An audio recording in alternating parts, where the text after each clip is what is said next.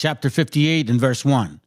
Cry aloud, spare not, lift up thy voice like a trumpet, and show my people their transgressions, and the house of Jacob their sins.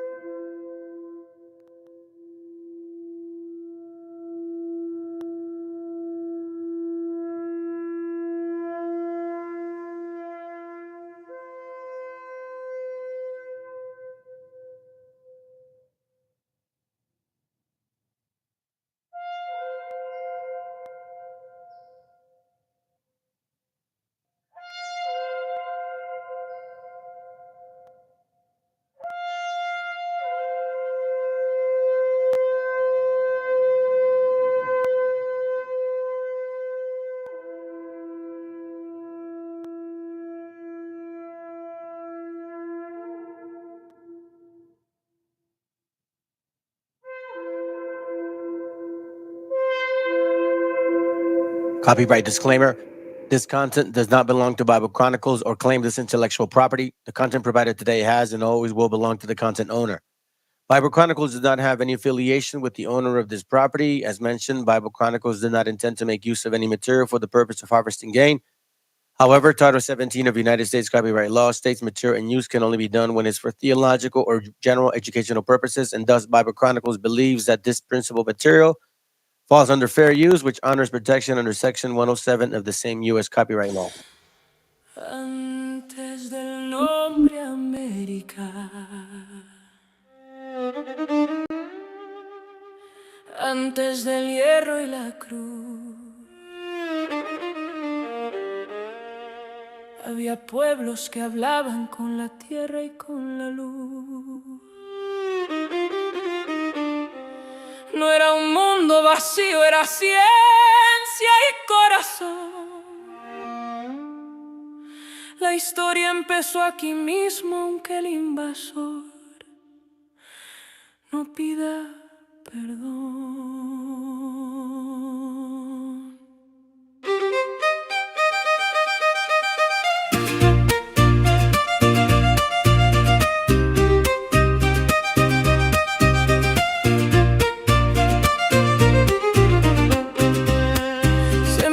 Tiempo en el cielo cuando el mundo no sabía contar.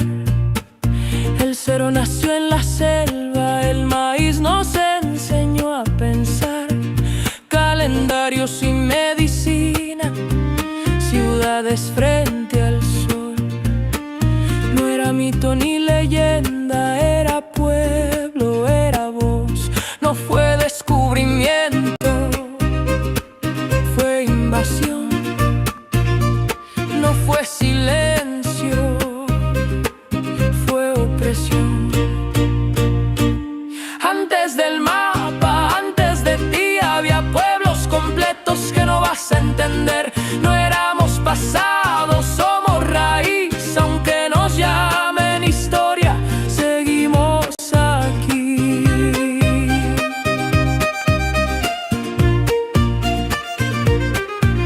Desde el barro del origen hasta el jaguar ancestral, desde la selva profunda hasta el águila solar, ciudades que eran mundos cuando Europa se partió, capitales que flotaban mientras el viejo mundo ardió.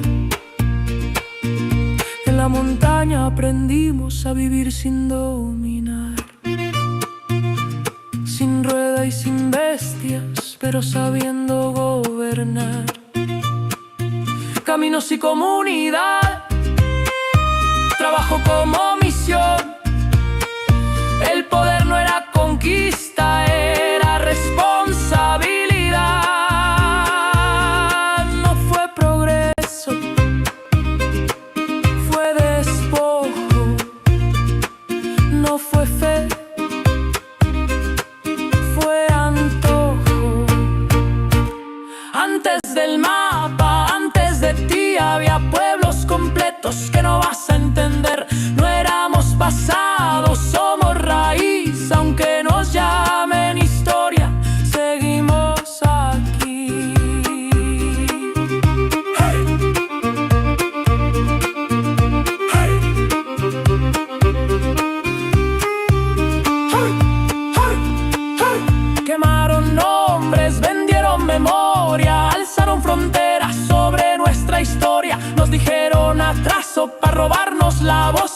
conversación a balazos y la fe pa'l control, pero la tierra recuerda, la raíz no se rinde. Aunque cambien las banderas, la herida no se extingue. De norte a sur somos la misma raíz, la misma herida que se niega a morir. De norte a sur nadie sobra aquí, Latinoamérica sigue y no va a pedir permiso para existir.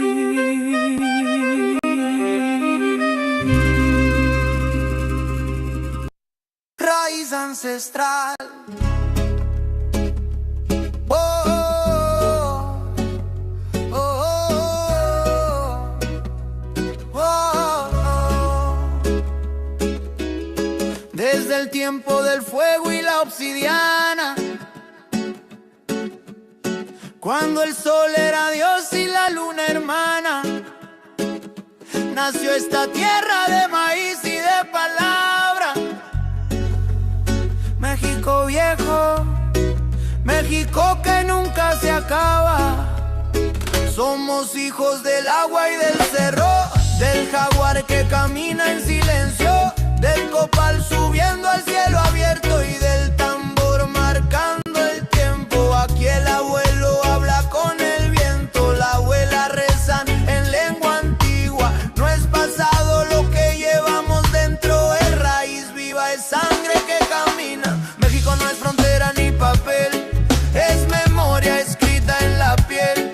Es un canto que no se cayó, es un pueblo que nunca se vendió. Con reggae lo digo sin temor, desde el alma y el corazón. México es tierra sagrada y su gente es la bendición. Desde el águila firme en el nopal hasta el colibrí que vuelve a volar. Vivimos entre dioses antiguos que aún nos cuidan al caminar. Huitzilopochtli en la lucha diaria, Quetzalcóatl en la palabra honesta, Tonantzin en manos solidarias. Cuando el pueblo se manifiesta, aquí la fiesta es resistencia, el ritual también es amor. Bailamos para espantar la pena y cantamos para sanar el dolor. México es pan compartido, es tortilla, es frijol y sal, es el pásele, no estás solo cuando todo parece mal. Es el abrazo sin pregunta, es la risa en la tempestad, es la gente cuidando gente. Eso no lo van a borrar, aunque la historia fue herida y la conquista dejó cicatriz. No pudieron matar el espíritu ni arrancar la raíz.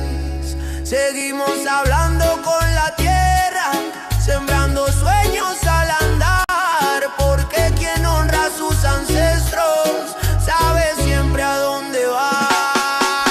Y me conoce, es solo pasado, es presente queriendo florecer. Es un pueblo que sigue cantando aunque le enseñaron a temer. Con reggae levanto la voz pa' que se escuche en el mar. México vive en su gente y su gente lo sabe amar. Que no te digan que está roto, que no te vendan desamor. México es fuerte porque el pueblo siempre camina en unión. Desde el sur hasta el desierto, desde el barrio hasta el altar. Somos muchos, somos uno cuando toca resistir y amar. México lindo, tierra madre, corazón de sol y sal. Yo te canto desde el respeto, desde el fuego ancestral. Raíz que no se doblega, voz que no se apagó. México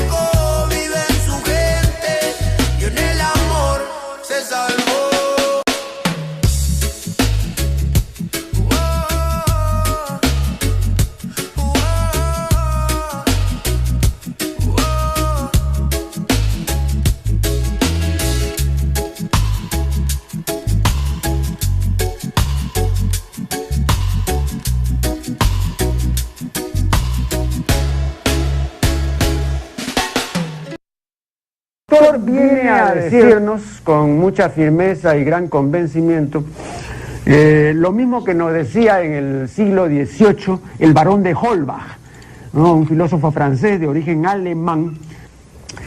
Si nos remontamos al comienzo, entonces hallaremos que la ignorancia y el temor crearon a los dioses. La fantasía, el entusiasmo o el engaño los adornaron o desfiguraron.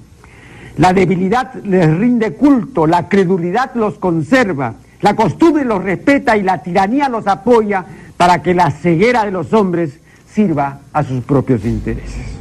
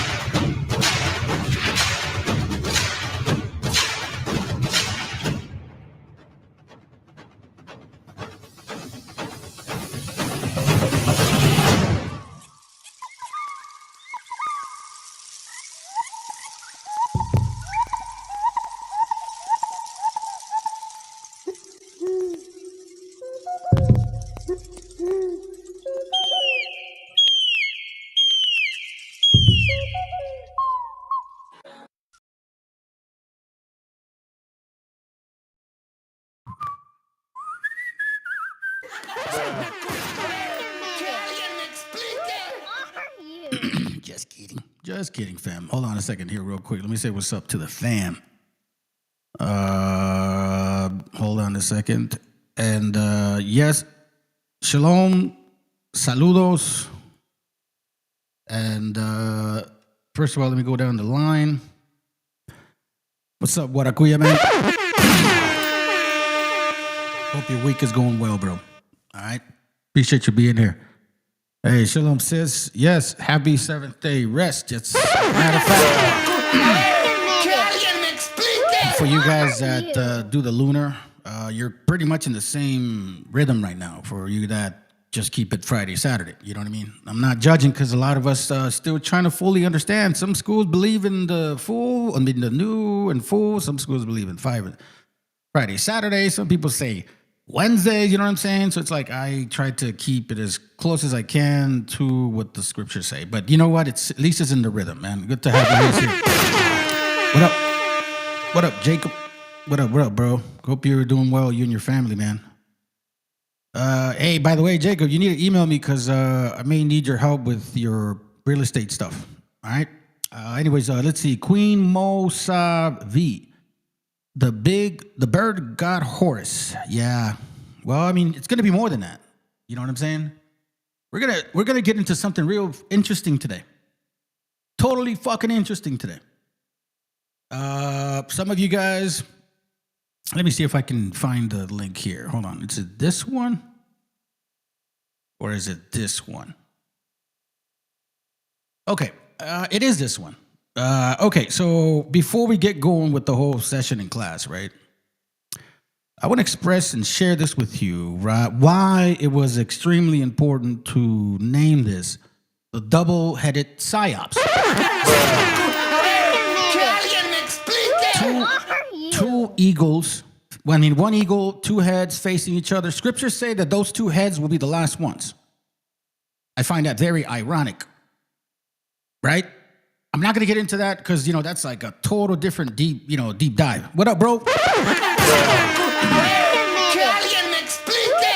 Saludos, buenos días, Jeremías. Buenos días, Jeremías. Hope you and your family are well, bro. Hope you and your kids are well, too, okay? Okay, so here's what we're going to look at. Check this out. This is interesting. You would think that name wouldn't be in there. Like, what? Like, what? Hold on a second. Hold on. What? Turkey Slurpee. Shit, I find that funny. Anyway, so here we are understanding that, like, we have a bunch of different doctrines, right? Like these guys right here, they don't not believe in the Old Testament at all, nor do they believe in a new one, right?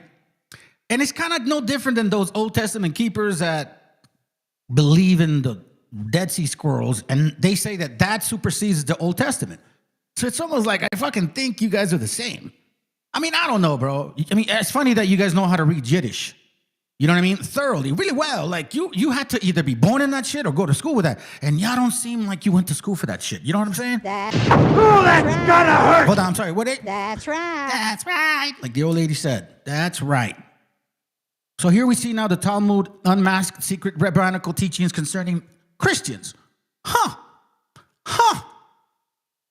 Hold on. I think I missed somebody, bro. Joe, what up, fam? Oh, man. I just remembered, like, wait a minute, dude. I forgot to say hi to one person. My bad, Joe. I totally fucking skipped you, man. My bad, bro. Okay, so, like, let's go back. All right, so then we're here are looking at the, let's see, April 3rd, 1892. All right, so now let's go back to, look, you got a lot of sections. There's a lot of sections to talk about. Jesus Christ and the Talmud, all that crap. We're not going to touch on that. We're going to touch on this. Because as I was reading this, I was kind of going back and forth in pages, and all of a sudden, I read this part. And you guys are going to hear this name in the videos that I'm going to show you. I got some videos to show you, and yes, you're going to have to go through them. Because this individual is basically a geo-economist, okay? And I mentioned his name before in Spanish. I finally got some videos in English that can translate what he's saying. And it's basically what I've been saying. So a lot of us have been touching on this shit. So let's go through this real quick. This is on page, I don't know what, but 18, okay? It says, since the Talmud was such a voluminous and disordered work, there was a need of a compendium which would facilitate its study. So that's how they came up with all these Mishnah, Talmud, and all that whatever shit, right? But here's the interesting part. Now, if you guys never heard of this individual, it's Maimonides. Maimonides was the so-called Jesus of the 1666. Oh, I'm sorry. No, that was Sabbatai Sevi. I mistake. They were both Sephardic. But Maimonides is a Sephardic so-called Jew, okay? So this guy says the first to issue a well-ordered work on Jewish law was Maimonides, styled the Eagle of Synagogue. What the fuck? What the fuck? I'm like, what the fuck? When the hell did the eagle relate to, you know what I'm saying? Like, when the hell did that even occur? When did that even happen? All right. So then now, when I started getting deeper into this stuff, I was like, wait a minute, wait. Let me search what the eagle, hold on a second. Okay, what, are you not working on me now? What the fuck? Here, let me, man, bro, I kid you not. Stop. So like, I'm thinking, all right, so this eagle character, like, what do you mean? Like, you search for the eagle, right? You search for the eagle. Hold on. Damn, bro, what you guys are just acting stupid today. All right, so then I go to and I Google, basically simply type in Eagle of the Synagogue, okay? Eagle of the Synagogue. Hey, what up, estudiante? Thank you, bro, for that. Thank you for that video, man. That it took 16 minutes to record each one, and I'm sure it took you longer to edit them. So, man, you know what? I appreciate you, brother. That's love, bro. ¡Viva México, cabrones! And see, that's the real, like, our gente. That's the real gente. Or that's how they are, bro. I don't even have to ask. They just do it out of kindness. Unlike you, y'all are fucking hateful, jealous, envious bastards. Anyway, so just saying. So I Googled Eagle of the Synagogue. And lo and behold, bro, I didn't even know this was going to happen, all right? So we're going to look into this link right here. But first, before I do that, look at the images. So you're like, okay, what the fuck? And then all of a sudden, I see this right here. Now I'm like, oh, shit. Oh, that's gonna hurt. I'm like, hold on a second. How in the world does the eagle have to do with you? If the Bible says that the eagle from afar, from the end of the earth, is going to come swift at you and destroy you. That's why I said double-headed eagle. Because guess what?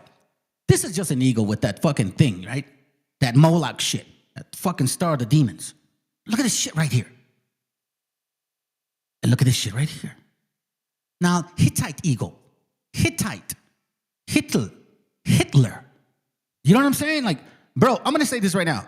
The German Nazis were the Jewish Germans. Do you understand that? The German Nazis were the German Jewish. It's all a fucking game, family. They've been hiding this shit from us for quite some time. Because guess what?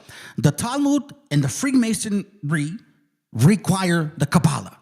And those are two tied together. And they understand for the 33rd degree shit. Now, that's not even all. I'm like, wait a minute, hold on a second, bro. I may be wrong. Like, I may just be wrong and shit. So then all of a sudden, I click on this thing right here, like double-headed eagle, but I looked at eagle of synagogue. I click here, and it only gives you one page, right? So I'm like, all right, fine. But it says this right here, and this is when it blew my fucking mind, bro. Double-headed eagle, all right? So it says here. It says the heraldic two-headed eagle was very common in the 17th and 19th century Jewish art, okay? On textiles or metals and through such techniques as painting and carving, it appeared in the embellishment of synagogue, of various ritual objects, especially in the Eastern Europe and Germany. It was during this period that we find some outstanding examples, okay? Or outstanding examples, I think, of the two-headed eagle on the painted ceilings and walls and wall decorations of synagogues, of the two-headed eagle. Two-headed eagle. Hey, listen, dumbass. Do yourself a favor. Shut the fuck up and learn. Or go create your own channel, Queen Bee, because we don't need the stupidity. We're going to get serious today. Hey, moderators, you already know, bro. I don't need stupid people like that. We need quality, not quantity, man. Get rid of these idiots if they continue. Don't let them distract the gente, because this is important. You know what I'm saying? So it says here, let's see. Oh, let me go. Sorry here. It says here, so technique, painting, and carving, and appeared in the embellishment, yada, yada, yada. It was during this period that we find some outstanding examples of the two-headed eagle on the painted ceilings and wall decorations of the synagogues in Poland and in Ukraine. In Poland and Ukraine. Hold on. Two-headed eagle in the synagogues of Satan. Is that possibly it? Synagogues of Satan? In some instances, it figures as central symbol. One of the foremost examples it seems on the ceilings of synagogues look, watch this, at the Hodorab, where it is depicted in the center of the conclave ceiling, at the highest point, surrounded by, hold on a second, check this out, the 12 signs of the zodiac. So now, I'm trying to gather my thoughts here together and saying, as I'm reading this information, right, you know, because I've been kind of reading this for the predominantly most of the week, because I'm like, this is mind-blowing. So I'm like, wait a minute. How in the world, and I know Maimonides was, I think he's the one that inputted more the Mishnah, if I'm not mistaken, okay? I may be wrong, but that was him. And he was the one that coined the eagle of the synagogues. You look that shit up, and it's like two-headed eagle. And then it's all over the synagogues on the ceilings. And then around this shit right here, it's surrounded by the 12 signs of the zodiac and a wealth of other symbols whose shapes derive from the world of flora and fauna. The circle around the eagle includes a verse from the biblical song of Moses. As an eagle stirred up her nest, fluttereth over her young, spread abroad her wings. All right, so Deuteronomy 32:11. Look, all I'm trying to focus on, and exactly this now, these are the names that I want you to pay attention to. Some such eagles are painted in the synagogues of Goetz, whatever the fuck that is, Jablino, Walpa, and others. That's all Europe. Russia, Poland, Ukraine, Germany, all those people. We're going to learn and find out that those people, like Einstein and the Rothschild and Stephen Miller and Hitler, whatever his fucking real name was, I don't care. The point being is we know who they are. And by the way, that was just me in an assumption, kid. Do you understand? Like, for real, bro. For real, man. The newbies to this channel just don't understand what this is all about. Sit down and shut up, kids. Seriously. Let a grown man teach you. Such eagles were painted in the synagogue of all these names, right? Similar motifs adorn the carved ark of the law and the curtains drawn across it. It is also found in the Torah breastplate, Torah crown, menorahs, the Sabbath candlesticks. The two-headed eagle motif is especially prominent in paper cuts. A folk art folk art usually produced by students of religious schools in the countries of Eastern Europe. Now watch this. Those paper cuts which served as the MESHIACHA or the Shivati, right, included composite arrays of symbols such as the menorah, the tree of life, the Torah crown, yada, yada, yada. That tree of life is not what you think is the tree of life. That's the Sephiroth. So then I'm like thinking, dude, this is nuts. How is this even possible? Like, am I like not seeing things for what they are? Maybe I'm making a mistake. But now then I go deeper into this and I'm like, what the hell, bro? So now we get to look at symbols of double-headed eagles. See this right here? Symbols, and you know damn well that the Sephiroth is about degrees. The double-headed eagle is heraldry, an eagle with two heads, separated from the neck, pointing one to the right and the other to the left. If you go to 2nd Ezra, chapter 11, 12, and 13, it actually explains to you the feathers, the 3 heads, the 12 feathers, and the 8 contrary feathers, or what they're calling wings. It's amazing that at the end, 2 heads are left. I'm not sure which ones we're talking about, because it's really hard to determine this stuff. But you see the history of this two-headed eagle. Two-headed eagle, right? The concept of the two-headed eagle. So these guys, that's why the scriptures talk about, I don't know, maybe you know this verse, Job, Jacob, or Guaracuya, or Jeremias, or even Estudiante. You guys know this. Which one's the verse that talks about, oh shit, man, trying to think of your names, I forgot the verse. Hold on a second. They go deep into searching. I think Psalm 64, maybe. They do their diligent search. You know, their thoughts are deep, right? That's why when you read Jasher 28 and 20, I mean, again, that's just some verses that I ran into. It talks about how Esau or Edom loves to understand the minds of people so then he can manipulate them. And who's doing this? Like literally, it's these 2 people right here. It's literally these 2 people. So when I start looking at this, like, bro, this is really interesting, man. Like, I'm like, what's going on here? Like, okay, I find this, and then I find that, and then I find this link, and I'm gonna come back to this link, okay? I want to let y'all know I'm gonna come back to this link, but we need to understand this here, okay?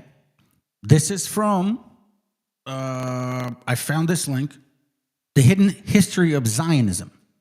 Chapter 2, Zionist Objective, okay? I'm going to only read this paragraph, and then we're going to move on to the videos because I really want to let y'all know how deep this rabbit hole is. And this man I've shared him with you before, but he is going to, now that we understand who's involved, Amalek, Esau, Canaan, you know what I'm saying? Ishmael, Moab, like we understand all of these people are involved, right? So now let's get a demographic through a political understanding, and then he's going to actually mix it with biblical, truth as well. That's why I love the fact that I've been sharing this with y'all since 2022. Now we're here today, and it's all literally coming to fruition, like literally. So for us, it's like, oh yeah, I saw that coming. Thanks to brother so and so. That's right.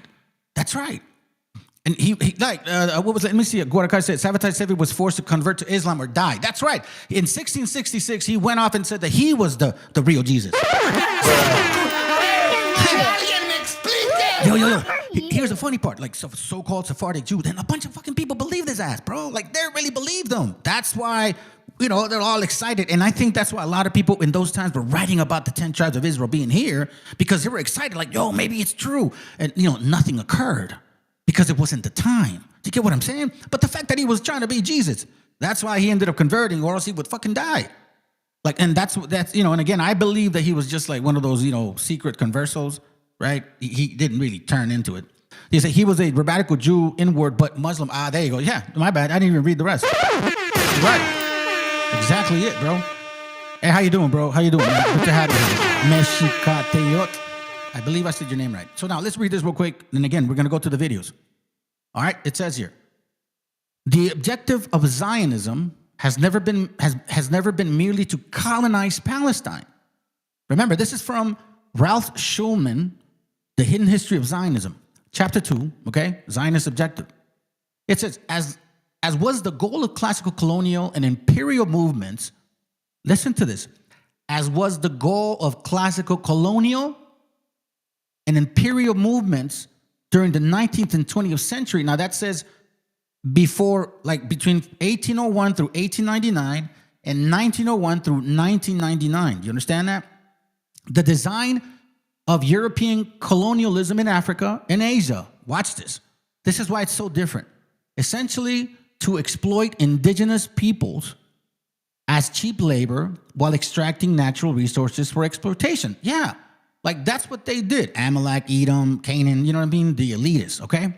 But here's the difference between what happened to y'all, claiming to be certain people, and what happened to us and those brothers and sisters that are over there right now. What distinguishes Zionism from other colonial movements is the relationship between the settlers and the people to be conquered. You see that? The colonial movements is the relationship between the settlers and the people to be conquered. Unlike what we read before, the vowed purpose of the Zionist movement was not merely to exploit the Palestinian people or Raza here in the Americas, because I've showed you Jews and Muslims in British Columbia. I've gone deep into this. Who was funding the whole thing since 1492? Sephardic Jews. And then between the 19th and 20th century, y'all Ashkenazi Jews came. So now let's go back. The vowed purpose of the Zionist movement that not merely to exploit the Palestinian people, that was the Ashkenazis, but to disperse and dispose them. Remember that? But to disperse and dispose them. Who is pushing the propaganda for massive immigration and deportation? Who? Tell me who. I mean, I know who it is. These motherfuckers. Fuck that puto. Fuck that puto. The intent was to replace the indigenous population with a new settler community. And you know what? That's biblical. When Nebuchadnezzar came, took the northern kingdom, he took a lot of the northern kingdom people out, brought a lot of other people in, just like today. No, I didn't mean that one. Just like today. Just like today. All right, so here it goes. And vowed purpose of the Zionist movement was not merely to exploit the Palestinian people, but to disperse and dispose them. The intent was to replace the indigenous population with a new settler community, to eradicate the farmers, artisans, and town dwellers of Palestine, and substitute an entirely new workforce composed of settler population. In denying the existence of the Palestinian people, Zionism sought to create the political climate for their removal. Isn't that what occurred here, has had happening here, and it's still trying to happen to us here? Yes or no? Not only from their land, but from history. Are they not having these negros trying to say that we're not even the people from here? This double-headed fucking psyops is so obvious, it's so easy to read, it's so fucking fundamental to understand that I don't know why you guys aren't waking up to this shit. It's in your fucking face. It's called psyop. Do you think these morenos all of a sudden got an idea? Oh my God, I am the native. That shit is psyop, fam. It's these Ashkenazis. That's who they are. And I'm going to show you. It's all over the fucking place. When knowledge at all, hold on a second. When knowledge at all, the Palestinians were reinvented as a semi-savage. What does that sound like? Who are they calling savages? Who are they calling savages? Us. Us. They're not calling other people savages, bro. Remember what we read in the first paragraph? When they colonized in Africa and colonized in Asia, they were exploiting those people. That's it. Extracting their natural resources. They weren't trying to replace them. Did they bring people from us and took us over there to Africa? Did they take our people and take us to Japan and China and all that shit? No. The Sephardics, who were first funding the slave trade since 1492, with the help of Canaan and Edom as well, later on came, and then Edom then brought Amalek. Do you get what I'm saying? This is what you're seeing today in Palestine is what's been going on here for fucking 500 years. Watch this. When acknowledged at all, the Palestinians were reinvented as a semi-savage, nomadic remnant. You see? Oh, you guys are Siberians. You were never here. Us black folks were here before. Historical records were falsified. Oh my God. The Olmec head. That must be African. A procedure begun during the last quarter of the 19th century, between 1801 to 1899, but continuing today in such a pseudo-historical writing as Joanne Peters from time immemorial. The Zionist movement could seek alternative imperial sponsors for this bloody enterprise. Among them, the Ottoman Empire, Imperial Germany, British Raj, French colonialism, Tsarist Russia. Zionist plans for the Palestinian people anticipated the Ottoman solution for the Armenians, who would be slaughtered in the first sustained genocide of the 20th century. So here we actually start seeing the Armenization of the Palestinian people. Hold on. This is the last part. For its inception, the Zionist movement sought the Armenization of the Palestinian people, like the Native Americans, meaning our people, right? The Palestinians were regarded as a people too many. Too many fucking immigrants. Too many fucking immigrants. Too many Mexicans. Too many this. Too many that. The logic was elimination. Are they not doing that to our people? The record was to be of genocide. This was no less true of the labor Zionist movement, which sought to provide a socialist patina for the colonial enterprise. One of the principles of theorists of labor Zionism, a founder of Zionist Party, Poel, whatever the fuck his name is, and supporter of whatever the hell his name is, and David Aaron Gordon, Walter Lacker acknowledged in his History of Zionism that A.D. Gordon and his comrades wanted every tree and every bush to be planted by Jewish pioneers. Gordon coined the slogan, Conquest of Labor. He called upon the Jewish capitalists and the Rothschild plantation manager. Rothschild's German. Why the fuck are we forgetting? These are German people. The Rothschild are fucking Germans. They're not nothing else but that. It says they're Jewish capitalists and Rothschild plantation managers who had obtained land from absentee Turkish landlords over the heads of the Palestinian people. You see, that's the Rothschild took the, let's say, deeds from the Turkish, because they were never there, right, over the Palestinians, to hire Jews and only Jews. He organized boycotts of any Zionist enterprise which failed to employ Jew exclusively, and prepared strikes against Rothschild colonists who allowed Arab peasants to sharecrop or to work even as cheap labor. Thus, the labor Zionists employed the method of workers' movement to prevent the use of Arab labor. Their objective was not exploitation, but usurpation.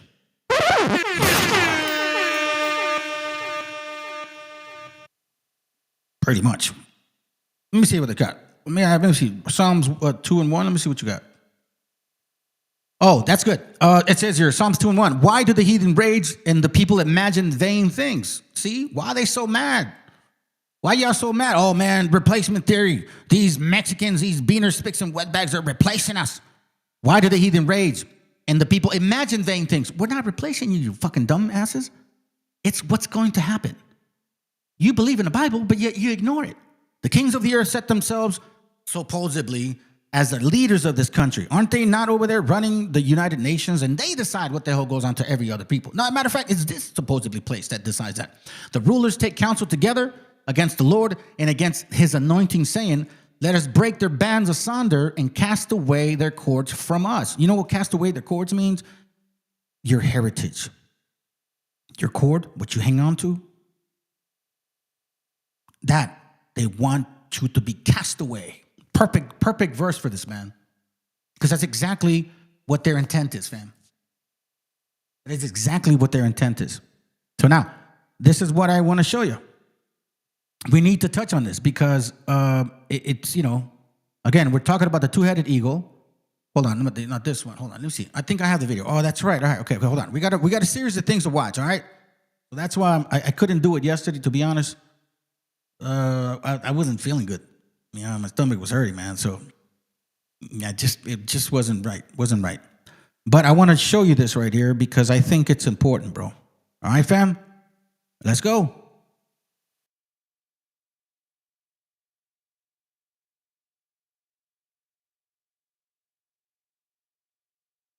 Years to come to the conclusions that I have come to. And I want 5 years to come to the conclusions that I have come to.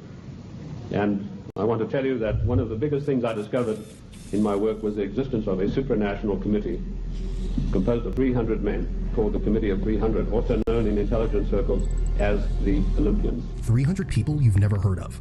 They don't hold office, they don't give speeches, they don't campaign, they don't need your vote. And he's not talking about the secret societies you've heard 100 times.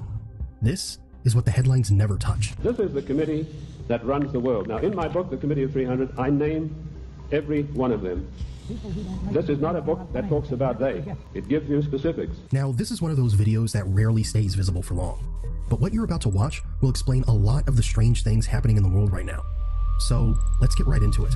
Who and what is the Committee of 300? Well, I've dealt with that. I've told you this is a supranational body that knows no boundaries, respects the laws of no countries. The first time that they were publicly announced was by a German socialist by the name of Walter Rathenau.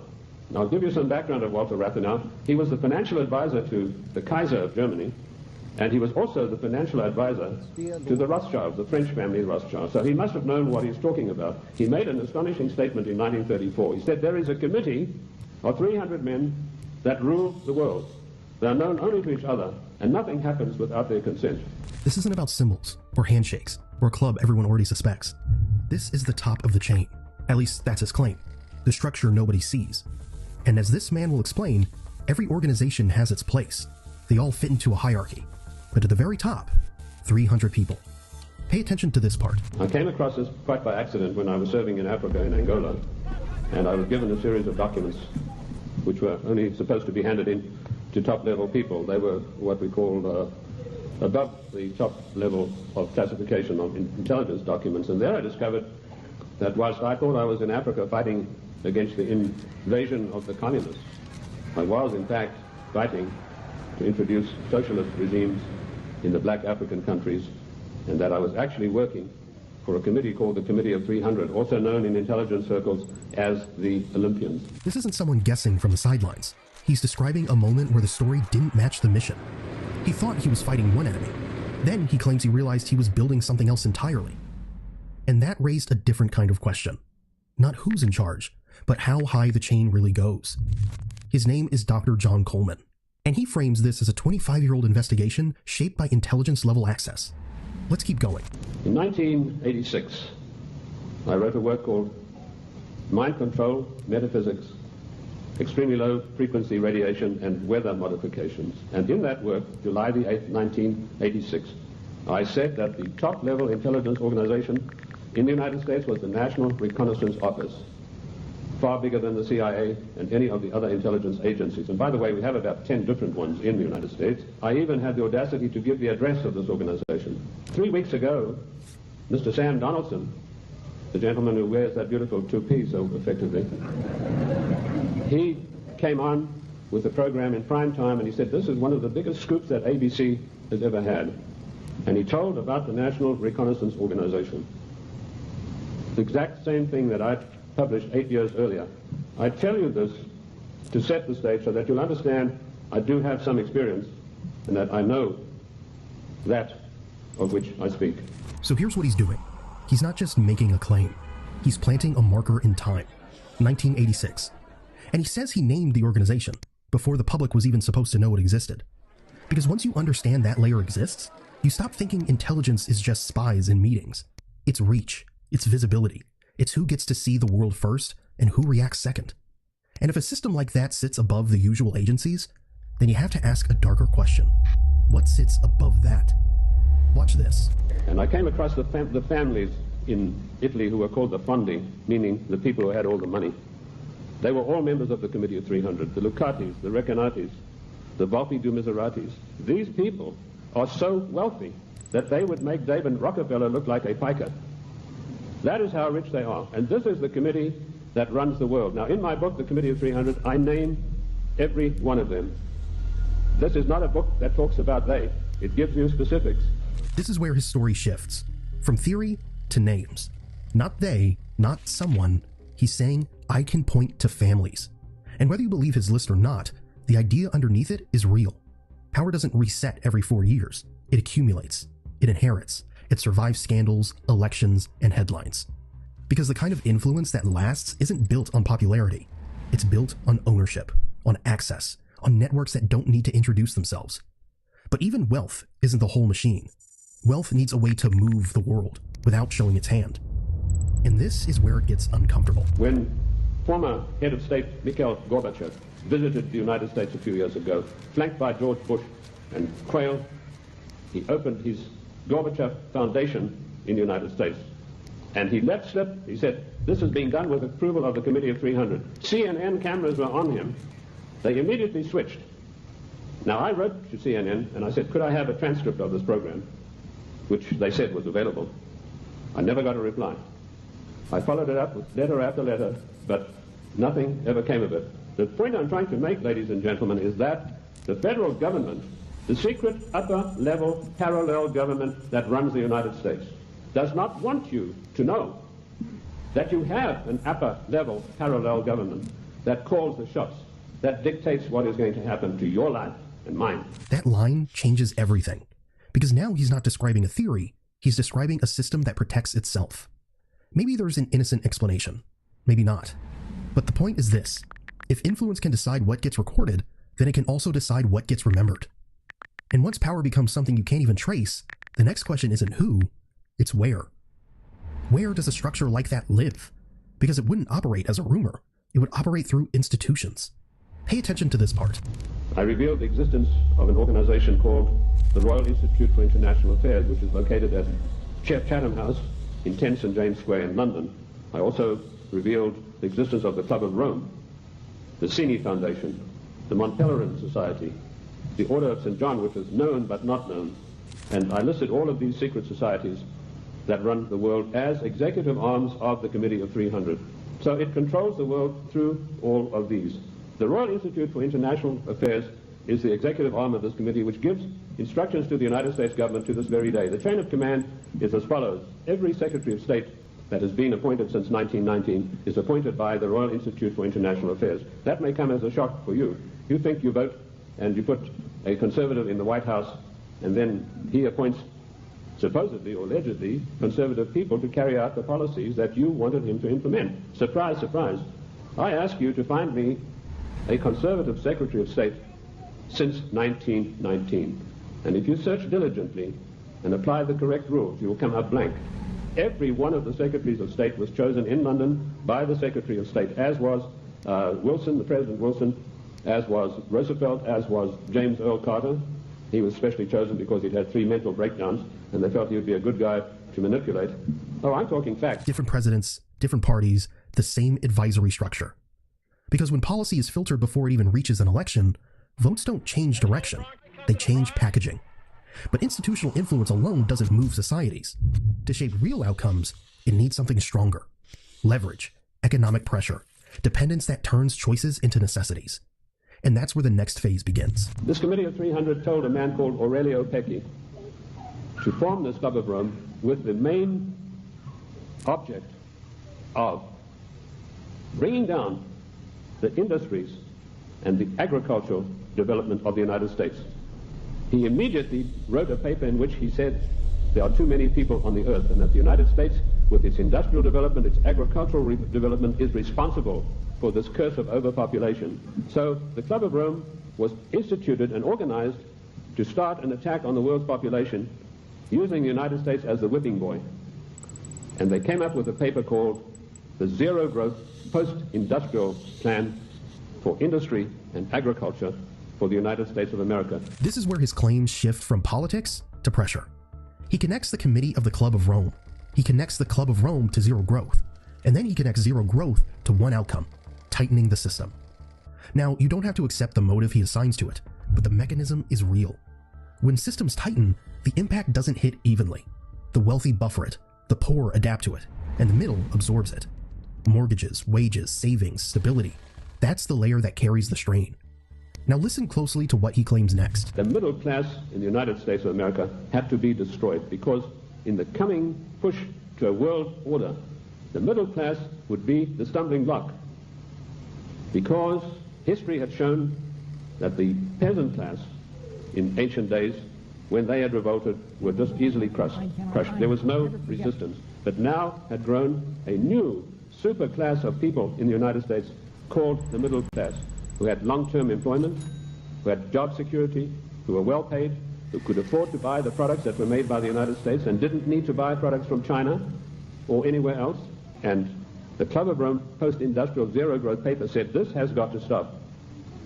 We have to bring down the middle class of the United States. And the way that we will do this, the way that we will accomplish this task is by crushing their industries. Whether you call it policy, markets, or global pressure, the weight never lands evenly. It lands where society is most stable, the middle. Because the middle has something to lose, a job, a mortgage, a routine, a future. And when that layer weakens, dependence grows quietly. Not overnight, but structurally. While ordinary people feel instability as pain, those above it experience the same events as logistics. They hedge, they move assets, they buy buffers. And that's the real divide. Not what happens, but who it happens to. Here's how Coleman explains it. The Club of Rome celebrated its anniversary, and Alexander King, its chairman, stated, the American people henceforth must get used to the idea that they will never, ever again in their lifetime have full employment. What a scandalous thing that our government is fully cooperating with this organization built up by the Royal Institute for International Affairs to destroy the middle class of the United States. By the end of this, you realize something disturbing. Coleman isn't asking you to fear a group, he's asking you to notice a pattern. That power doesn't always rule by force, it rules by structure. It decides what gets funded, what gets outsourced, what gets normalized, and what becomes permanent. And once society is locked into pressure, it doesn't need to be controlled loudly, it controls itself. And that's why faces can change, and the direction can stay identical. So maybe the question isn't who runs the world, maybe it's simpler than that. What is the system designed to produce, no matter who you vote for? Okay, 70 million immigrants flooded in. 61 million of those were non-European nations, and hardly any of them assimilated into American culture. They destroyed our nation, literally. We must deport all illegals. We must remigrate millions of people. And if you're not a Christian and you're not fully assimilated, I'm talking language, culture, and values, get out of America. America wasn't founded by grabbing a bunch of dudes from other countries, bringing them here, giving them free apartments and welfare. It was by people who wanted to escape religious persecution, and they started building things, not just coming here getting handouts. I mean, I've been a lot of places and I've seen a lot of people, and as soon as the truth is told and you don't like it, you just say racist. You're just... Let's talk about the truth there, Pierce. I got to jump in here. When we talk about the founding of America, it was founded by European colonizers, built on the backs of enslaved Africans and on the genocide of indigenous people. To claim that it wasn't, it literally was. The Homestead Act, which was finally repealed in 1987, gave hundreds of millions of acres of free land to white European immigrants while denying them to the descendants of enslaved Africans. And so even to this day, the single demographic, the largest demographic on public welfare are white Americans. But there is no accountability and restitution or reparations for the enslaved Africans and their descendants who suffered genocide. And we rewrite this history. Well, we built up our bootstraps. No, you didn't. You built up on the backs of the enslaved Africans who were beaten and murdered and raped. This is the legacy of this country. First of all, let's start with something light. Columbus initiated the transatlantic slave trade in early February 1494, first sending several dozen enslaved Tainos, these are the native people of the island he landed on, to Spain. Columbus described those he enslaved as well-made and of good intelligence. He ordered 1,600 of them rounded up and had 550 of the best males and females, according to one witness, Michel de Cuneo, chained and sent as slaves to Spain. Of the rest who were left, that person writes, the announcement went around that whoever wanted them could take as many as he pleased, and this was done. And understand that significant numbers of even those early slave deliveries ended up dying en route, possible. Now, the initial slave that we talked about proved to be unprofitable, but he later wrote, let us in the name of the Holy Trinity go on sending all the slaves that can be sold. So there you get both the religious and the commercial considerations in one sentence. When the slavery did not pay off, he turned to a tribute system, forcing every Taino of 14 or older to fill a hawk's bell with gold every 3 months. If successful, they were safe for another 3 months. If not, Columbus ordered that they be punished by having their hands chopped off, or they were chased down by attack dogs. Of County has the pedophile symbol on its badge. Yeah. As if to say, you're safe with us, pedophile. It's cool. All right? So our 18,000 police jurisdictions are in the Stone Age, and they have been trained to turn a blind eye to most crime. The Zionists have totally compromised all law enforcement communications and computing across this country. There's an excellent book on Robert Maxwell, Israeli super spy. He was the first guy to push out a program called Promise, which was the Israelis' first serious attempt to penetrate all government communications and computing. And when Michael Chertoff, who is a Zionist dual citizen, was put in charge of the Department of Homeland Security, among his missions was to make sure that there were Israeli firms in the basement of all Department of Homeland Security communications and computing software and hardware. Explainer video. Is this accurate? Someone sent this to me. Let's check it out. Okay. Ooh, missing Johnny Gosh. They saying that he had something to do with that. The heads on the wall. Nickelodeon. Yeah, guys, remember the documentary about Nickelodeon?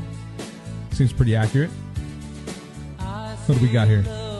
Pusha T at the Grammys with Weinstein and Jay-Z in the background. Okay, I can see that. What do we got? Ex-NBA Commissioner David Stern playing Price is Right in the wheel there. TMZ. Bill Gates with the STD lip. Who do we got in the jacuzzi? Prince Andrew, Kevin Spacey, Bill Clinton, Chris Tucker, Pope John Paul II, and Mother Teresa? The Dalai Lama. Oh, yeah, we heard about him. If you haven't, you got to check that one out. Ghislaine Maxwell.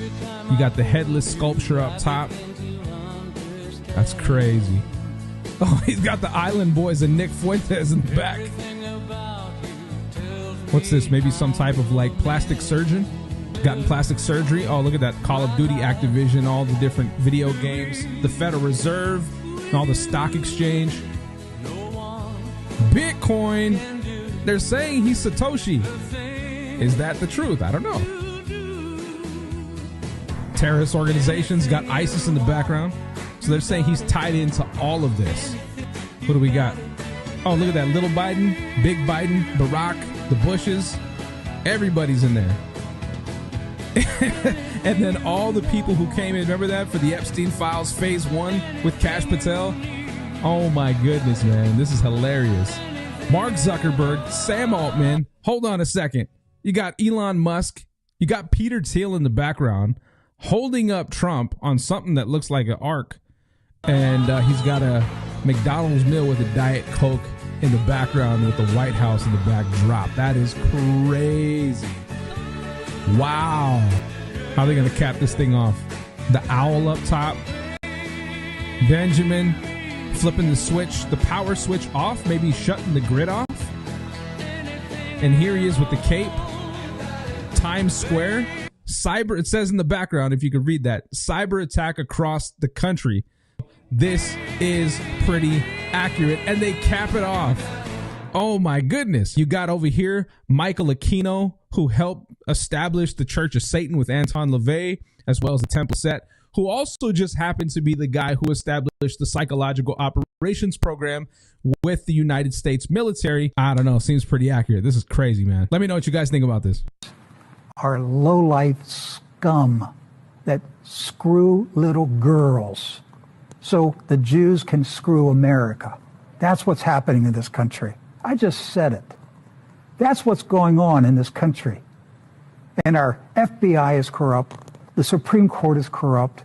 The Justice Department is corrupt. The news media is corrupt. The whole country is corrupt because we've walked away from Almighty God and we've allowed Kabbalah practicing Jews to defile the nation.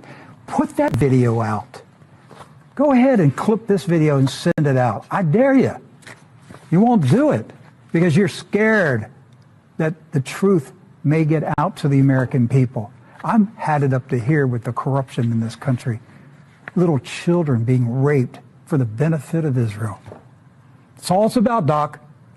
Little American children being raped for the benefit of Israel. American politicians raping little American girls to be videotaped by Israeli Mossad so that Israel can blackmail American politicians.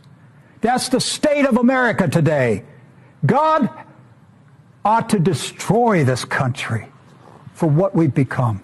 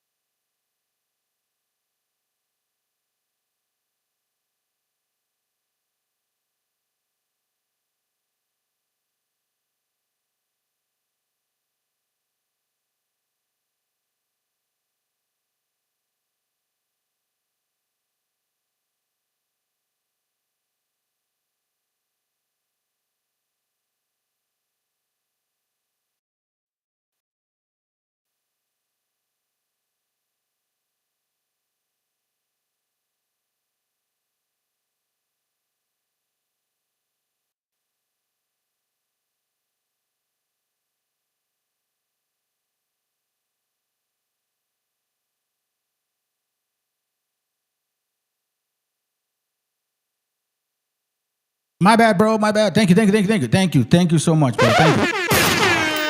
Thank you for letting me know, bro. Appreciate that. Thank you so much, man. I caught it late. My bad. Okay, so all I was saying was, it's interesting what we just watched. We've seen like a systematic breakdown of a nation of people, right? Like I've called you guys collateral damage. Edom, Amalek, Canaan, Ishmael. Like, you know what I mean? Y'all are collateral damage to the elitists. Their number one goal was to make sure that we had an oppressive mind and spirit. You get what I'm saying? So this book here is Jews and Muslims of British colonial America. That's the 13 colonies.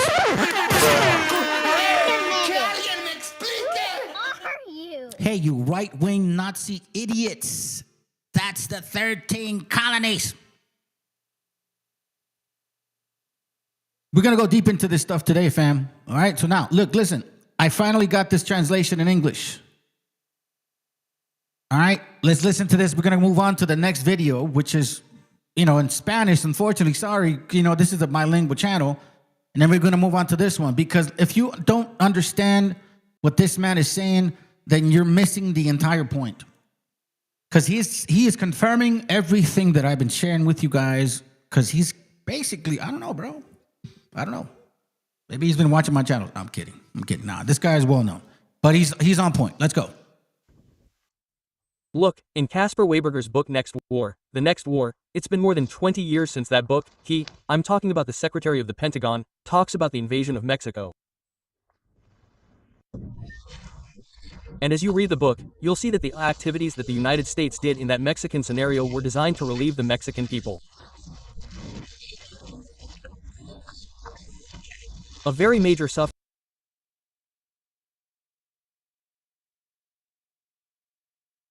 Family, let me put it in Spanish because I know he's saying something. Let me see. Hold on. Right? Hold on. Give me a second. Hold on. Let me see.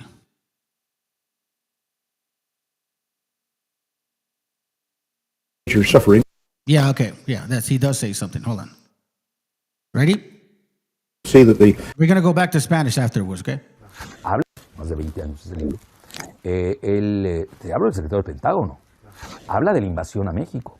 See, he talks about so they've been planning on this shit for a while. So, and again, remember, we've been paying attention to who is in charge of these decisions. Who's funding this since 1492? Show, and if you read the book, you'll see that the activities that the United States did in that Mexican scenario were designed to relieve the Mexican people of very major suffering caused by a guerrilla terrorist kind of activity that had taken over from the regular Mexican government after assassination. El muro.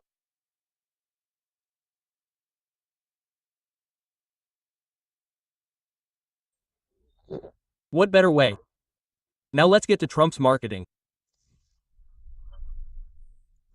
He has always glorified the Israeli company Magal Systems, which is the one that builds the walls, in which the state of Israel has a shareholding. We must not forget that either, and they are specialists in walls. Just ask the Palestinians, right? In Gaza, in Syria, Jordan, walls of ignominy, right? And in Mexico, they are the primary candidates for building the wall. Just like you have the Mikoro company, which is from Israel, the water company, which is the one that wants to privatize water with Kornfeld, right? Who is a felon, etc. So, look, when it comes to the quotes, we also have to see how the bidding project for the wall is coming along, because it's one thing to make cement, to place cement, that's the simplest thing, that's not that funny.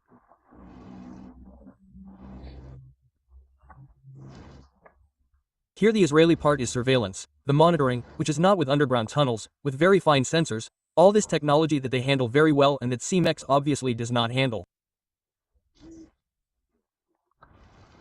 Well, CMEX, you can't lose sight of CMEX's relationship with Enrique Krause. CMEX is Enrique Krause, biggest publicist throughout his life in the Free Letters, which is not his, it's from Televisa. So, that connection is very clear. I think that the Israeli community is going to be in trouble here if it doesn't define its loyalty. Because right now we are witnessing the re-Mexicanization of Mexico, because Mexico had been de-Mexicanized, the entire Atomita group had de-Mexicanized it by adopting the Zionist neoliberal model, but the Americans did not accept us. Well, I was never on their side, right? They kicked us out and now they want to re-Mexicanize themselves, right? And they talk to you about unity when they have always practiced disunity. So, I think the problem here is that they have to show their loyalty.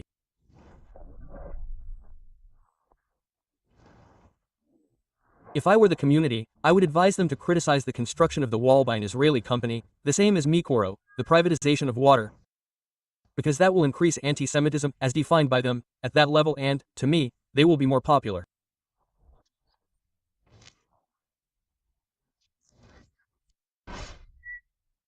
One could think of a division or balkanization of the United Mexican States.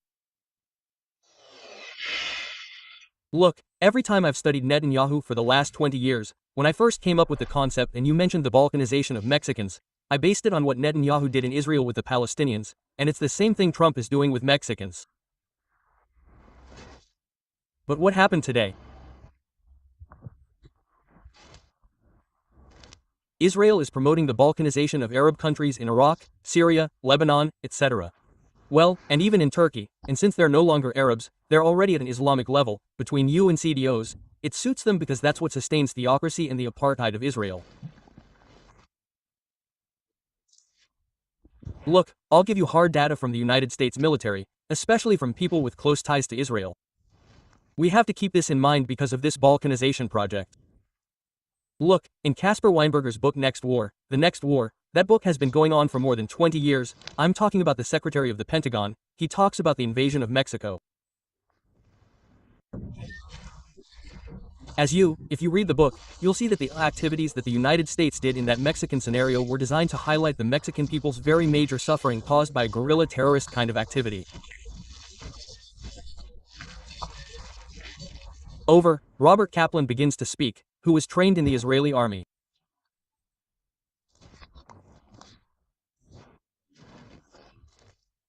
He is, whether we like it or not, from a very important magazine called Atlantico. He has a lot of influence with Clinton, with Obama, etc., etc. He says that there are 3 Mexicos and that Mexico can go north, center, and south, right?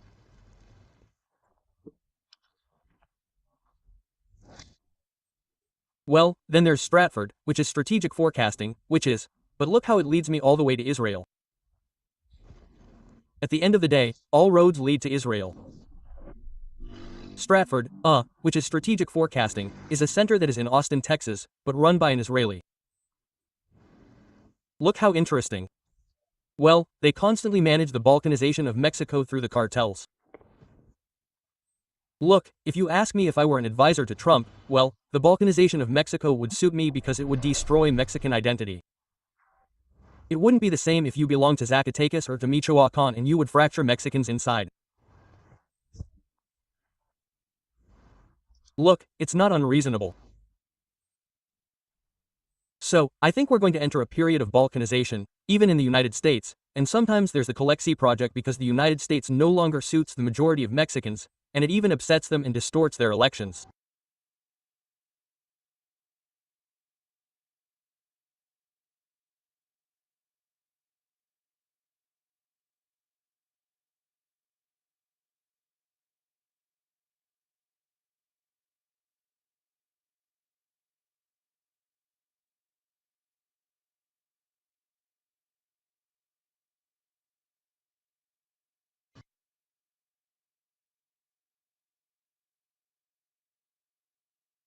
All right, let me switch it because it's kind of short and I get it.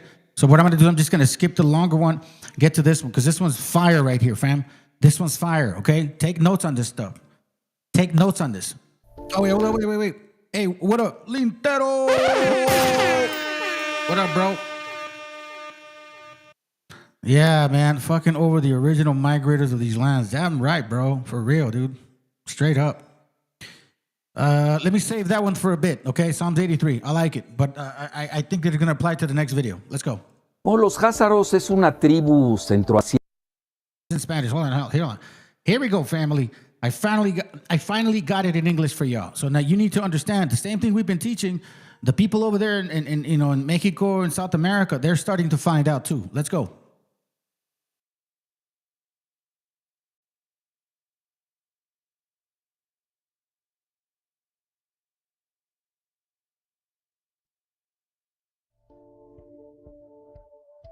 The Hazars are a Central Asian tribe of Turkic-Mongol origin that was around the Black Sea.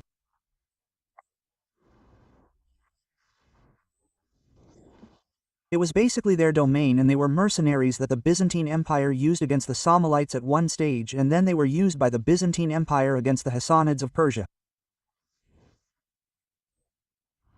Right. And then, in the 7th century AD, the century, their leaders basically, and that's where the controversy begins, right? Converted to Judaism, to the religion, even though they were not of Jewish ethnicity. That's essential to understand. They converted to religion, which was supposedly unacceptable, but at that time it happened, and there was one of the greats, I would say the second greatest philosopher of the Jews, even before Maimonides. Many consider that Maimonides was even inspired by him, whose name is Yehuda Halevi. He was born in Spain and later went to die in Israel. He is from the 10th century. He tells this story very well. That's essential. Well, these were medieval practices, right?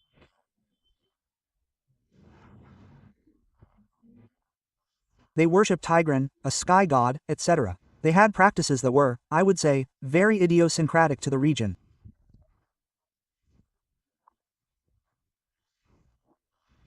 Naturally, when they adopted Judaism, they abandoned them, right? Let's not forget that this is fascinating. The Turkic-Mongol people, especially the Mongols, disappeared as a religion and adopted the three major religions, Christianity, Islam, and the best example is the Turkic peoples, Turkey, and Judaism. And that's why the Hazars are so specific. Now, how is it that the Hazars are so well known? We must also keep that in mind. With the famous book of the Third of the First Tribe by Arthur Koestler, which many say literally refers to him and his wife. And Arthur Koestler was even a Zionist, but he was a lucid Zionist because he dared to say what they could not hide because, if the true origin of what Jew means in three senses comes to light, that's where the great confusion begins. I even tell my few remaining Jewish friends that they have to make a distinction, they have to look for terms because we have the religious Jew who is respectable. I don't see why it bothers me if someone believes in X and Z creeds, such as the Muslim, Sunni, Christian, Orthodox, Buddhist, Hindu. I have great respect for the ecumenical pluralism of religions. Then we have the racial Jew, which is where the problems begin because they can define it. Right from the start, there are several groups today, right? The vast majority, which is 75% of Judaism, which is 16 million on the planet, are Ashkenazi. And most do not live in Israel. Interestingly, most live in the United States, right? What is the relationship between Ashkenazi Jews and the Hazara ancestry? Well, that is where it is said that they come from. For example, I have a study that there are also studies that Zionism finances at Albert Einstein University in New York with geneticists who find it convenient to demonstrate the opposite. For example, this is from The Scientist, there I have it.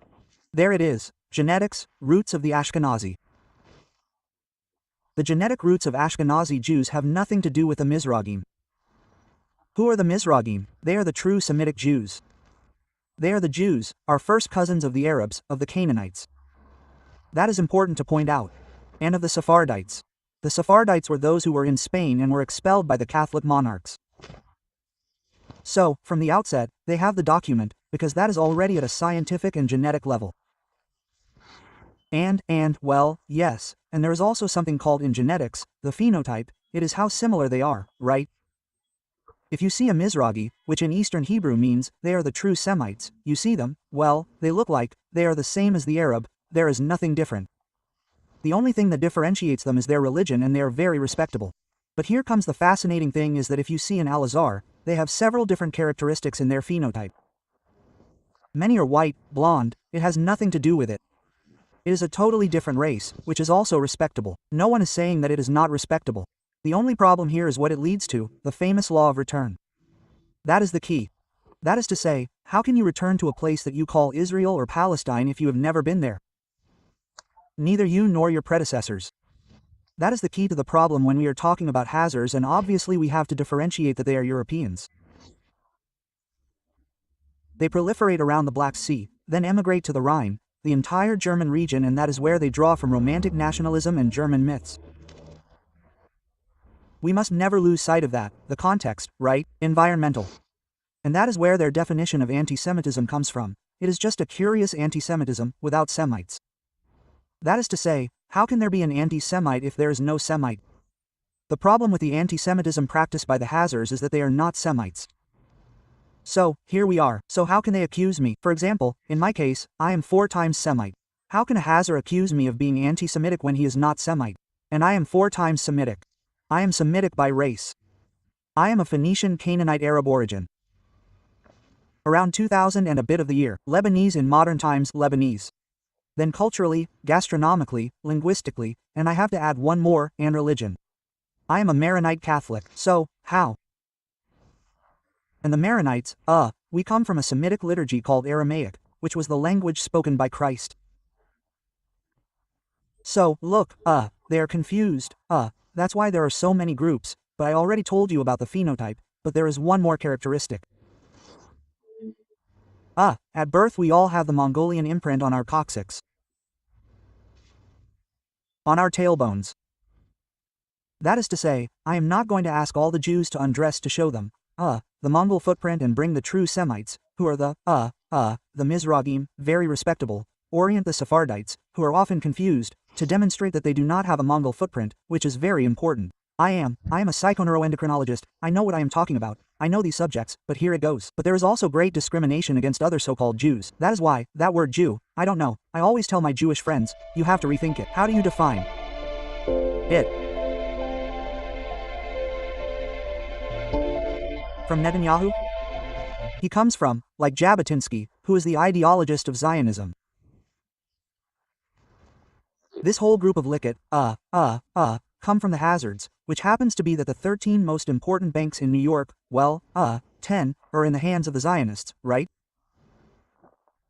Most of them are Zionists. That's probably where that's handled, right? That's where that theory comes from, right? But it had to be proven. Then you see it in the Federal Reserve, the Federal Reserve of the United States since Alan Greenspan, he's Hazaro. Then he came, Ben Shalom Bernanke replaced him, and then there's Janet Yellen. But there you have it, in the Federal Reserve, not only is Janet Yellen, but they brought in the second one called Stanley Fischer, they brought him in from the Bank of Israel. I mean, all that is striking, right? The whole monetarist model of Milton Friedman's Chicago Boys. Are you talking about another Hazaro? No. What is the relationship between the Rokas, this one, and the Hazaros? They are Hazaros, the Rothschilds. They come precisely from that part of the ring, from Frankfurt. Even their name and surname are called the Red Shield. In other words, it has an attack element of the mercenary war that they had before converting to Judaism. But in reality, I would say more than the plan, the stratagem to manage the finances of the Western world comes from the Rothschild brothers around Frankfurt. And that is where the theory is born that they send several of them to various financial centers in Europe to seize the money, that is, the banking system. To what extent do the Rokas still manage the world financial system today? Look, it draws a lot of attention, obviously, the people who depend on the Rothschilds, they're propagandists, right? And advertisers, in addition, they control the multimedia worldwide, they will tell you that these are conspiracy theories, right? Because that suits them. But look at the reality, and I'm going to give you some hard data that he handles, and you tell me how much the world is losing control. Look, there's a book written by a Chinese man called The Currency Wars, much earlier than the one written by James Rards on currency wars. James Rick is a great financier. He even teaches classes at the Pentagon, and he handles all the Pentagon's war theories to be used in geofinancial terms. There are geofinancial wars, that's essential to understand. Well, this Chinese author wrote that book about 10 years ago, and he says that the Rokas at that time, today it must be much more, handled around $6 trillion. You're talking about the level of a country at that time. Today it must be much more, but here's what we detected today. Macron, the candidate in France, worked at the Roca's bank. Wilbur Ross, Trump's Secretary of Commerce, worked for years at the Roca's investment bank in New York. We are seeing it. Then, who is taking the oil from Mexico? The Rocas. Through whom? Scott Bank. How about Scotia Bank? Well, they are the ones who finance Peña and Videgaray. That's where the money comes from. They had to erase the origin of those checks from the Central Bank of Mexico, from the Bank of Mexico. Those things are not well known. I'm almost giving you the exclusive. Ricardo Monreal handled it a little, but I don't know. In Andrés Manuel's campaign when they contested that there was financing from Scott Bank, which belongs to the Rocas, and you know that from there they take the oil from Mexico. So much so that, Videgaray and Trump go to the offices of the financial bank in London, the Financial Times, the newspaper. No, the other way around, the reporter from the end doesn't go, like you who come to my house, no, they go to the offices of the Financial Times to openly hand over the oil from Mexico. So, now and there we begin the organizational charts and the origins, right? The genealogy of power, as Foucault would say, of who owns the Financial Times and the economies, who are the spokesmen for the global neoliberal model, who controls it. That's what we have to see. Who is behind it? No less than BlackRock. BlackRock, the largest investment bank in the world. And who is BlackRock? It's the Rocas. I can't help but ask you about the covers they do in the Economist yearbooks. Many people see it as a kind of futurology. How do they have so much information? What do you think of those covers they do in the yearbooks where somehow many of the images that are there later happened during the course of that year? Well, they are guidelines for the year. Let's not forget that they are closely linked to MI6. The Rocas are the ones who founded the State of Israel. It has just come out openly, even in writing, right? Since they are behind the founding of Zionism and Israel, etc., because from a colonial power called Great Britain in the 19th century. And from there, obviously, they erase Palestine, but they do not erase it, they remake, they reconstruct an entire history. We are talking about a re-engineering of history. For example, a historian like Sand, a historian from Tel Aviv University, he is not just anyone, from Sand University, wrote a book 8 years ago called The Invention of the Jewish People. And it was a bestseller in Israel. You can read this book in Israel, you show it in Mexico and they accuse you of being anti-Semitic because the community here is in the hands of George Soros and the Rothschilds. Specifically, you have Enrique Krause-Kleinbord, who is Hazaro, Jorge Castañeda Gutman, who is Hazaro, the Russian mother Hazaro, and then you have Alejandro Franfic, who handles the nuclear issue at Annam. They are very well established in power.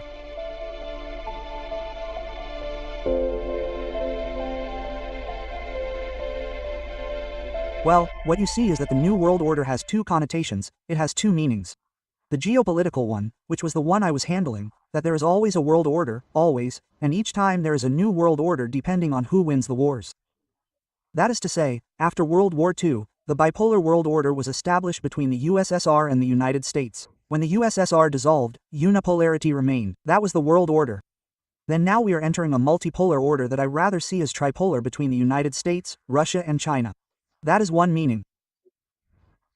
There's, the Rocha Group, Soros and all of them, run a single world government where they would control others through finances. Well, look at Mexico. Hey, how can that be? Hey, look, I know the Jewish community in Mexico very well. Few people know them like I do. I even had very interesting conversations with them before the neoliberal model. I got along very well with them. And they hadn't reached the radicalism they have today, because it has changed. I can say that the community has changed a lot. The Jewish community in Mexico is not the same before the neoliberal model as it is now. It has changed a lot because New York is now involved. The banking industry in New York is coming into play. You're talking about Goldman Sachs, you're talking about BlackRock, do you understand? No, from George Soros, from the Rocas, from Scots, and they have eaten up that previous group, and today the new groups of bankers are Franflik, Castañeda Gutman, Krause-Kleinbord, etc. You have a new physiognomy in the Jewish community. They don't say it openly, but those of us who know them, you're talking about another group. I mean, today the Jewish community is dominated by the Hazars. Not before. Before there was a balance between Khazars, Mistragim and Sephardites. So, they wanted to impose the global world order in global unipolarity through the financial method, but that has already fallen apart, no more. I don't see it anymore. They can't impose it even in Great Britain, or even in the United States. It's not easy. They can impose it today through a supremacism that is not lasting. Look, I've always told the problem, even to the Jews. Hey, look, it's one thing to be anti-Zionist. But what do Zionists do? When someone attacks Netanyahu's apartheid policy, they immediately accuse him of being anti-Semitic. It's like their shield against his political actions. So, they themselves are creating the confusion. Well, if that's the way it is. Hey, you've mentioned that almost half the planet is anti-Semitic.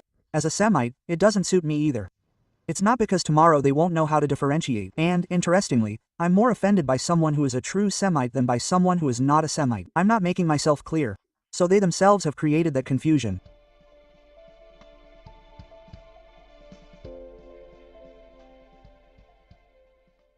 This has to be seen dynamically. Because that confusion, for example, if you read what the Anti-Defamation League publishes, right? All their statistics. For example, Joe Lifes calls me an anti-Semite because I attacked Netanyahu, right? I attacked him in Netanyahu. I am not attacking Jews from a racial, religious or culinary perspective. I am attacking them for their genocide, infanticide in Gaza, in the West Bank, the expulsion of Arabs, their Arabophobia, Iranophobia, etc., etc. We are talking about something else, do you understand? But there has come a time when it may even suit me because I will have 50% of supporters just because they call me anti-Semitic. In the world, I don't know if I am explaining myself. Of course. If they already gave me the thumbs up because I'm anti-Semitic, then I will have 1% acceptance. No, but the moment you give me the devil's kiss and you have so many people against you, according to the statistics of the Anti-Defamation League of Anti-Semitism, which is very lax, which is a unilateral, reductionist, very sectarian definition, it is not universal. We have to go towards universality, and I accept the peculiarities and particularities within universality. Of course, no one can agree that there will be a genocide of Hazrats tomorrow. I wouldn't accept it because it is not universally acceptable.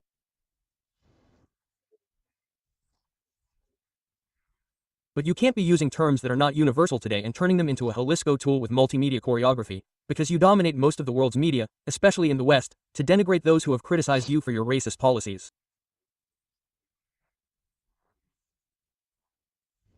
Look how interesting this is. So, they are putting the noose around their necks because at the end of the day they are going to see more and more of the famous anti-Semitism, as they define it, growing. And those who label us as anti-Semites, being Semites, well, it suits us. Well, I read the Israeli press every day, I have to read it. Just like I read the Arab press, right? Right now there's a new classification that they tell you, a Jew who criticizes Zionism is, self-hating, they call it. He is a Jew who hates himself. Quote. Well, it reaches every definition. Right now, for example, today there's the new trend on the jets. What is the new trend? The dilemma of the Israeli far right, the far right of Israel with the far right in Europe. Which on the one hand is pro-Israel and at the same time is anti-Semitic. Well, you can tell me about that later. No. Even they don't understand, please. At the end of the day, they don't understand themselves. So, for that reason, look, we have to start, obviously, with the acceptance of Jews. I have studied with Jews in the schools of Beirut, I have lived with them. In Istanbul there is a Jewish community of 20,000. With their synagogues and everything. They live together, they know each other, you know them. There they have their synagogues, they live with the Persians, Muslims, Shiites, etc. Well, that's very respectable. That doesn't take anything away from anyone. The problem here is political Zionism, but I'm not worried about political Zionism anymore, to be honest. Well, Netanyahu seems very minor to me. Today you're talking about a project by the Rokas, by George Soros, and you're already entering financial Zionism, which is a global denomination.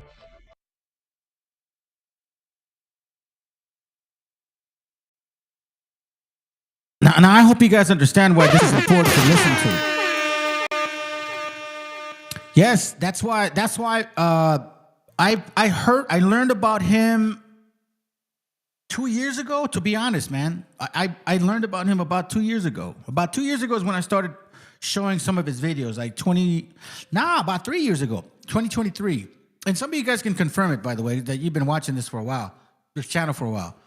And a lot of the stuff that he was talking about was making sense to me because I'm like, yo, listen, hold up. First of all, I was glad that our people were listening, like actually hearing that for the first time. Whether they listen or not, it doesn't matter. But the wave sound is out there. You get what I'm saying? The ether is picking that up. That's what I was happy about. And it correlates to the stuff that I was been sharing, and since I've been sharing with y'all. Now, one thing he excludes is Canaan, totally. He only talks about Edom and Canaan. Edom and Amalek. But it's okay. I get it. He's not there yet. Now, when he talks about the racism, before we move on to the other one, right?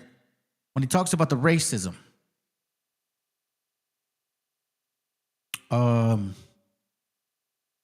this it? Yeah. When he talks about the racism, that's pretty much their whole approach. Okay? That's their whole approach. I'm going to show you some videos regarding this PSYOP because, again, let's not forget the topic of the class. Like, let's not forget what we're talking about here. We're talking about the two-headed PSYOP. We're learning about one PSYOP, right? We're going to go into the next PSYOP pretty soon. Let me show you this video. The Khalifas one, the next one's in Spanish. Sorry, I'll put it in subtitles. And that one's long. It's about an hour and change. But I'm telling you that when you start listening and he's connecting the dots, you're not going to be lost into the stuff that he's saying. This is a bilingual channel, by the way. Okay? So a lot of us here speak Spanish and we speak English. Or understand Spanish and understand English. You get what I'm saying? So don't be offended if you feel excluded. Maybe get an app that can translate the stuff that these videos are saying because it's important. All right, let's go.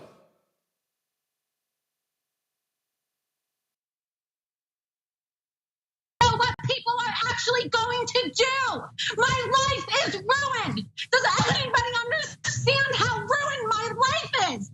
I'm sick of it. I don't want to listen to people tell me that I'm a conspiracy. What people are actually going to do.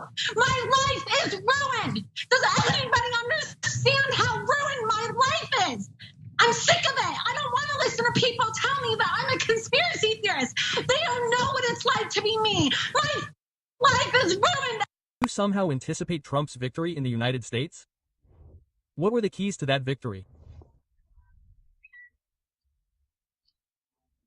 Well, I really think there were two keys. One demographic and the other the fall of the global neoliberal model, which affected the middle class of the United States the most, and they are the ones who turned out for Donald Trump, white Anglo-Saxon Protestants, who make up 64 to 68% of the population. So there is a real demographic revolution, because whites know that they are going to be a minority in the next 20 years, and the largest population segment will be Mexicans. Why were you able to use this issue of the border wall or the continuation of the border wall as a campaign slogan? Well, because there are undoubtedly two visions here. The Mexicans' view is that the construction of a wall is obviously disgraceful, and that Calderon and Baby Bush are starting to forget about it. A third of the wall has already been built. It cost them $3.5 billion and was approved by then New York Senator Hillary Clinton right under the noses of Fox and Calderon. The thing is that they turned on Trump because they are instruments of George Soros in Mexico. That's no secret. George Soros controls Mexico. He was the vice president, he was the hidden president of our country, and obviously this is coming down with great responsibility. Let's not forget that the United States has a warlike culture, both domestic and foreign. We have to understand the psychology of the people. The white supremacist who follows Trump worships the Second Amendment of the United States Constitution, which is the right to bear arms. That's why the National Rifle Association is all-powerful, especially in the Republican Party and even more so with Trump. They rely on that, and they also have a war culture. Poor Mexicans have no ballistic culture and, on top of that, every redneck carries 2 or 3 machine guns. I say this, no, I don't say it with much responsibility.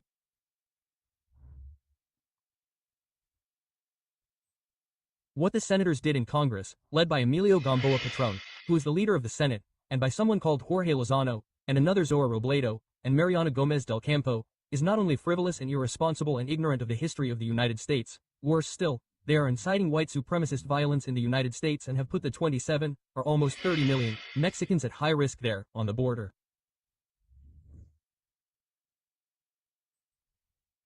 Do you think there could be a massive return of Mexicans? Look, I have to be aware of all scenarios. I've already seen how Netanyahu operates, and that's how Trump is going to operate. Let's not get our hopes up. What have we seen in Palestine since 1948? We're talking about 68 years. Obviously, it might not happen in a day or two. That's not how it happens, but it will, happen chronically. It might not be acute, more in some places, less in others. A lot will depend, but we will see a policy identical to that of Netanyahu, which has been going on for 68 years. Taking out, there you have it. No. Now, from the marketing perspective of electoral engineering, this benefited Trump.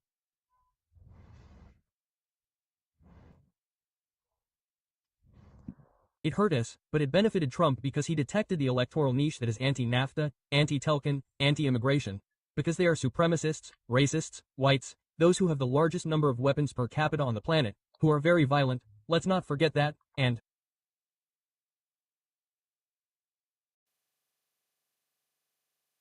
Let me just say that this is what you're seeing in the street.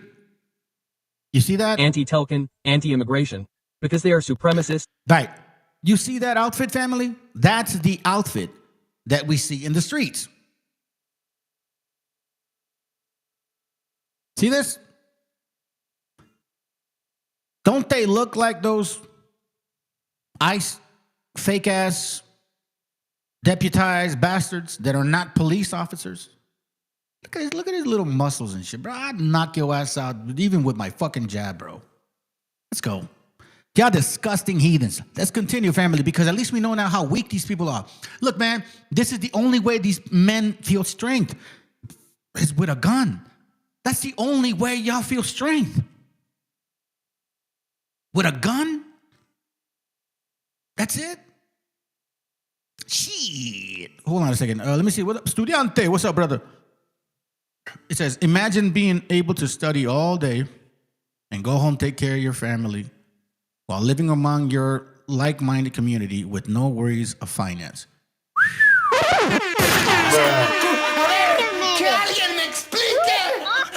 Sounds like the Khazars over there in New York taking advantage of everything possible that deals with benefits. But nobody's actually like calling them out. You'd realize nobody's saying, hey, we have some Jews over there in New York. They fuckers don't even work, bro. Like, all they do is study the Torah. They have an accent. They're having babies. And it's like, y'all ain't saying shit. Here's why I believe, brother. Here's why I believe they don't want us to do that. Because the moment they let our people start really exercising not just their mental intellect, but spiritual intellect, there is nothing these people can do. Because I know that we have that spiritual intellect. The mental intellect is very easy to capture, very easy to learn if you just apply yourself. Listen to this, family. These motherfuckers are not smart, okay? All they do, if you really understand their academics, it's about read, study, repeat. Read, study, repeat. Read, study, repeat. That's why they're always talking about critical thinking. Like, oh, critical thinking, it's like something fucking foreign. Bro, just stop it. Just stop it. They think critical thinking is debating too, by the way. They think critical thinking is debating. That's what they think. That's not what it means. But let's continue, fam, because I wanted to point this out. This is Border Patrol right here. These are the motherfuckers that are doing this shit. Racists, whites, those who have the largest number of weapons per capita on the planet, who are very violent, let's not forget that, and, well, naturally, they left and they are fascinated by NAFTA. That is to say, it was a marketing and advertising. Real quick, I should have read that. And the raza pendeja who thought they were sending a message or proving a point, like American Cholo and Lucky from Hoodstock. Now, do you know what it is, bro? This whole thing, like, we need to send a message to the Democrats. Wait.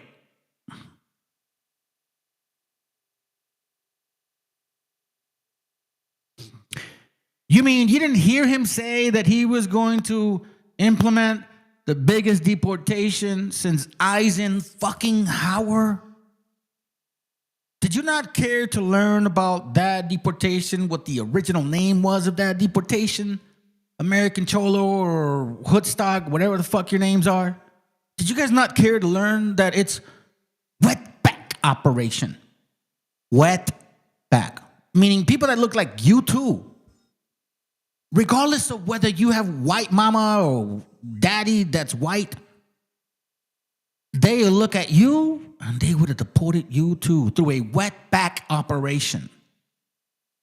Did it not ring the bell that he said massive deportation, bigger than Eisenhower?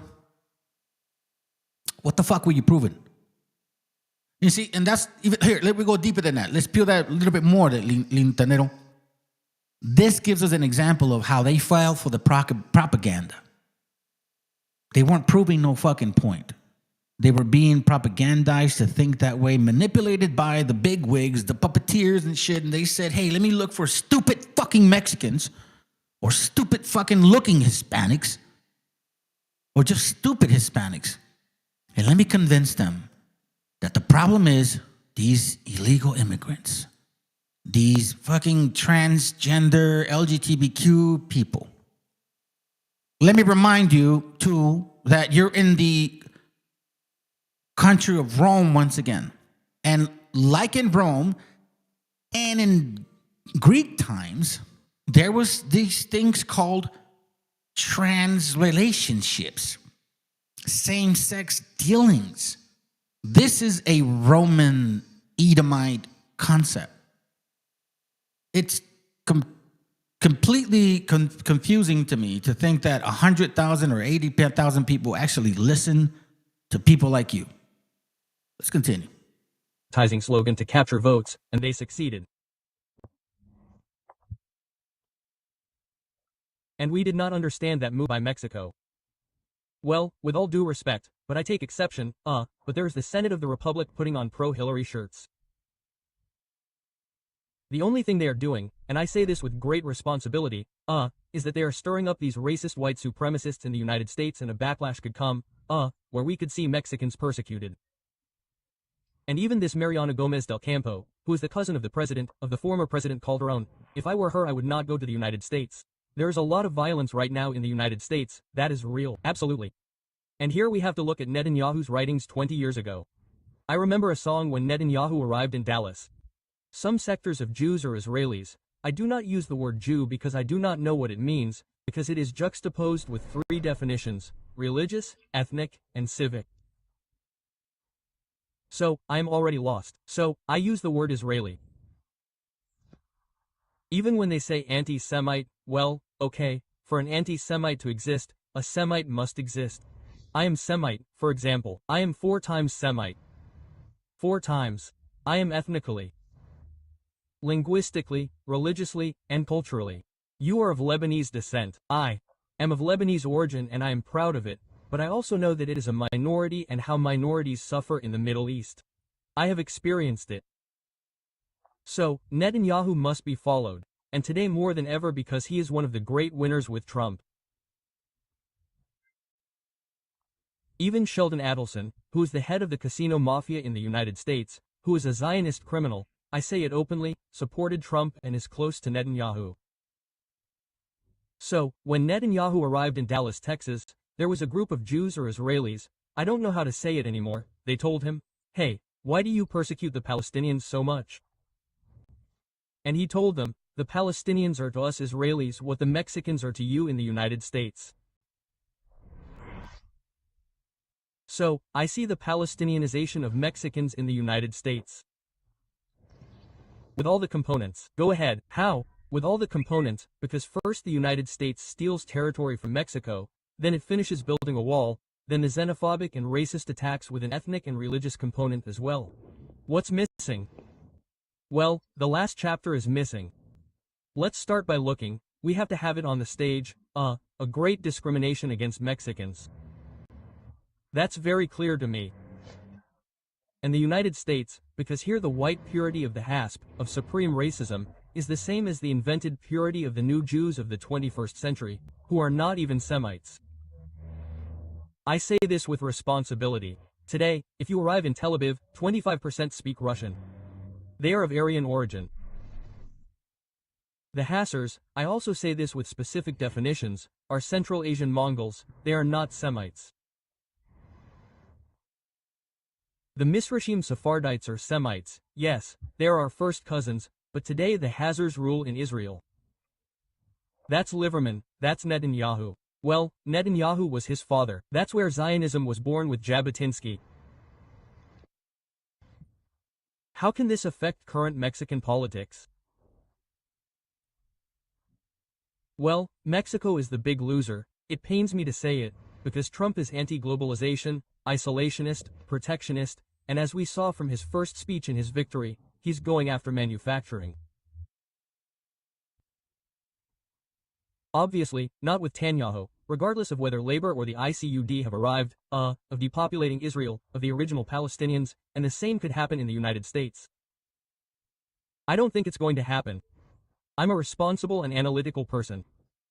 I have an obligation to keep it on the radar and say, be careful with this scenario. Be alert because it could happen to us. News from healthcare workers that there's individuals that are showing up to the emergency room who require amputation and some with cracked skulls because ICE is taking individuals, stripping them naked and abandoning them in the woods. This is the time that if you are a dog owner and you're taking your dogs for a walk at a nearby park or something, please just keep an eye out. Make sure that there's no individuals in there who had succumbed to hypothermia. This is really important. Please share this with everybody. And are being taken out into the woods around the Whipple and released in the middle of the night, sometimes with no clothes, always with no phone, if they're brown, with no ID. And it's a death sentence. One of the people had a cracked skull that's been treated. So they're taking the people that they don't want us to know about and they're dropping them in the woods. Yeah, they're dropping them in the woods, man. What the hell's that? Hey, Lintonero, nobody wants to talk about it on YouTube because most, if not all, YouTube channels are monetized. Like, not most of them. There's only like small percentage that spends their time not monetizing.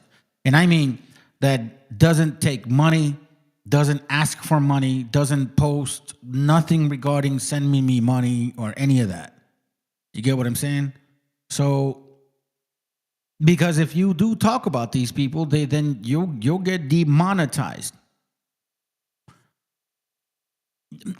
Yeah, that's the funny part, bro. Because technically, I mean, shit. When was it's been a year already? It's shit, man. It's been a year already, bro. It's been a year already that old man hasn't been here. You know, so I look, I'll say it like this, because I talk about politics, but I don't get into it, like voting and all that shit, because it's not gonna help. It's not here meant for that. Like, that's not what it's meant for. Politics is all about, you know, maintaining your sanity. That's what politics is about. Maintaining your sanity, governing your thoughts, deciding what's good for you. That's what government has always been about. The structure of Rome is pretty much no different than Greco concepts, man. They had a Senate, 300 people, you know, like the Olympian 300 or Olympics, whatever that fucking, what's it, Olympic Council, the Council of Olympia or some shit, 300 people. It's very like all normal. It's all so all this pedophile stuff that you're like, oh my god, the elitists have raw pedos, bro. Look at Greco-Roman history. If you consider the standards of Greco-Roman history to these standards, those were all pedophiles, bro. From the emperor to the general, from the soldier to the poor man. If you can afford a dookie booty, then you fucking disgust. But so it's like, I'm not surprised, bro. Like, I'm not surprised, bro. You know what I mean? Like, I'm not surprised. Why would you even be surprised? Like, this is why I tell my family, like, you know, and I talk to my kids about these things. I don't care about the LGBTQ shit. It don't bother me, man. Like, nobody's forcing you to go do that. You have to go to one of their events. You have to go to their spaces and go take care of that. I'm more concerned about the fucking crazy ass Anglo that's gonna get a fucking rifle and shit and shoot everybody.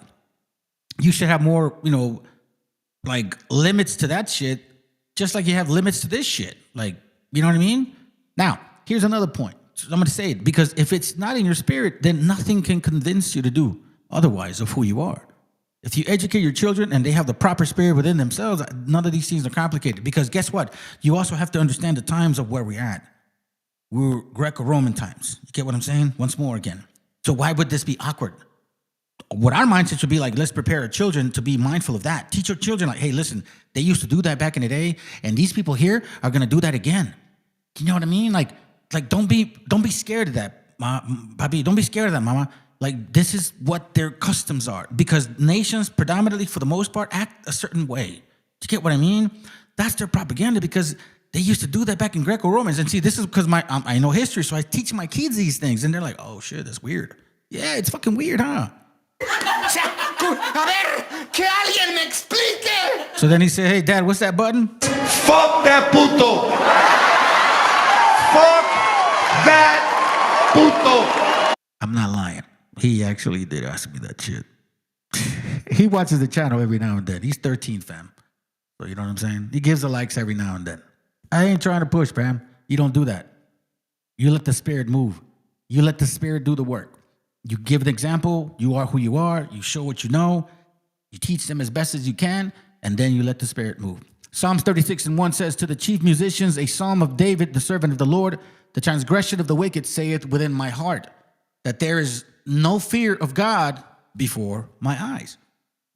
Now, what do you think that means? Let's read it again. The transgression of the wicked saith within my heart, meaning within their minds, that there is no fear of God before my eyes. Do you want to know why? I'll give an example. You can say that these are atheists, but you can also say they're Christmas Christians. That's gotta hurt. Not those buttons, damn it. Here's what we know, that we can call them both ways, right? The transgression of the wicked say within their heart that there is no fear of God before his eyes. Why? Because a lot of Christmas Christians say, Jesus came and died for my sins. So I'm not afraid of sin because, he died for my sins. You're not keeping the commandments. You're not even trying and shit. You're not even trying to keep any of them, like not even a few. And then the atheist is like, there's no God. Fuck, I can do what I want, whatever. It doesn't matter. Matter of fact, Wisdom of Solomon 2 talks about that exact concept of atheism. That there's no God. Fuck it. Let's just all live our lives. It doesn't matter. It's wonderful. For he flattereth himself in his own eyes. What did Trump say? Do you have any limits into like international law, so to speak? He said, no, I deal with my own moral. Hey, do you ever ask God for repent it? Well, I just try not to do the same mistake again. Really? For he flattereth himself in his own eyes until his iniquity be found to be hateful. Until, it's not here yet, the words of his mouth are iniquity and deceit. He had left off to be wise and to do good. See? Sometimes the Most High gives people power, opportunity. What are you going to do with it? And then he reminds you, who has the actual control?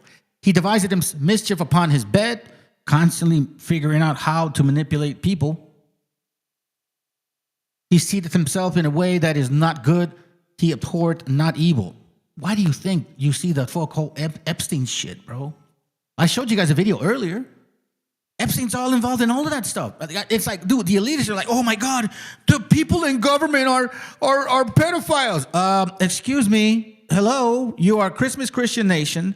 Most of y'all believe in Greco-Roman fucking theory, concept, mythology, all that bullshit. Now all of a sudden you don't want to own the rest of it? Well, guess what? There was catamites and pederasts, okay? That's Greco-Roman shit. That means that, you guys like boys and you like those relationships and it wasn't offensive to you before. All of a sudden, you people today, who you were those people back then, you're surprised at your leadership. Bro, the emperor was a pederast. What is the other one? Catamite. The generals, the soldiers. You know what I'm saying? Like all of them, bro. Alexander the Great, his generals.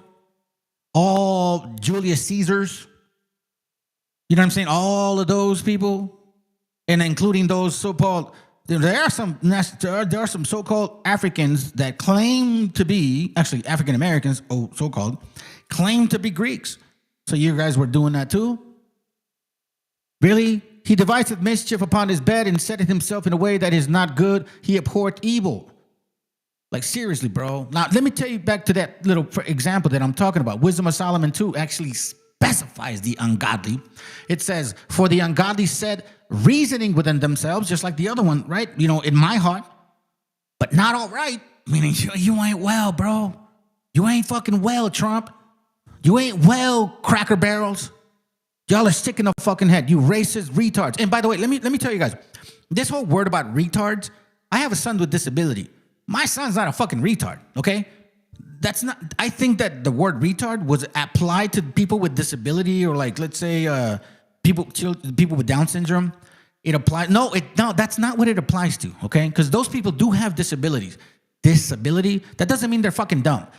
Retarded people are like racist people, or like just retarded people, like wobbles, you know, these black African Americans that claim to be fucking natives. You guys are fucking retarded. These white folks that are racist as fuck, you guys are fucking retarded. You wanna know why? Because even when the left gives you examples like, bro, you're a racist, bro. Like that picture that Donald Trump posted the other day. He put Barack Obama and his wife in a monkey bodies, bro. Like, what the fuck is that shit? I mean, what are you a retard? Does it not, like, do you not know what you're doing? Because it takes a racist to be a fucking retard, just like it takes a wobble to be a fucking retard. Do you get what I'm saying? I don't understand this shit. For the ungodly said, reasoning within themselves, but not all right, because you're fucking retarded. See, it says reasoning, meaning you're able to think, you have a job, you pay the bills. Now you got a bunch of these people with red hats. They're all like, oh my God, I regret voting for Donald Trump. I can't believe he lied to us. Are you fucking retarded, bro? Like, for real? Did you not? That's what the word retard means. Like, that you're saying that you can walk, you can communicate, you have friends, you have a job, you know, like you're kind of normal, but then you're just fucking retarded. That applies to you. Retardedness does not apply to people with disability, because that's not the same shit. So then it goes, our life is short and tedious, and in the death of man there is no remedy, neither was there any man known to have returned from the grave. Oh, sounds like atheist to me. For we are born all adventure, and we shall be hereafter as though we have never been. For the breath in our nostrils is as a smoke, and a little spark in the moving of our minds. Right? Remember that Psalms, the one that the brother gave us? Okay, let's continue. In our names shall be forgotten in time, and no man shall have our works in remembrance, and our life shall pass away as the trace of clouds, and shall be dispersed as a mist that is driven away with the beams of the sun and overcome with the heat thereof. For our time is very, but for a shadow is very, for a time is a very shadow that passeth away, and after our end there is no returning. For it is fast sealed, so that no man cometh again. There's no concept of immortality or anything like spiritual when it comes to atheist people. This is what they believe. So here's where we go. Come now, therefore, let us enjoy the good things that are present, and let us speedily use the creature like as in youth. You know, when you're 16, 17, you don't know anything, you just start boning like that. Let us fill ourselves with costly wine and ointments, and let no flower of the spring pass us by. Just get laid. Fuck it. Who cares? Let us crown ourselves with rosebuds before they be withered. You see that? Let none of us go without his part of our voluptuousness. You see, those people that we're talking about, they don't want to die, fam. That's why they believe in atheism. They're scared of what's going to happen. Let us leave tokens of our joyfulness in every place, and this is our portion, and our lot is this.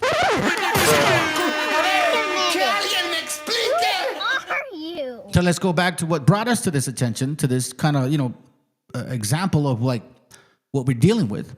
Psalms 36 talks about this. It says here, we'll start here. The transgression of the wicked said within my heart that there is no fear of God before his eyes. For he flattereth himself in his own eyes. Aren't you Cracker Barrels not saying that? White Anglo-Saxons, you thinking, you know what I'm saying? You Amalekites, you Khazars, aren't you guys flattering yourselves? Like, we're the real Jews. Don't we have wobbles saying they're the real Jews, even though they've been fucking lying about history as well? Until his iniquity be found to be hateful. Until his iniquity be found to be hateful. See, we fucking are disgusted by you people. The words of his mouth are iniquity and deceit. Wobbles, step up to the plate. Amalek, you're no different. Anglo-Saxons, they fucking fed you a bunch of lies. He had left off to be wise and to do good. See, that's why you're confused about why is our leaders a bunch of pedophiles and rapists and shit? Why do they do that? Why are they all about money? Well, because he deviseth mischief upon his bed. He's always trying to find a way to fucking manipulate you. Like I said, Jasher 28 and 20 talks about Esau is a cunning hunter who goes after the minds of men, so then beguile them and manipulate them. He set himself in a way that is not good. He abhorreth not evil. Look, evil is in your heart. That's why you guys are so fucking hateful. You're happy about deportations. You're happy about like this ripping up families apart. You're okay with that. Something's wrong with your spirit. Let's go. Doctor Jalife, siempre es un gusto recibirle en cabina. ¿Cómo está? Gracias.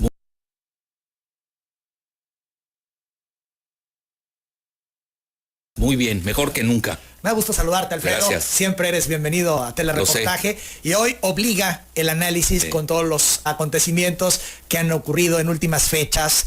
Desde la llegada, diría yo, de Trump, que marca un parteaguas y una recomposición de todo. Podríamos llamarlo así. De todo no, de la parte occidental, porque ya la parte de Rusia y China están definidas y la de India. Hablo de los grandotes, ¿no? Y obviamente se exagera que llegó Trump a cambiar al mundo, no. Lo que sí cambia es Occidente. Bien, las 8:33. Con la llegada de Trump, partamos desde el principio. ¿Quién gana y quién pierde? Mira, no quiero hacer ultra reduccionismos, pero tú sabes que yo tengo un análisis diferente. Y lo tengo que reconocer, ha tenido mucho éxito y más que nada es muy aplicable. Y hoy te voy a dar fórmulas y te vas a dar cuenta de que hasta hoy no han fallado. Ahora, si fallan, como son hipótesis, pues la cambias, ¿no? Así de fácil. Pides disculpas y claro, me equivoqué, sorry, sí. Claro. Pero yo también, como doy clases de posgrado, y a mí eso me sirve mucho, porque tengo el diálogo permanente con mis alumnos, que son muy inquisitivos, etcétera, es muy bueno formular y emitir hipótesis a veces muy audaces, te soy sincero, pero luego resulta que se dan. Hoy, por ejemplo, te voy a aventar quién va a ser el próximo presidente de Estados Unidos. Pero no me lo digas todavía. No, ya lo sé, tú llevas la batuta. Vamos Oye, con calma. tú tienes el bastón y el mando, porque hay otros que tienen bastón, pero no tienen mando. Bueno, ya empezamos, ¿cómo ven? Ya empezamos con el doctor Jalife. Bueno. Bien, pues a ver, ¿quién ganó? ¿Quién perdió con la llegada de Trump? Mira, gana el que, yo te diría, para reducir así más todavía, en Estados Unidos el grupo WASP, White Anglo-Saxon Protestant. Bueno, Estados Unidos es un los país, blancos. Los blancos. ¿No? Trump es supremacista blanco, es presbiteriano, juró la Biblia cuando en su asunción, en dos Biblias, la de Lincoln que era republicano y la de su mamá. Eso es importante, bueno. Y luego también tienes que los católicos están fracturados. Eso es importante. No te creas que fue gratuito que haya seleccionado a Vance.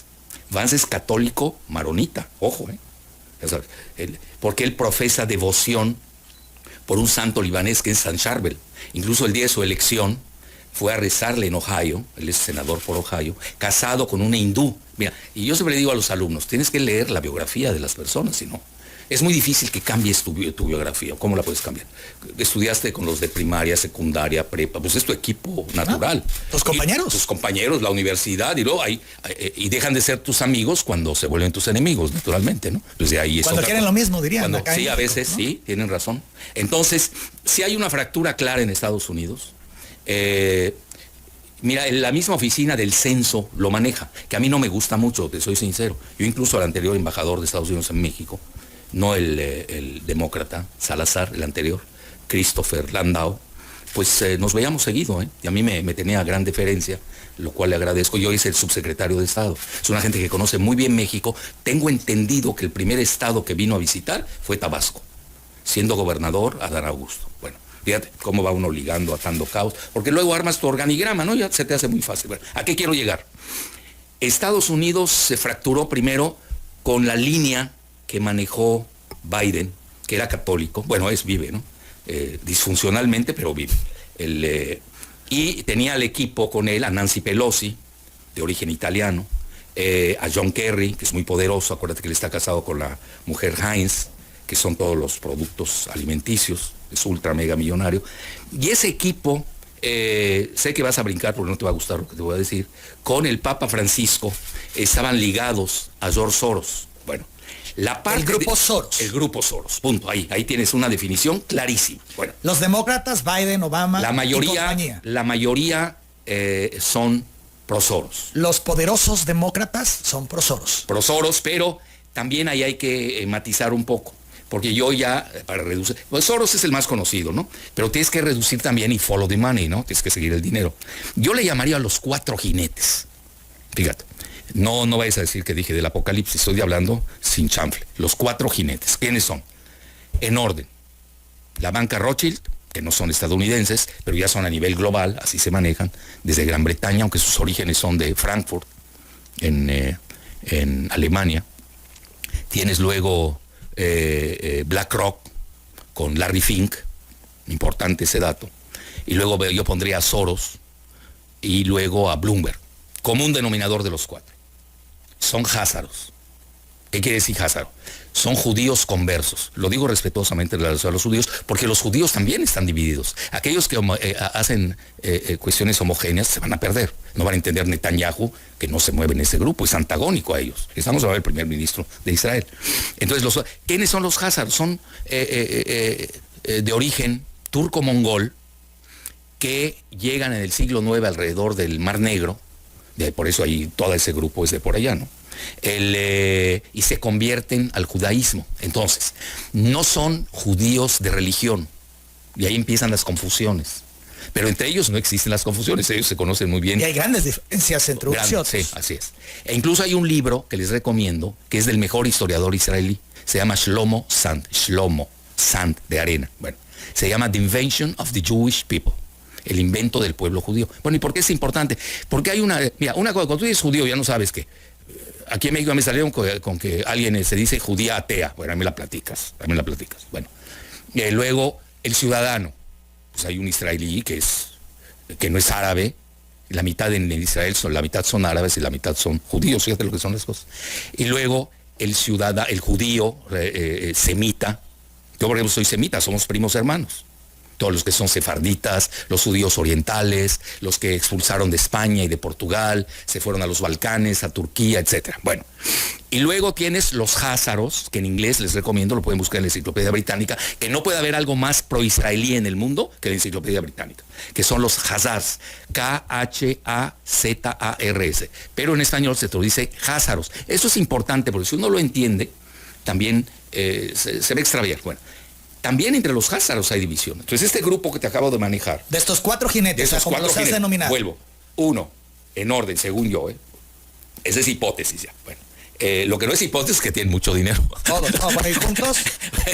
Exacto. No sumemos. Bueno, es la banca Rothschild, que los chinos, yo cuando estuve en Hong Kong, compré un libro en inglés que se llama The Currency Wars, las guerras de divisas, que luego lo toma aquí alguien muy importante en Estados Unidos, se llama Rickards, que es buenísimo su libro, de Currency Wars. Sí, pero el libro original, los chinos lo hicieron. Y ellos calculan, fíjate, hablo de cuando yo he ido 3 veces a Hong Kong.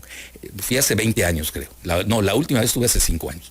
Pero la penúltima creo que fue hace 15, 20, algo así. Bueno, estaba yo en Hong Kong, yo soy muy librero, me fui obviamente a una librería y vi el libro, ¿no? Y ahí te ponen que los Rothschild, según los chinos, te estoy hablando, es la segunda potencia geoeconómica del planeta, tenían en ese momento 10 billones de dólares, millones de millones, 10 a la 12ª potencia, trillions en anglosajón. Ya ves que no es lo mismo en español que en inglés. Oye, no estás jugando. ¿Cuánto tiene BlackRock? Se maneja, no es de ellos, ellos manejan algo que se llama Assets Under Management, activos bajo manejo. El capital de BlackRock como tal tiene, ponle 250 mil millones. Pero ya el manejo de capitales, oye, estás hablando, es el equivalente a China. Es un banco, ¿eh? Sí, pero ese banco BlackRock tiene la mitad de las acciones de la bolsa de Nueva York.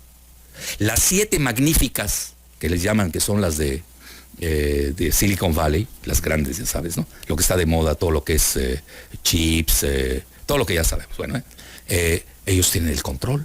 BlackRock también con otro grupo en Estados Unidos se llama Vanguard.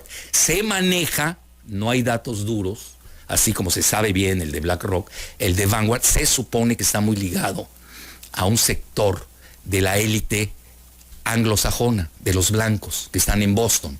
Ya vas viendo la fractura. También en dinero se fracturan, ¿no? Bueno, ¿y dónde quedaron los blancos ricos que fundaron Estados Unidos? ¿Dónde quedó su dinero? Parece que ahí está Vanguard, y ahí tiene que ver Donald Trump y su familia. Tú recordarás, esto poca gente lo sabe, incluso no se entiende por qué Elon Musk es aliado hoy de Trump, cuando él apostó en Hillary Clinton la vez anterior y perdió. Lo que sucede, y eso es un dato inédito, yo me he dedicado a investigarlo. Sí, pues yo dije, ¿de dónde viene esta amistad, no? Pues resulta que el tío de Donald Trump se llama John. Era un genio, así, genio, del MIT, gran físico, y cuando muere el gran genio Nikola Tesla, fíjate, Nikola Tesla, de ahí viene el nombre que usa Musk, Nikola Tesla, que incluso yo pasé cuando visité los Balcanes. Yo por eso me dedico también a la geopolítica. No solamente tienes que ver el mapa, tienes que conocer bien, tienes que conocer los lugares, porque te da el ecosistema, te da la ambientación. Entonces, pasando por Croacia, pues ahí me desvié y entré a donde nació este genio, que era hijo de un cura ortodoxo, cristiano. Ya empezamos ahí con cosas fuertes. Y viajó a Estados Unidos, se ligó, era genio, realmente fuera de serie.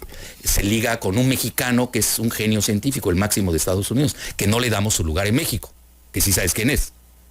Tomás Alva, apellido mexicano, Edison, nada más y nada menos. Luego se pelean, pero deja sus secretos Nikola Tesla. Y cuando regresa a Serbia, o creo que se muere en Nueva York, no sé, algo pasó ahí. Esa parte la tendría que verificar. Va a sirve el Google hoy, ¿no? Ahí nos saca de dudas. Sus secretos los agarra el FBI y se los entrega al tío de Trump, a John, que es el que decide que mucho se maneja, que Trump tiene conocimiento de ello y hace su alianza con Elon Musk. Que hoy, ¿qué proyecto tienen? Y ahí viene la alianza con Rusia para entenderla. Nosotros estamos viendo hoy un pleito en la tierra. El gran proyecto de Elon Musk, de Trump y de Putin es irse a la conquista de Marte.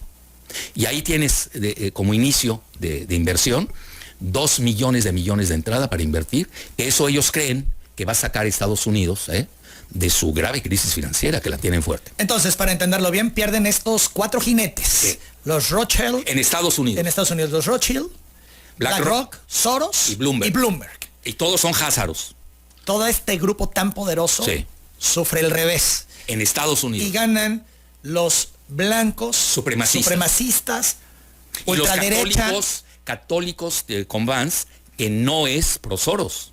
Ojo, ese es muy... Pues ve todas las fracturas. Si uno no las sabe adaptar, pues te pierdes. 8:47. Y en el caso de América en particular, ¿quiénes ganan y quiénes pierden? ¿Qué gobiernos? Vamos a la pausa, regresamos, seguimos platicando con el doctor Jalife. En América, ¿quiénes ganan? ¿Quiénes pierden? Doctor Jalife. Mira, todos te lo voy a poder más resumido. Ya dicho eso, son los que lanzan la candidatura de Kamala Harris a la presidencia de Estados Unidos. Y los que apoyaron a Kamala, que es el grupo Soros, es más para reducirlo, que no va así, porque tienen más lana los Rothschild y los BlackRock, pues yo sé que son los grandes perdedores. Todavía no, ¿por qué? ¿No han perdido aún? Bueno, están perdiendo, porque Trump se está confrontando. Te digo países, ¿no? O en general, digo, para no meterme en líos. Canadá, es clásica Canadá. Justin Trudeau lo reciben en Mar-a-Lago, la segunda capital de Estados Unidos en Florida, y ya ves luego, tumban a Justin Trudeau en Canadá. ¿Se cae por la posición de Trump? Sí, totalmente. Y ya ves, dice, va a ser el Estado 51. Lo hiciste, igual que Groenlandia, y lo que habla del canal de Panamá, como con mucha claridad. Muy claro. Y yo hasta te agregaría a Gran Bretaña, y me atrevo a decirlo. ¿Tanto así? Sí. ¿Los ingleses en esta dinámica? Porque tienes que entender que vienen elecciones. Ahora se acaban de reunir. Sí. Pese a ello, son sus estertores. Y le dice Trump, qué bonito habla, primer ministro, ¿no? Sí. Mira, son los estertores. ¿Por qué? Europa, qué bueno que haces la pregunta, el grupo Soros, que es muy poderoso, se repliega a América Latina en sus feudos que todavía gobierna, que son muy poderosos. Mira, yo te lo puedo decir México, ya para no sé, tienes ganas de preguntar. Pues es que es inevitable preguntarte cómo le fue a México, se mantuvo al margen. Mal, porque apoyaron a Kamala, pero México pierde. Sí, y viene mal desde Fox. ¿Por qué? Porque Castañeda Goodman es gato de Soros, así literal. Krause, gato de Soros con Felipe Calderón. Peña Nieto, gato de Soros. En el libro de BlackRock, nosotros lo estudiamos en posgrado el libro, que no es fácil encontrarlo, Tú lo pides por Amazon, ya no está agotado. ¿López Obrador? Bueno, sí era BlackRock, Andrés. ¿AMLO? Sí. ¿BlackRock? ¿Cómo? Sí. Pues cuántas veces lo recibió, amigo de Slim, te guste o no. Mira, un hijo de Slim, Marco Antonio, está en el Board of Directors, Consejo de Administración de BlackRock. Pero ante la visión de AMLO, del nacionalismo... No, pero él siempre fue prodemócrata, Andrés. No, estamos hablando de partidos, ¿eh? No estamos hablando de política exterior y su mutación. Está hablando... Oye, Andrés fue a apoyar a Obama en California. Lo fue a apoyar su candidatura. Y el partido, la izquierda mexicana, vamos a llamarla así, yo no creo en esos terminajos. Eso izquierda-derecha es caduco, es topográfico del siglo XVII en Gran Bretaña, XVIII en Francia, porque era la manera que se sentaba. Sí tuvo significado cuando sale la URSS, o sea, el país de la izquierda, ¿no? Contra el país capitalista que era Estados Unidos. Pero hoy te confunde. Hoy tienes que ir, ven, ¿eres globalista o eres soberanista? Esa es la nueva dicotomía del siglo XXI, esperando la nueva dicotomía que es de inteligencia artificial, donde solamente hay dos jugadores hoy, que son Estados Unidos y China. Y yo no creo que no esté Rusia. Fíjate lo que son las cosas. Lo que pasa es Rusia, muchas de las clasificaciones que se hacen son comerciales. Entonces tú te metes al ranking y lo ves a nivel comercial, no a nivel militar. Cuando te metes a lo militar, te das cuenta que Rusia, pues sí es potencia a nivel de inteligencia artificial. 8.54, sí. Entonces López Obrador, BlackRock. ¿Y Claudia Sheinbaum? Igual, más todavía. Más BlackRock, más Soros, más que... Los tres. Soros, yo tengo un infograma, lo publiqué, y no iba con chanfle, es la realidad. ¿Ella es? BlackRock, ella es Walk, Agenda Walk. Es Agenda 2030, ella es Bloomberg, recibió financiamientos de Soros, de Bloomberg. No es nada nuevo. Incluso, o sea, de los cuatro jinetes están con ella. Y luego, incluso, ahí te va, la quintesencia de los cuatro jinetes es el Foro Económico Mundial de Davos, que es la quintesencia del globalismo, y ahí mandó a su secretario de Economía de México. Todas estas agendas pierden. La agenda Walk. En Estados Unidos, ojo, en Estados Unidos sí, pero allá arrasó. ¿Por qué Trump está tan bravo? Porque tiene mandato. Oye, gana voto popular, que sabes que ahí no importa, pero ganó el voto popular. Gana el voto electoral, aplastando. Gana control de la Cámara de Representantes, control del Senado, y tiene la Suprema Corte de Justicia. Tiene mandato. Así de fácil. Entonces allí arrasó. Esa es la realidad, nos guste o no, ¿eh? Bueno, entonces, ¿qué sucede? ¿A qué lo atribuyes? Yo creo que si tú me preguntas a mí, te voy a citar a AOC, Alexander, ¿cómo se llama? Ocasio Cortés, ¿no? La puertorriqueña. La agenda woke asustó mucho. Y hoy en México hay una agenda woke. Muy fuerte. Y Canadá también. Y por eso viene la reacción en contra de la agenda woke. Esa es mi muy humilde opinión. Pero lo dice Trump viene a desbaratar esa agenda. Sí. No, él trae otra agenda. Y les recomiendo que la lean. Lo que pasa es que si no lees eso, bueno, pues ¿cómo te vas a enterar cuál es su política? La agenda de Trump se llama Project 2025, Proyecto 2025. Es una agenda supremacista blanca. Incluso te pone, vamos a luchar en contra del racismo de la agenda woke, que es antiblanca. Y le echan a Obama que él lanza la agenda woke, por razones que no me voy a meter ahora a considerar, que tienen que ver mucho con la vida privada de varios de ellos. Ya ves que en Estados Unidos la vida privada muchas veces es depravada, ¿no? Ya ves ahorita que están diciendo la broma, ¿no? Que Mónica Lewinsky se portó mejor en la oficina Oval que Zelensky. Bueno, se presta así, pero en una broma de esas ya te aventaron todo un mensajote, ¿eh? Bueno, entonces, ¿qué sucede? ¿Quiénes eran los blancos que estaban con Biden? Hillary Clinton, su marido, Bill Clinton. Por eso están explotando los escándalos que ya empezaron a salir. Tienes el escándalo Epstein, que era Házaro, era agente del Mossad, te chantajeaban con ello. Es decir, no era gratuito, nada más que hacía sus travesuras psicalípticas, para no decir un término más duro, y la agenda de Didi, que es Hollywood. Es decir, Hollywood es un bastión de Soros. Y es una cloaca, habría que decirlo. Bueno, si tú le llamas, yo lo diría de otra manera. A ver. Es Sodoma y Gomorra, bueno, pero es marginal, sí, pero crea agenda, nutre la narrativa de mucha gente. Yo lo veo con ojos críticos. No sé si me estoy explicando. Yo no estoy viendo una película.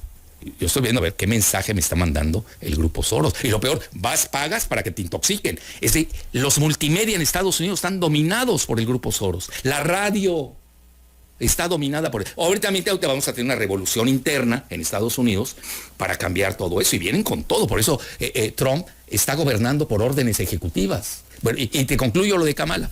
Todos los que le apostaron a Kamala, mientras Trump siga siendo presidente de Estados Unidos, se estén dividiendo al mundo, Trump se quedaría con el continente americano hasta cierto punto, van a perder.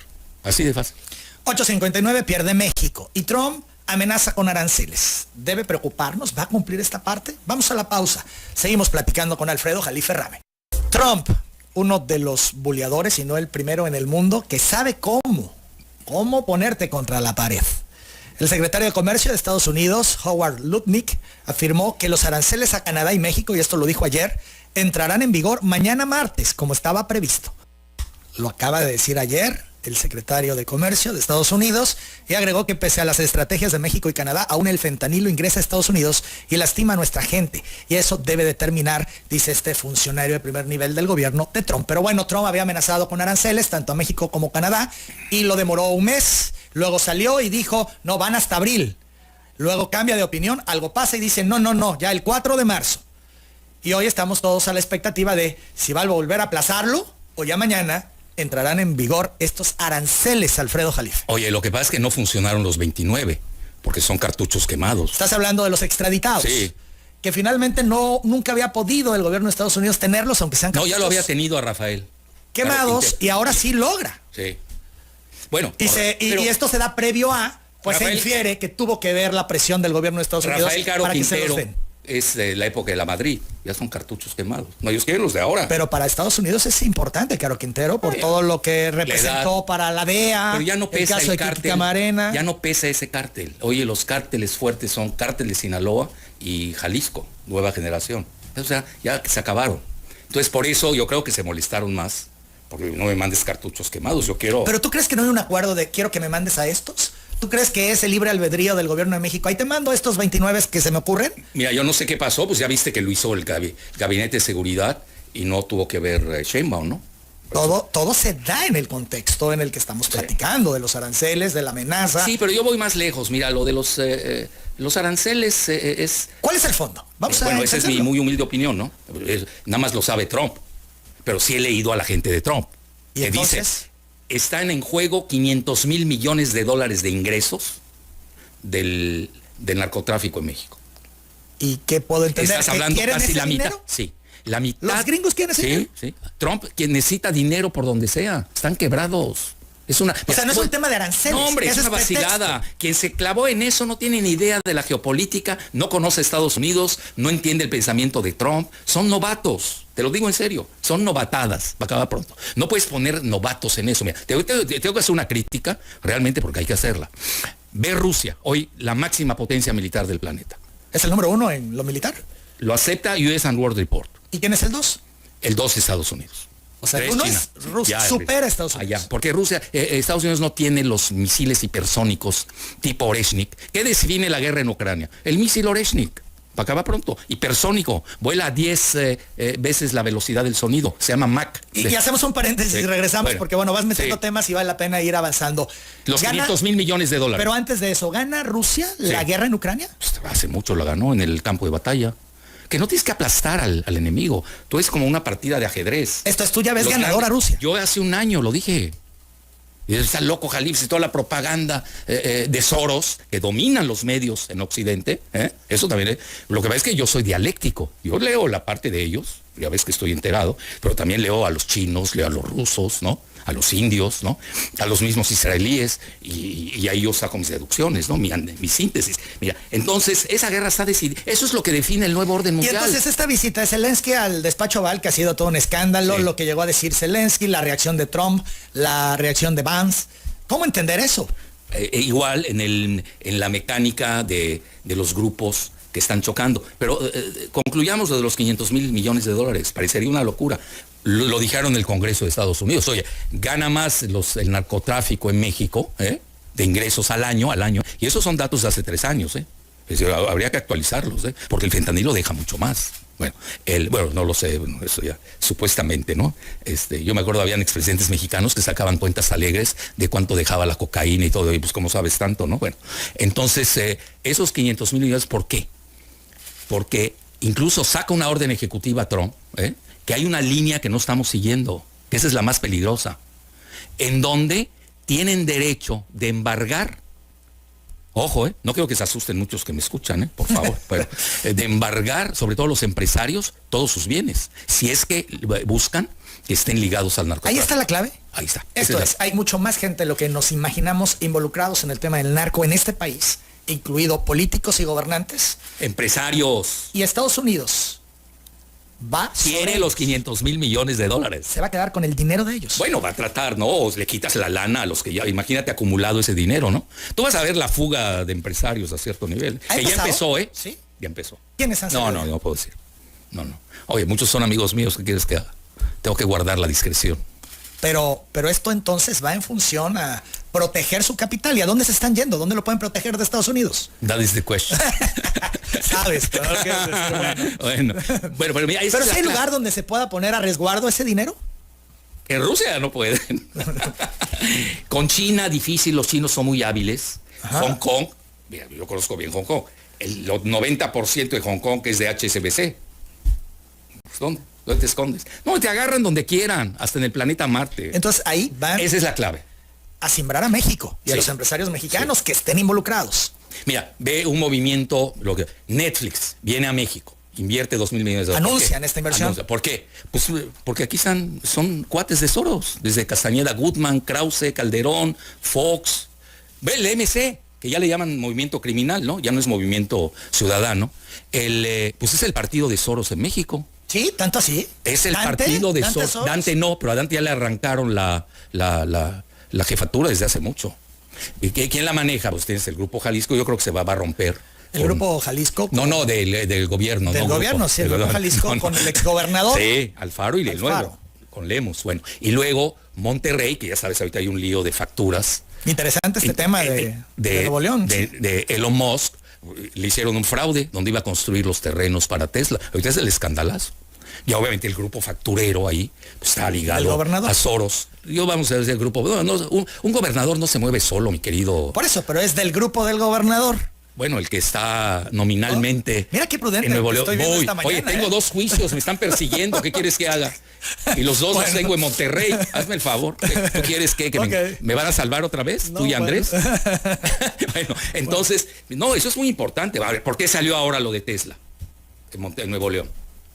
Parte de. Claro, pues obviamente. Con Biden nunca hubiera salido. Entonces, el tema de fondo aquí es 500,000 millones de dólares. Estados Unidos viene por ese dinero que está íntimamente relacionado con el narco. Sí.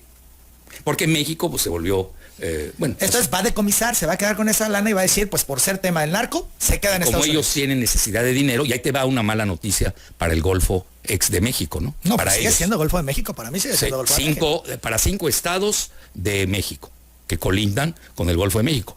Pero, que se conste, yo soy diciendo Golfo de México, pero perdóname, yo hace 27 años lo escribí. Es un proyecto ya de Estados Unidos. Salió en el Congreso de Mississippi el cambio de nombre a Golfo de Estados Unidos. Ahora, ¿por qué? Bueno, le pusieron de América, no Estados Unidos. Bueno, America for them is USA, perdón. No estamos hablando con Américo Vespucio, ¿no? Ni Cristóbal Colón, por favor. Bueno, entonces, ¿qué significa? Aquí frente a ustedes en su costa tienen los pletóricos yacimientos de petróleo. Yo desde cuándo vengo con esa hipótesis. ¿Se lo van a quedar? Se quedan con él. ¿No te acuerdas de la Isla Bermeja? Claro. Había una Isla Bermeja, la mandó destruir Zedillo, lo digo con responsabilidad, yo tengo datos del ejército porque ellos me lo dieron. La mandó destruir para que Estados Unidos tuviera más millas, las 200 millas en el Golfo. Y obviamente el hoyo de Dona, ya sabes que es la colindancia de Estados Unidos, México y Cuba. Cuba no ha dicho nada en relación si está de acuerdo que se llame Golfo de México o Golfo de Estados Unidos, ¿eh? Ojo. Bueno, sí, tiene el lío con Marco Rubio, ¿no? Que es anti la isla, ¿no? Que está mal, yo estoy a favor de la unificación. Pero ¿a qué quiero llegar? Oye, ¿desde cuándo se está? Quien no siguió Isla Bermeja y luego no sigue ese hoyo de Dona, Zedillo les dio el 80% a los Estados Unidos que no les corresponde. Yo estoy hablando técnicamente. Zedillo entregó territorio, bueno, en este caso, la muerte de límites. Sí, la muerte de Zedillo, de Colosio, lleva a Zedillo. ¿Por qué Zedillo? Porque Zedillo era gato de Josef María Córdoba, que hoy tienes a su prestanombres Raimundo Gómez Flores, que fue senador por Jalisco, ya tienes a la hija hoy dándonos lecciones de soberanía. ¿La hija que se llama? Altagracia. Y que está ponderada por la presidenta Sheinbaum. A eso no lo sé, yo no sé. No, ¿cómo no? ¿Le está ayudando en todo un plan? No, pues ella es la coordinadora entre gobierno y empresarios, ¿no? No, pero... todo un plan ahí. Pero, sí, pero... Entonces el papá de ella... Raimundo Gómez Flores, senador, pues era el gato de José María Córdoba. Córdoba Montoya. Que era judío de la Ciotat, España. Oye, si alguien lo sigue, soy yo. Con Jacques Attali en Francia. Oye, pues aquí todos nos conocemos. ¿Y entonces qué? No entiendo. Contradicciones. Cuestión... Yo creo que a veces en el poder hay contradicciones o hay traslapes. ¿A veces? Sí. Pues depende del caso. ¿No? De cada, lo vemos, muy frecuente. Bueno, depende del caso, ¿no? Y del país. Hay contradicciones, hay traslapes, no todo es tan maniqueo, tan lineal. No, 2 más 2 es 4 siempre. Depende, por eso Altagracia, por ejemplo, Altagracia no la recibieron en Washington. Tuvo que pagar $5,000 para comprar un boleto en el Hispanic Party. Hicieron un nunca entró a la cena de Vance, nunca entró a la cena de Trump, y menos iba a ir al Capitolio. Perdóname. 9:15, entonces, ¿le va a poner finalmente mañana aranceles Trump a México? Vamos a la pausa. ¿Habrá mañana aranceles para México? Alfredo Jalife. Mañana martes, bueno, ya lo anunció Litnik, ¿no? Bueno, pero ya se había anunciado anteriormente que los habría y los pospusieron. Bueno, a ver si mandan unos 50 ahora, ¿no? A ver si lo detienen. Esto es, tú ves que mañana los aplican. Sí. Lo veo. Y esto va a ser un golpe al país. Sí. ¿México aplicará aranceles a Estados Unidos? Hay que pensar eso. ¿Debe hacerlo? Porque viene el incremento, ¿no? Te vuelven a pegar y todo. Entonces de no acabar. Entonces tú aceptas, pones la otra mejilla y listo. Bueno, eso es ya muy evangélico. Bueno, pero estamos tratando de que se entienda. No, depende de tus circunstancias. La vida, mira, es... ¿Qué debe hacer la presidenta Sheinbaum? Mañana... no te dije lo de Rusia. Limpiar la diplomacia mexicana que no existe. Es una porquería. ¿No hay diplomáticos mexicanos? No hay. Oye, el de Rusia es un gatazazazazo, pelagatos.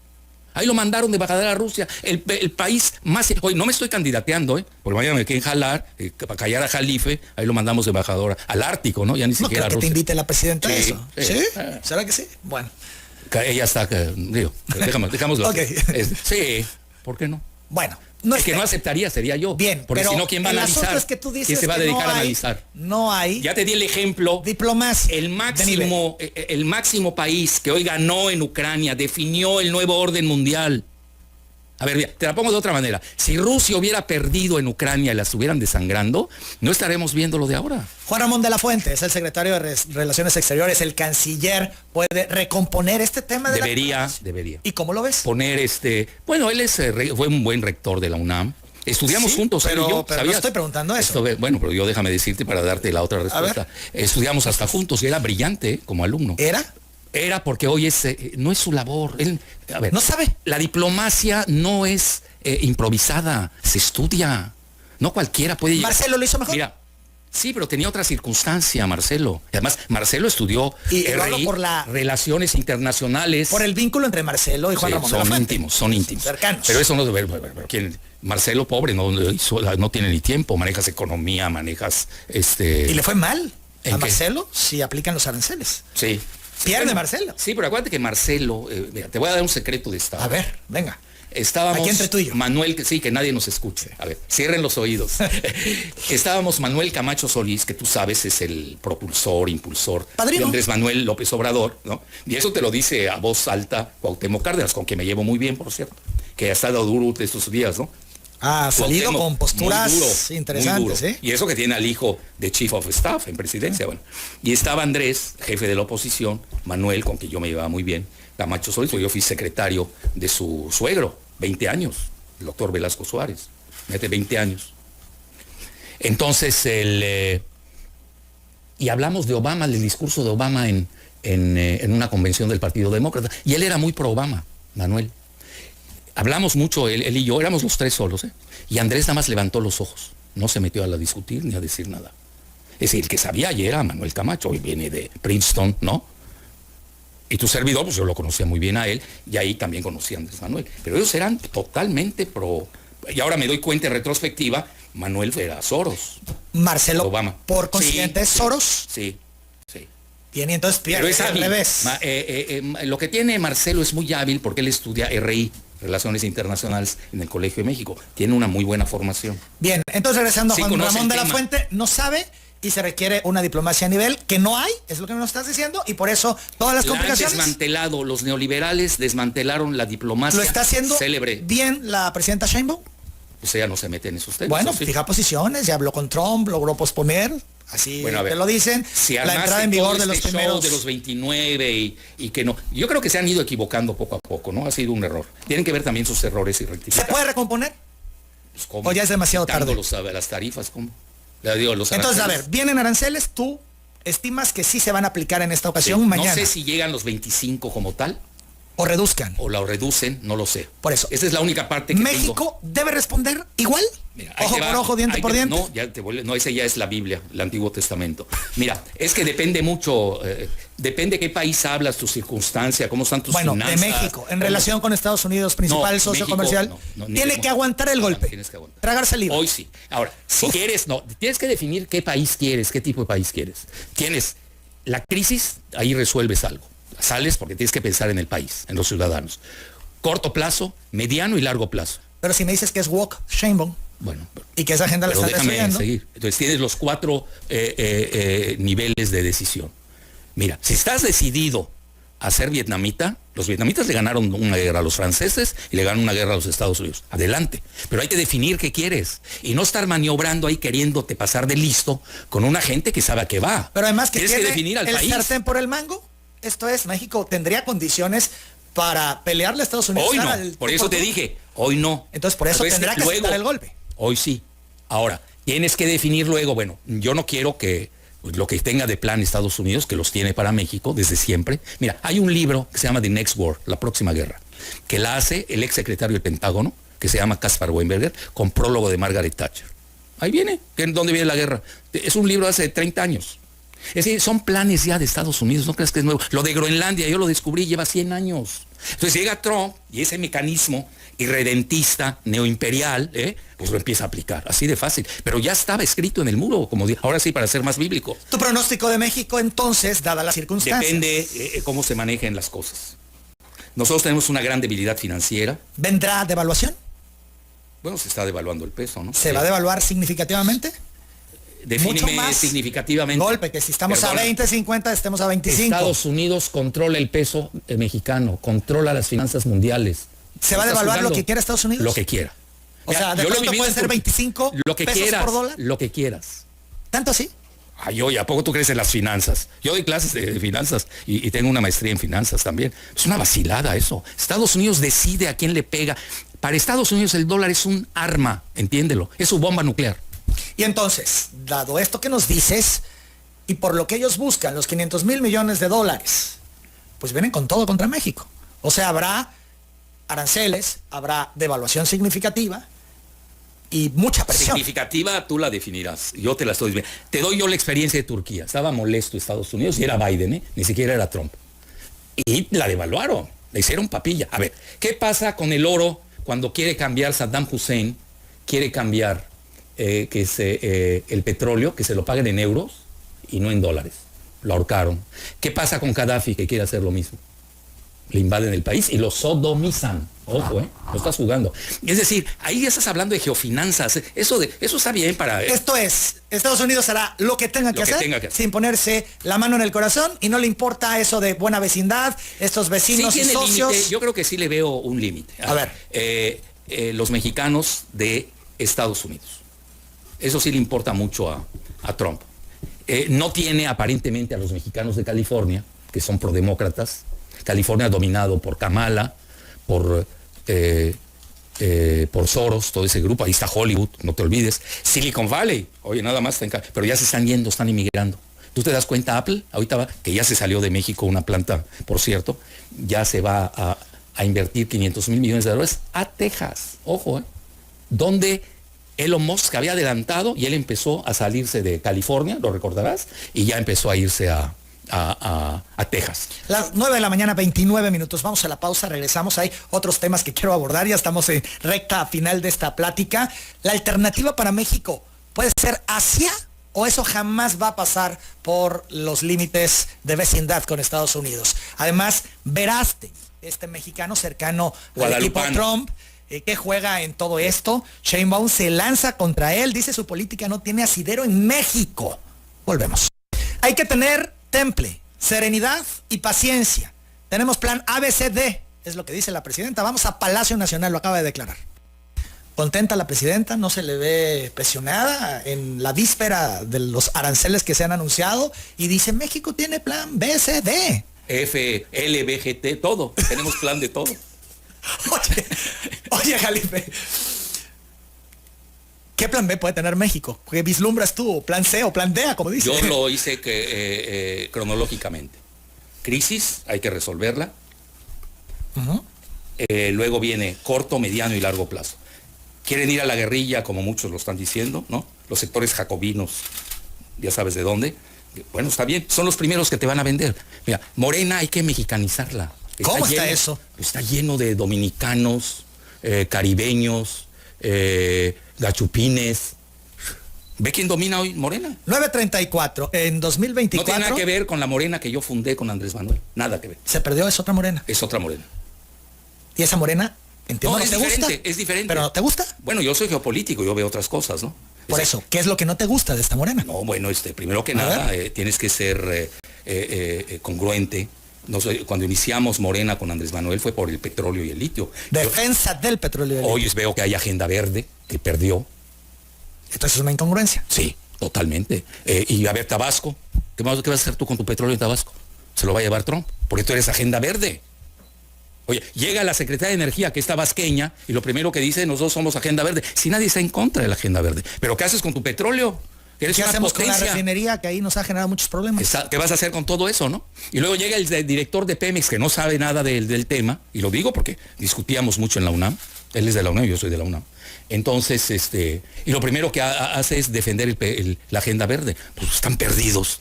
Trump es petrolero. Ya, acababa. ¿Qué es Putin? Petrolero. ¿Qué regresó el petróleo? ¿No lo ven? Punto. 9:35. En 2024, en medio de una serie de amenazas arancelarias de Estados Unidos, México incrementó sus exportaciones de mercancías a varios países de Asia, una región donde China continúa siendo el principal socio, aunque el año pasado se registró una contracción en los envíos a esa nación, pero México creciendo en exportaciones de Asia. Asia puede ser nuestra alternativa, o Estados Unidos, por la vecindad, nunca lo va a permitir.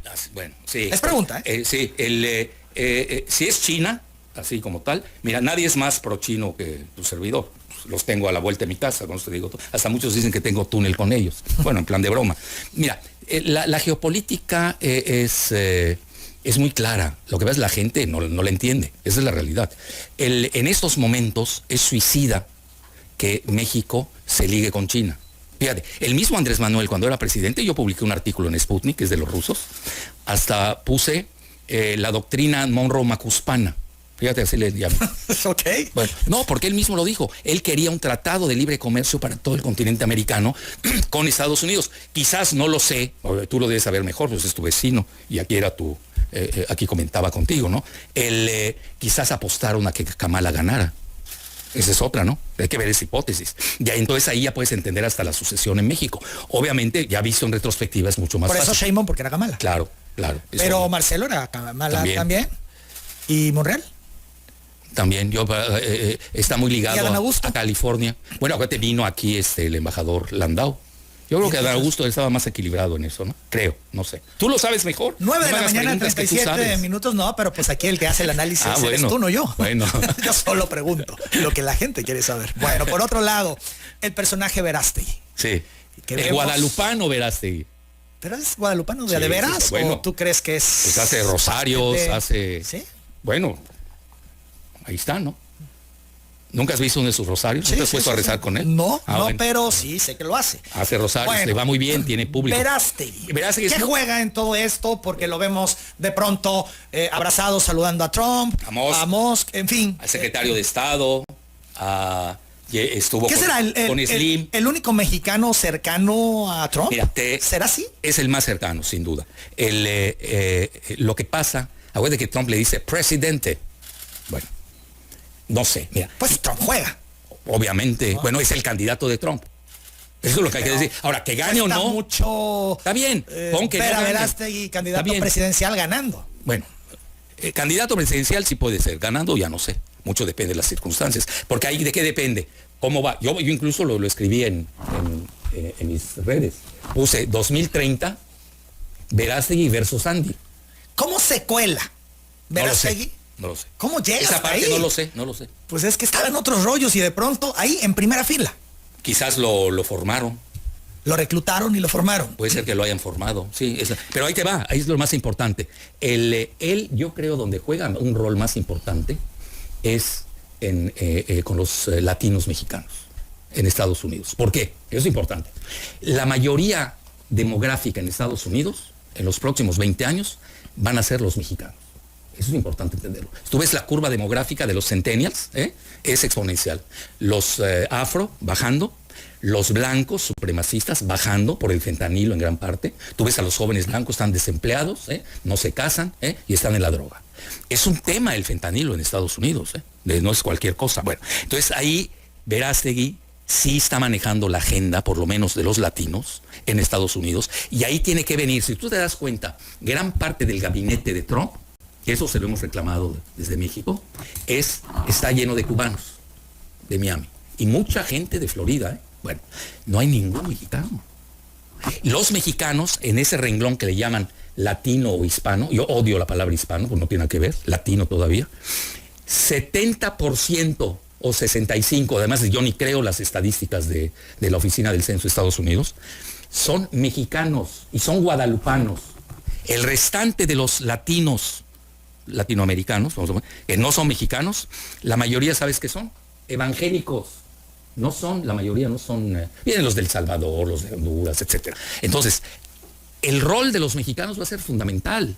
Entonces va a venir la gran alianza de salvación de los blancos con la alianza con los latinos. Ese es mi pronóstico. 9:41, la presidenta Sheinbaum denuncia el racismo de Verástegui, que causó polémica por hacer un saludo acusado de nazi en una convención conservadora estadounidense, y dudó del alcance del partido político que está creando o que pretende crear en México.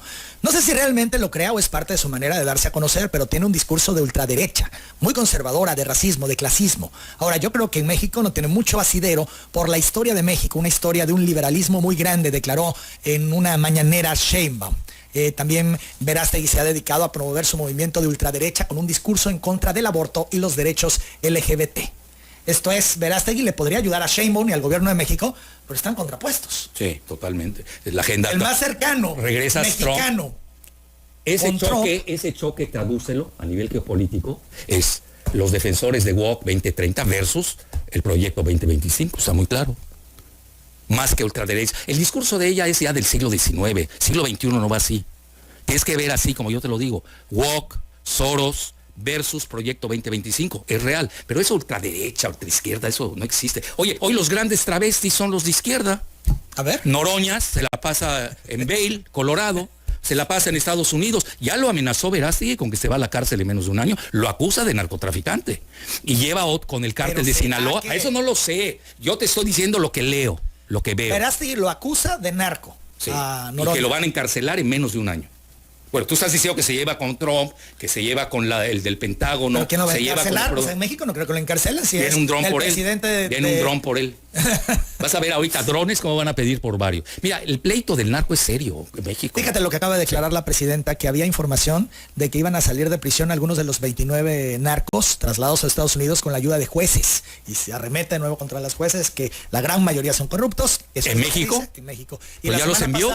Y la semana pasada iban a salir, por eso los envía. Porque ella argumenta, como sabían. Sí, pues salió mal la jugada. Los iban a liberar, prefirieron mandarlos. Salió mal la jugada, mi querido Emanuel. Si no le salió. No salió. 9 de la mañana. Reconocer, cometiste un error. Pero ella jamás va a aceptar sus errores. Es su personalidad. 9:44. Pues ya teníamos que haber despedido, pero nos vamos a tener que ir a la pausa. Seguramente nos vamos a ir a tiempo de cuelga, pero no podemos desaprovechar al maestro Jalife, que está esta mañana con nosotros, porque él nos va a decir quién es el próximo, quién será el próximo presidente de Estados Unidos. Así abrió la entrevista, así muy retador. Yo les voy a decir, bueno, pues vamos a enterarnos. Soy más retador en Estados Unidos que aquí. ¿Te has dado cuenta? No, pues aquí me persiguen. ¿Sí? Oye, ¿qué hago? Aquí por defender el litio y el petróleo, me están persiguiendo. Ese es mi... ¿Sí? Ay, tú sabes que me hicieron. Vamos a la pausa.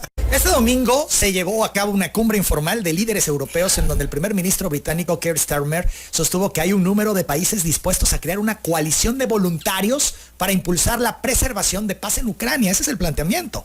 El inglés no especificó los países que se sumarían a ese plan, pero aseguró que el Reino Unido está dispuesto a poner botas sobre el terreno y aviones en el aire. Así lo dice, como garantías de seguridad para Ucrania. Garantías de seguridad para Ucrania.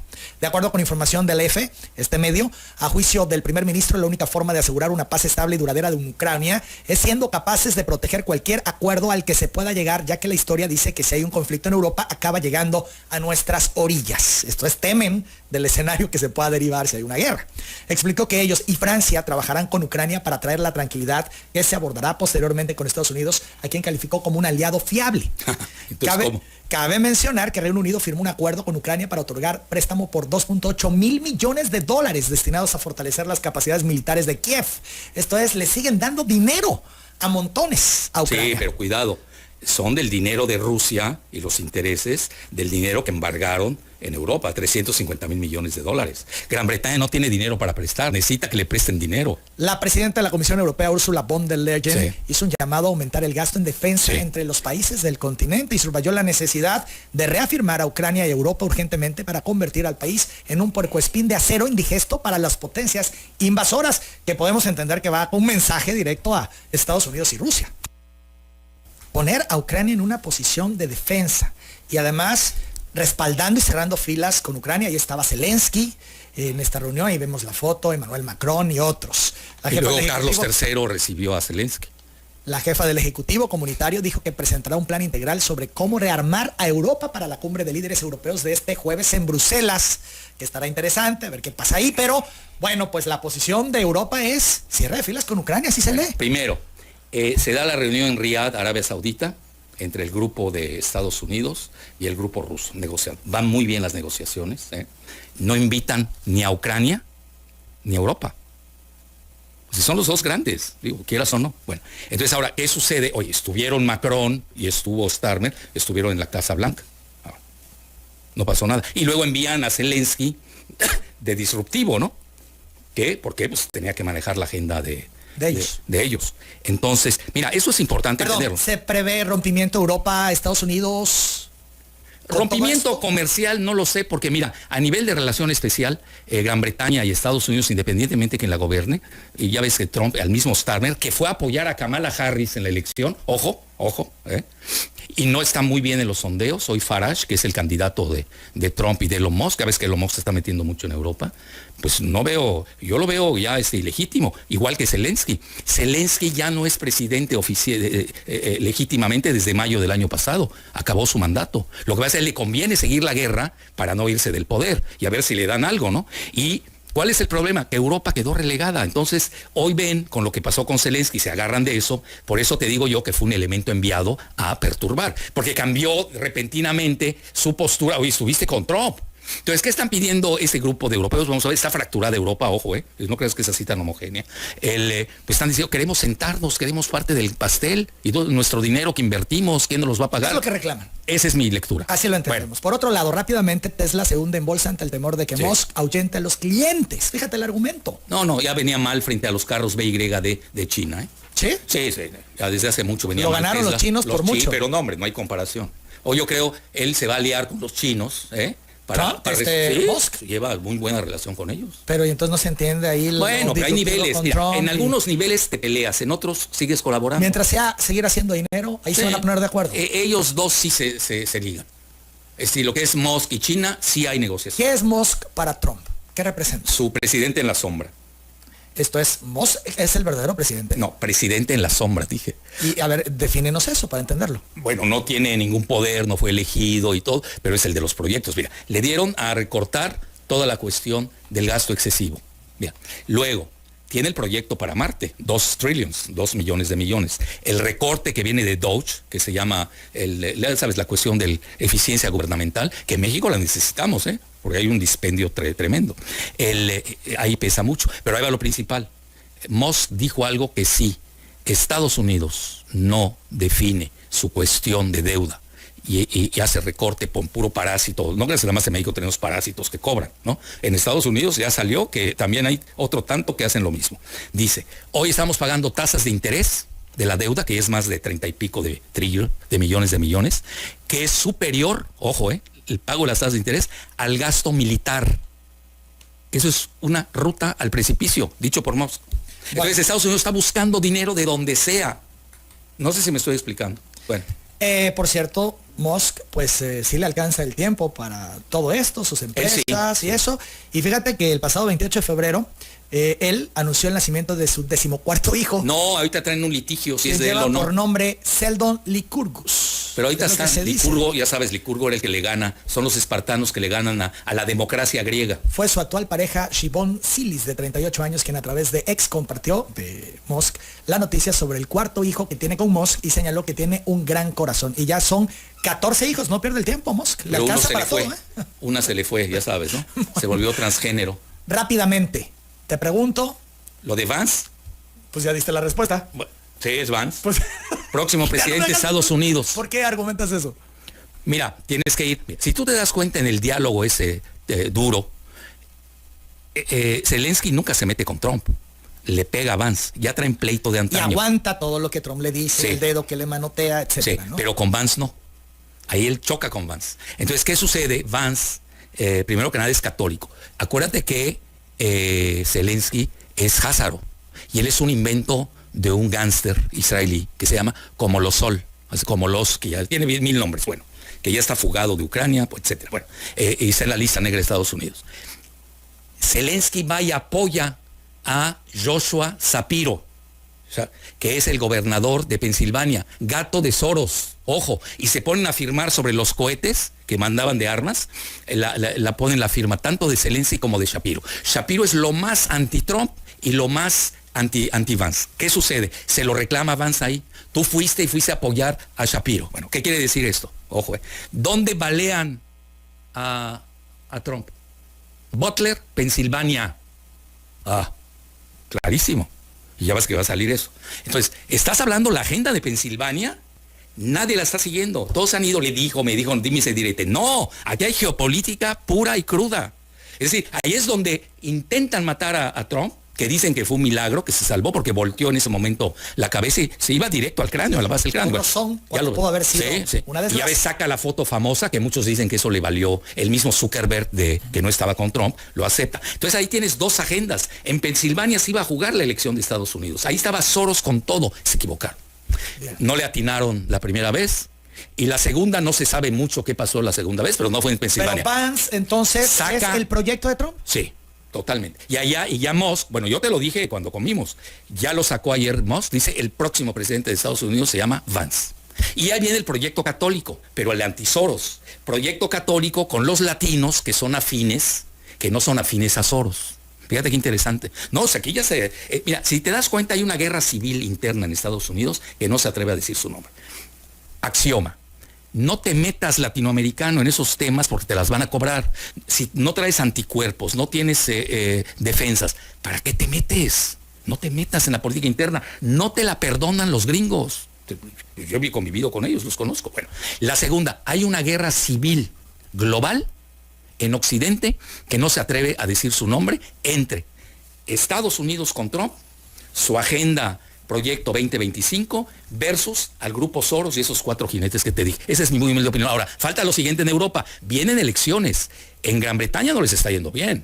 En Francia, Macron es ya ingobernable Francia. Hoy, si tú sumas a los dos que son prorrusos, que es, por eso la izquierda-derecha son terminajos ya para el siglo XXI.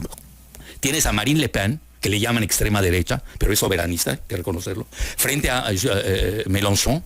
Muchos decían que yo era muy pro Mélenchon y todo, sí, lo tengo que reconocer. Siempre me cayó bien Mélenchon. Además habla español. Bueno, es extrema izquierda, así le llaman, pero es soberanista. Ojo, si tú te das cuenta, los dos no son rusópatas ni rusófobos. Es decir, no está definida Europa. Meloni, la italiana, es totalmente pro-Trump. Víctor Orbán de Hungría es pro-Trump. Fico, al que intentaron matar, ¿te acuerdas de Eslovaquia? Es pro-Trump. España jugando, porque Sánchez, nos guste o no, siempre fue pro-Soros, igual que el Grupo Podemos. El Grupo Podemos, que está incrustado en Morena hoy, que domina mucho de la ideología, con esos dominicanos y guatemaltecos. Tenemos guatemaltecos, son los que definen la ideología de Morena. Ahí luego me la platicas. A ver, pero ¿y por qué la personalidad de Vance es como el ideal para Trump? Porque es millennial, tiene 40 años. Shapiro sería el otro candidato. Y, ojo, Shapiro, el exgobernador. No, sigue siendo gobernador de Pensilvania. Tiene 51. Entonces Vance tiene un peso con los millennials, pesa mucho, la cuestión católica. Y el otro es Házaro. Es decir, en Estados Unidos no hemos tenido todavía un presidente, fíjate, he dicho hemos, ¿no? Bueno, que sea Házaro. Entonces hay un choque de católicos anti-Házaros y un choque de Házaros pro Soros. Eso es, y eso, obviamente, los que no están empapados de la política interna de Estados Unidos, de Europa, del mundo, esa es la frase más dura de Vance. Cuando la recuerdas, ¿no? Que le dice, oye, tú fuiste a apoyar a Shapiro a Pensilvania. Acuérdate que Pensilvania es frontera con Ohio, ellos se conocen bien. Ya te adelanté la sucesión en Estados Unidos. La sucesión en Estados Unidos. Bueno, pues y igual la de aquí, ya te la adelanté. ¿Tú no la crees? Pues yo te dije. ¿Cuál? Yo sí veo Verástegui contra Andy. ¿Tú crees que Andy en Morena para el 2000? Andy, no veo a otro. ¿Quién? ¿De plano así? Dime a quién. ¿No se va a la Ciudad Gonzalo, de México? ¿no será Gonzalo? ¿No se va a la Ciudad de México? No la veo. No la quiere Sheinbaum. Entonces, Andy Verástegui. No, ahora ya le toca a un hombre, ¿no? Bueno, entrecomillado todos. 10 con 3, Calife. Siempre es un gusto platicar. Gracias. Hay muchos temas más, pero desafortunadamente el tiempo bueno, nos gana. Te volveremos a invitar más adelante para seguir en mi recorrido de geopolítica. A mi regreso del Cuerno de África. Bien, lo planeamos. Gracias. Feliz estancia en Tabasco. Igual, ya sabes, gracias. de esta casa.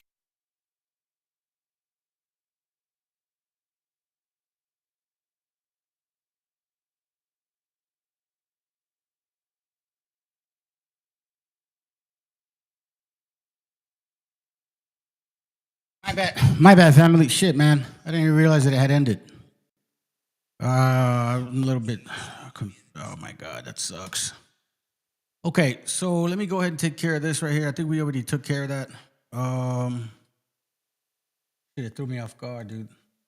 I needed to do something. My bad, fam. My bad. I didn't mean to do that. Let's see. Oh,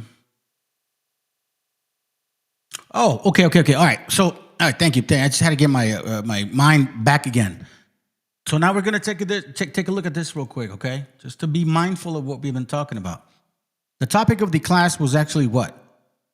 It was regarding the two-headed eagle, correct? Two-headed eagle, or double-headed eagle, so-called. So-called. Look at this title right here, fam. Anglo-Israel? For real? Is that what we're doing now? You know what I'm saying? Hey, can you guys hear the sound and shit? Okay, hold on a second, fam. What the hell? Testing 1, 2, 3. Okay, I can't hear it. But by the way, give me a second, family. Copy. Okay, we're good. So here we see a book called Anglo-Israel and the Jewish Problem. Anglo-Israelism. You see what I'm saying? Now you understand what that cross and that star of Moloch means. Double-headed psyops. This is something they don't speak out loud, family. But this is why those evangelicals are so into this so-called let's support Israel. Because they think they are part of that. Okay, this is a book called, let me show you. Let's see who wrote it. The University of Michigan Libraries. Most of these things are like Ivy League or, college file documentation. I'll say it like that. It says here, Anglo-Israel, the Jewish Problem and Supplement. The 10 lost tribes of Israel found and identified an Anglo-Saxon race. Come on, fam. Y'all gonna really fall for that shit. Are you serious, bro? You see what I'm saying, family? You see how Wobbos are bluntly saying it and the Anglo-Saxons are secretly believing that shit? When the fuck did you white people get smallpox and get decimated, bro? But y'all not even close to fitting those fucking curses, let alone even the fucking diet or the customs or the clothing or anything to that effect. You guys have no clue what the hell's about. Oh, man, it's so funny. How did you even come to that conclusion, Anglo-Saxon? You're an Anglo and a Saxon, which is two tribes, means you're a mutt. And you're also, what? The worshiper of Kaz, which is the deity of the Edomites. See, this is Esau blatantly. These are you Edomites. Esau, Anglo-Saxons. This is you. And you're blatantly trying to steal what? You let it go. You gave it up. That's why your envy's so deep that even in secret, you still think you are those people. No wonder you came over here and called this land Canaan. Now I understand that. The new Canaan. Doesn't that make more sense, fam? Isn't that more clear now to all of us how they're fucking thinking? Now, this is why I wanted to share. Matter of fact, I want you guys to look at this link because I've read it and I honestly don't even care for what the fuck it says. Do you know what I mean? Like, this is what we call NB thirsty heathen.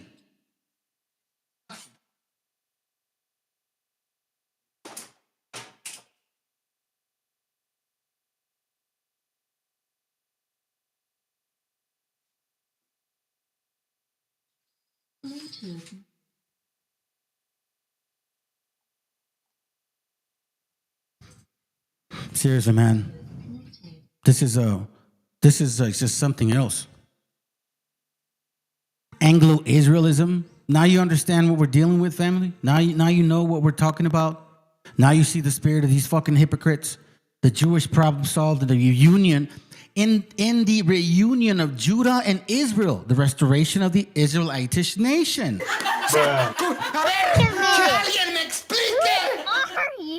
Now, why is this important to understand? We saw what these Khazars have been trying to do for a while. Now let me show you something real quick. Before we get into the full psyops of things, we're going to get into the details in between of because look, listen. Jeffrey Epstein sets up a meeting between... Shut up. This is why it's so important, family, to pay close attention to the so-called ether. You know, some like what these Anglos call it, right? Pay attention to the ether. The ether will communicate with you. Like, you know what I mean? They talk silly talk, man.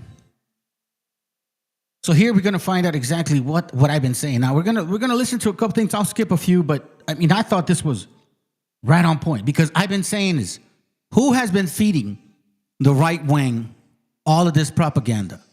Who has been sharing all of this racist fucking hatred towards our people? Giving it to the right wingers. Right? The very same people that we've been listening to the entire time. Watch, listen, this is so fucking interesting, man. And like I said, I'm so glad that I've been in front of it, so I'm not surprised by it. Like I told y'all are collateral damage. Your elitists don't give a fuck about you. You ain't shit, people. Just like, because the scriptures say you're like a drop of a bucket to them. Because they understand what you guys are all about. To God, you're a drop of a bucket. And finally, you're being exposed as a nation, and then your siblings are like, oh my God, I didn't know this. Yeah, we knew. Let's go. Jeffrey Epstein sets up a meeting between him and Moot, who is the founder of 4chan. On that same day the meeting is set, /poll is launched, famously the birthplace of the modern alt-right. Despite what MAGA wants you to believe or wants to gaslight themselves into believing about worse. Not only is conspiracy theorist and Jeffrey Epstein on how to rehabilitate Trump's former advisor, alleging Donald Trump wanted Epstein killed, and far more damning, video evidence of Trump's former advisor and close ally Steve Bannon plotting with Jeffrey Epstein on how to rehabilitate his image. Ostensibly to humanize Epstein by making him out to be a great intellectual. Look, you're the smartest guy in the room, and obviously you're smart. The smartest guy in the room. And as if all that isn't already bad enough, here is what one of the worst things to spawn out of the alt-right pipeline, This guy, remember, family, this is what bothers me about y'all piece of shits that are, oh my God, all of a sudden you call this Mexican ass out. Let me say something. Mexican, as of right now, is a nationality. But the Mexica is a race. Do you understand that? Just like you, quote unquote, Americans, it's a fucking nationality. But outside of that, you're Africans, you're Asians, you're Europeans, and you're Arabs. Do you understand what that fucking means? Okay, but all of a sudden you just want to point out that side of the aspect, even though his dad is a fucking Irish man, titled Mexican, and his mom is a Sephardic Italian. But you don't say none of that, do you? Right. Because they'll demonetize your ass. Fuentes filmed himself doing today. This is very high quality. U.S. flag on the side, and then we have the embroidered USA logo right here. You can zip it all the way up. You can zip it all the way down. Maybe if you're in like a tropical climate, you get a little warm. This is the perfect fit. It's a great conversation starter. People are going to say, wow, I love that quarter zip. Where'd you get it? And you could tell them I got it on this island. They were giving them away before the feds showed up. We've sold over 1,000 of these already. They've only been here, I think, for a few days. We already sold over 1,000 of them. It's my #1 bestseller for the year so far. People love them. I cannot express how disgusting that is. So basically, he's supporting pedophilia. I mean, I told you guys the dude was fucking butt plugging and shit. I mean, this is just, God, dude, this is funny, bro. Listen to this. A site called 4chan, and that became a breeding ground for everything from anti-woke and that incel neo-Nazi man-child is the direct spawn of one of the darkest places on the internet, a site called 4chan, and that became a breeding ground for everything from anti-woke and DEI to QAnon and Nick Fuentes himself. It is like ground zero for basically every right-wing conspiracy theory that really got memed into the mainstream from like 2013 or 14 on. So please, stick around to the end for the full picture. Check it. Now I want to take you to the part where this guy's pointing out exactly what occurred. All right, here we go. Listen, of 4chan. Y'all Greco-Roman Amalekites, bro, Canaanites, y'all love that shit, dude. You've been proving it. Even in these BHI camps, bro, they get caught for fucking molesting children. What are you talking about? Y'all are fucking disgusting, dude. But hey, you also claim to be Greek. Maybe. On that same day the meeting is set, /poll is launched. Famously, the birthplace of the modern alt-right. The term woke and DEI, as we know them today, were created in these forums. This is where Q began posting his drops and is the birthplace of the QAnon conspiracy. Do you understand what I'm saying to you? Basically, Q is Jeffrey Epstein. Jeffrey Epstein is Pedo Geppetto. He Geppetto'd the pedo conspiracy theory. Pizzagate was literally a right-wing psyop to distract you from Trump and Epstein. What was I saying, family? What was I fucking saying? Jews and Muslims of British colonial America, they've been around doing this shit since the get-go. Freemasonry, Talmud, Kabbalah, they've been involved in all of that stuff. Prince Hall, all of that shit. They wrote these things, man, for their benefit. They understood who the hell we were. Y'all are just collateral damage. All of a sudden, it takes this hard to figure out. Now you're seeing that the entire time, these so-called self-proclaimed Israelites of the Bible are nothing more but nothing less than your typical Khazar that manipulated all of y'all, that has been working with the Anglo and Canaan. Like, if you really think about them, Anglo, Amalek, and Canaan are all working together. You got Trump, you got Diddy, and you got who? The financiers. This is new to you. I'll tell you what, for the family that's been listening to me, man, I know that you're like, hell yeah. Yeah, I've been hearing that for several years. And now it's right in front of our face. There's no more lies. So all you Democrats that are so-called Jewish, you fuckers voted for Trump because that's what your synagogue fucking told you to do. And I know there's a lot of you right-wingers that claim to be Christians and are in secret Jews as well. And those people, these Jewish Khazars, whatever the fuck you want to call them, because they're not Semitic. Sorry, you're not. You know, that's just a real fact. And if you want to put bloodline against mine and yours, and you want to take me to court and say, listen, do it. I would love to be in front of a court and ask, if I'm anti-Semitic, then which branch am I? Am I Hamitic or am I Japhetic? Because if you're going to label me as that and take somebody to court, you got to prove that shit too, which means I get the right to fucking ask about you. Correct? Now you're finding out that these people have been pushing that agenda that says hate raza, hate indigenous people, deport, immigrate them, get them the fuck out of here. Oh, in Palestine, don't worry about it. All of you people that are part of the North American dream have been funding the destruction of Palestinians. And all of you that claim that you ain't part of this shit have been funding the destruction of the indigenous since 1492. And finally, we're starting to see them both kind of be compared to like, yo, like an example, when they went to Africa, they just exploited you. They didn't fucking replace you. When they went to Asia, they didn't replace you. They just exploited you and gave you opium and got you drugged out and shit. Because they were the first fucking cartel ever to be existing in the entire world. Now you fucking Greco-Romans are surprised that you guys are pederasts and cameterists, whatever, all that shit. Now you guys, oh my God, the elitist, bro. Are you serious? Do you not read the Bible that you so claim to believe? 4chan is a honeypot. QAnon, who were already the stupidest people on earth, have gone one level deeper. Yes, there's a global power ring that's infiltrated the highest levels of power. But fortunately, God has anointed a lone savior to destroy them. His name is Donald Trump. He's Q. He's sending us signals. No, you dumb f***. It's Jeffrey Epstein. Oh.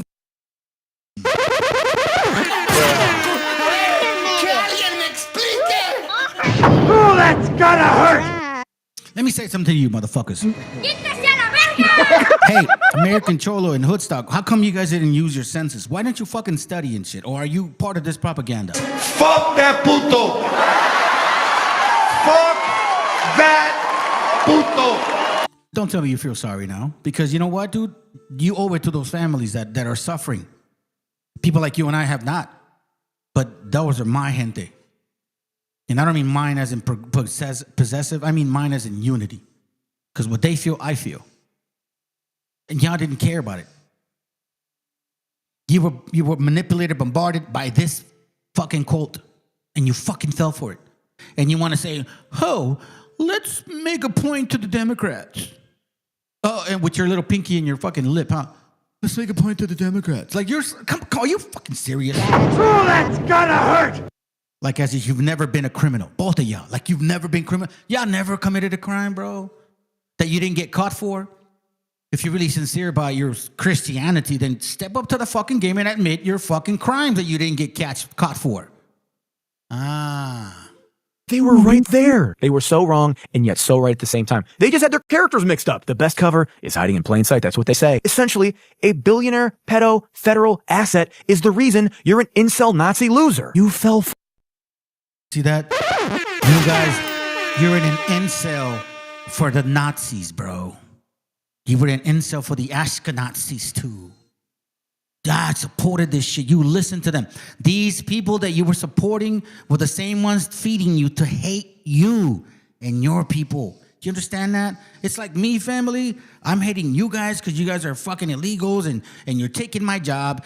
But I'm getting that information from those people, like supposedly the right-winger QAnons, but it's in reality these Jewish Khazars playing a game on me. Hold on, here's what I say to you, Cholo. Turkey Slurpee. Oh, stop. Turkey Slurpee. You Turkey Slurpee that shit. For it. You've been psyoped by the very thing you sought to destroy. Thank you very much. Hold on. What? Turkey Slurpee. You've been by the very same thing you were supposed to destroy. Savior to destroy them. His name is Donald Trump. He's Q. He's sending us signals. No, you dumb f***. It's Jeffrey Epstein. Oh, they were right there. They were so wrong and yet so right at the same time. They just had their characters mixed up. The best cover is hiding in plain sight. That's what they say. Essentially, a billionaire pedo federal asset is the reason you're an incel Nazi loser. You fell for it. You've been psyoped by the very thing you sought to destroy. Now, obviously, that is that creator's opinion based on the evidence in the Epstein files. And it's one that's shared by many other creators online, as we've seen as well. I just want to jump in here quick to say, I know. And I don't know about all this stuff that he says. I want to get back to the video here. Where is he at?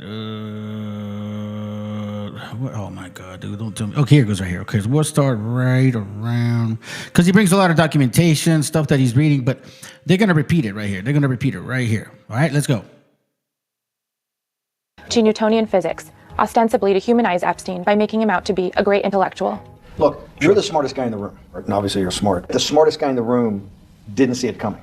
We reached out to Bannon for comment, and he did not immediately respond. In previous comments to media, he has denied media training Epstein. In one of the few moments of pushback during the interview, Bannon gives Epstein a chance to reflect on the ethics of his past actions. Is your money dirty money? No, it's not. So, in fact... Why is it not dirty money?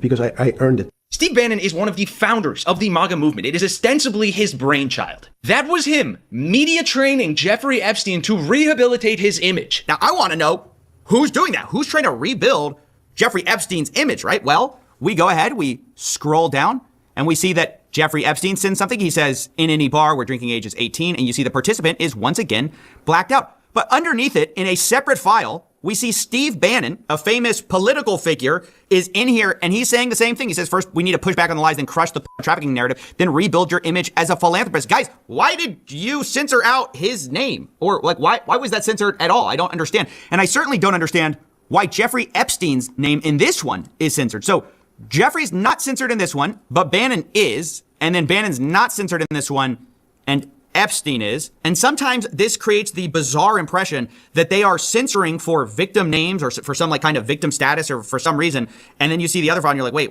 why did you do this? It's just very poorly done throughout. And if anyone watching this was one of these and is feeling a little shady over all this Epstein stuff and you want to take the cap off, ask yourself a couple questions. Isn't it a little shady, just a little shady, that Steve Bannon in 2019 was trying to rehabilitate Jeffrey Epstein's image while Donald Trump was president, right after he was an advisor to Donald Trump? And now today we find out from Epstein's cellmate that the cellmate claims the Trump administration wanted the pervert power broker dead. These are all allegations, but Jeffrey Epstein's prison probably thinking like, why am I showing a lot of these things? Because you need to understand the power behind what is fucking going on right now. We've been talking about this shit for a while, family. Here it goes right here. Let's go. The playbook, as we get into this much darker side of the 3.5 million files, you're going to notice this trend is true, that everyone we're going to talk about, basically they admit nothing, they deny everything, and then they usually make counter accusations against other people in the files. Almost no one has faced any kind of consequences for this whole thing, leading me to wonder, why is it that it seems like really only in the rest of the world has anyone faced anything? I mean, you've got the former Prince Andrew losing his title. You've got the You got an idea. Okay. I think I don't have to keep bashing on that shit. Here's the one that caught my attention. Now let me just read this real quick before I continue, because I think it's important.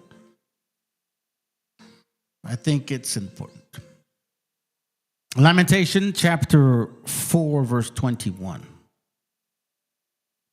It says, rejoice and be glad, O daughter of Edom, that dwelleth in the land of Uz. The cup also shall pass through unto thee. Thou shalt be drunken and shalt make thyself naked. We're starting to see their exposure. You see that? We're starting to see the exposure. Remember the videos that we were watching earlier regarding the Halifas were saying how they've been trying to infiltrate Mexico and South America and all of these things, right? You heard it right. It's not. Pause it real quick. Remember that? Okay. This is going to blow your fucking mind. Because this is, first we got the Judaic PSYOP. Remember the two heads? Remember the double-headed PSYOP? The ones on the right and the ones on the left. We've been seeing the PSYOP on the right. Now let's look at the PSYOP of the left. You're going to see that this is beyond what you even assumed. I'm serious, family. When I saw this video, it all started making sense. It all started making sense. And I always wondered why I would show this page to you guys often.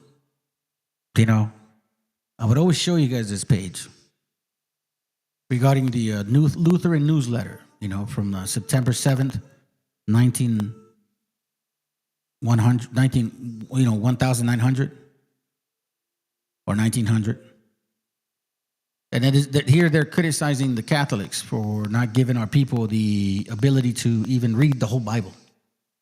Everything they gave us was based on the brief compendium of Christian doctrine. You know, the short little fucking things that we only learn in church. Ave Maria, Padre Nuestro, Mandamientos, Rosario, and Ave Maria.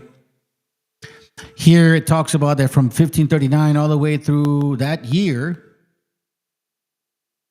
the Bible was not allowed to be printed in any dialect of the people, raza.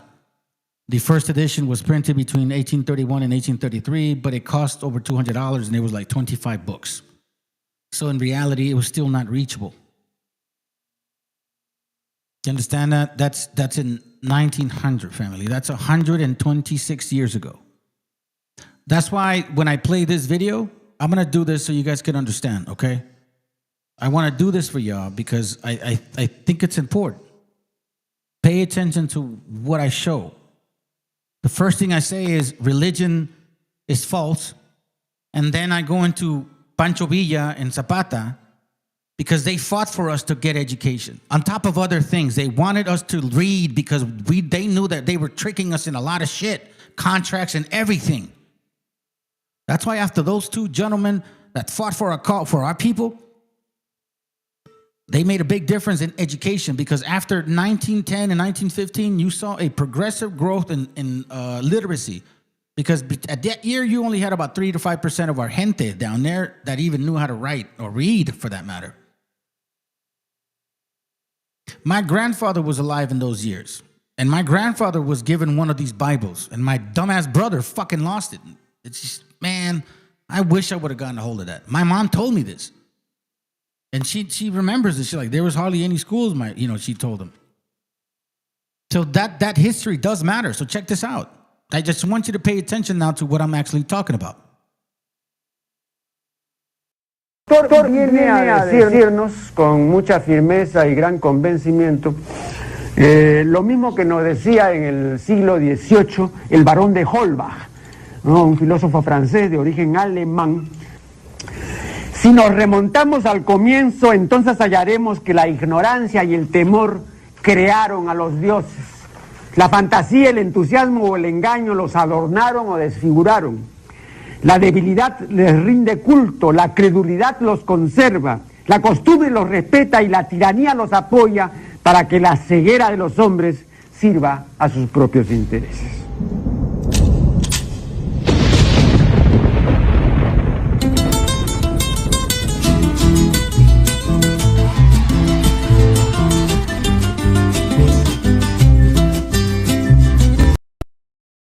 A lot of our people died for the sake of your education. And that's something that Raza never tells you. Nobody gives these men that credit. A lot of men and women died for your education. It's only been 126 fucking years. Family, let's put it this way. Maybe in the last 80 years, we've all been really learning how to read. Because guess what? In 1976 was around the last time that we in Mexico were having church services in Latin. Yes, in Latin.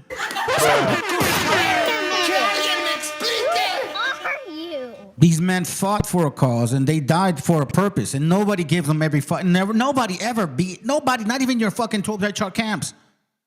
When do they ever talk about that? No, they talk about, Malcolm X or, what's his name? MLK and all these other fucking people that have nothing relation to you.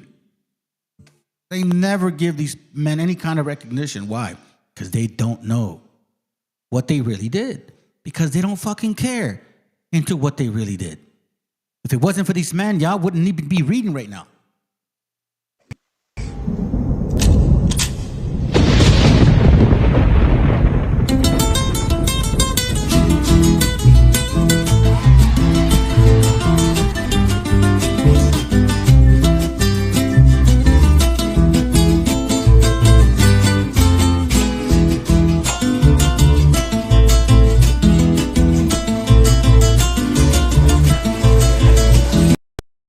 So now I showed you that religion is false. The battle that was one of the most important civil wars that we ever experienced. And this one too. If you really don't realize that 1812 shit didn't count, fam. Oh, we were independent from Spain. Who fucking cares? The North came over and bent you over and took everything from you. So 1812 didn't matter. Oh, that's right. We got rid of the fucking Spaniards. Here comes the Anglos. They take a lot of your land, and all of a sudden, and then when these two men started doing this, they started moving and making a movement because guess what? It was about time to say, fuck you, you fucking Esau. Fuck you. and all you bastards that helped them. And this is why I bring this up at the end, because this is where it all started originally.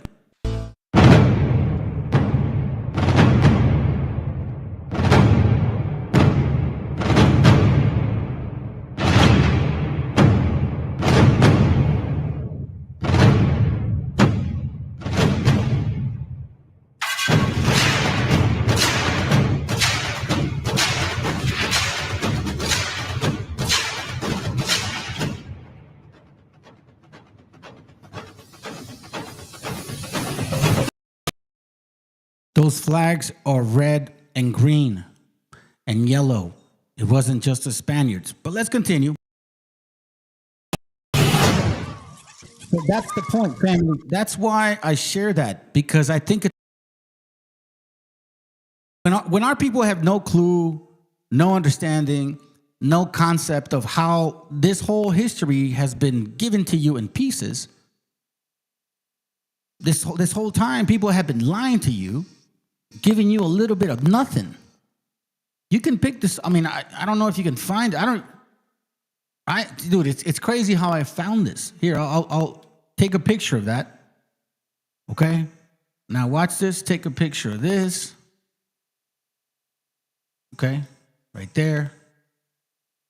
And then take a picture of that. And you can see how, like, they started just giving us a bunch of fucking Christian bullshit. Pinche Santos y Ave Marias and all fucking wicked ass confusion. That's why this part now, the evangelical Christian PSYOP, you need to open your eyes to this shit, because they're coming after our people. Since this other one didn't work, they're coming after our people again. That's why you need to know who the fuck you are according to this book, fam. You need to know who you are according to this book. You need to know who you are. Masas in the Bible, tortillas are in the Bible, grasshopper in the Bible, chanclas are in the Bible, huipiles are in the Bible. What else? And molcajete is in the Bible. Instruments is in the Bible. Our folklore is in the Bible. The name of Mexico is in the Bible. Shit. The pronunciation of some words is relative to that stuff. You know what I'm saying, bro? I got an actual book that a brother reminded me of it. Thank you, by the way. I totally forgot about it. I'll bring it up. I think I should be able to bring it up. And now you're going to see, like, bro, seriously, this is who you are. And if you don't know that and you believe in their fucking doctrine of devils, they're going to convince you, and you're going to allow this PSYOP, this double-headed demon, to take away the heritage that belongs not just to you, but your children and your grandchildren. It's not about you, family. It's about your generation to come. You heard it right. It's not an exaggeration to say that U.S. federal agencies have spread evangelical Protestant Christianity in the Americas as a part of a long-term psychological operation. In fact, that might be an understatement, because this strategy helped oil companies and dictators displace and murder countless people. A problem for the powerful. Our story begins in the 1960s, when a movement spread across Latin America. Catholic priests, nuns, and lay people began reading the Bible with the poor in small base communities, practicing and teaching what came to be known as liberation theology. Gustavo Gutierrez in Peru, whose book, A Theology of Liberation, named the movement, argued that the gospel required solidarity with the poor and resistance to the structures that kept them poor. If there is no friendship with them and no sharing of the life of the poor, then there is no authentic commitment to liberation, because love exists only among equals. In the Bible, poverty is a scandalous condition inimical to human dignity and therefore contrary to the will of God. The denunciation of injustice implies the rejection of the use of Christianity to legitimize the established order. Leonardo Boff in Brazil taught that faith without a commitment to justice was empty. How are we to be Christian in a world of destitution and injustice? There can only be one answer. We can be followers of Jesus and true Christians only by making common cause with the poor and working out the gospel of liberation. So the criticisms made of liberation theology by those who judge it on a purely conceptual level, devoid of any real commitment to the oppressed, must be seen as radically irrelevant. Liberation theology responds to such criticism with just one question. What part have you played in the effective and integral liberation of the oppressed? In El Salvador, thinkers like John Sobrino and Ignacio Ellacuria related the suffering of the poor to the passion of Christ directly, and the sin of oppressors to the sins for which he was crucified. The crucified people, that is, the poor, are the historical continuation of Yahweh's servant, whom the sin of the world continues to deprive of his human face. The powerful of this world continue to strip them of everything, to snatch everything from them, even their lives, especially their lives. Jesus takes a very different approach to each group. He offers salvation to all and makes demands of all, but in a very different way. He directly demands a radical conversion of the oppressor, an active cessation from oppressing. For these, the coming of the kingdom is above all a radical need to stop being oppressors. These theologians did not invent liberation theology from above. They put into words what Christian-based communities were discovering for themselves as they studied scripture in the shadow of military dictatorships, land monopolies, and US-backed elites. These communities did not just pray together. They examined the conditions of their lives. They asked why their societies were structured to benefit a small ruling class and what it meant that Jesus identified with the poor. Liberation theology took those questions seriously and treated them as a call to collective action, offering ordinary people tools to interpret their own oppression and to organize for land reform, workers' rights, literacy, and democracy. You might see the problem with this for the wealthy, the greedy, the powerful, aka the US empire. See that? AKA the US empire.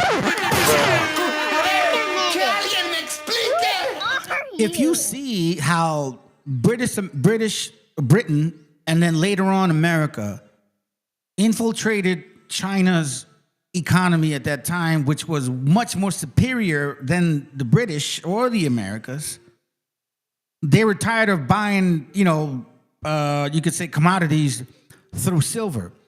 So what they did is they found out, hey, listen, India's making a lot of opium.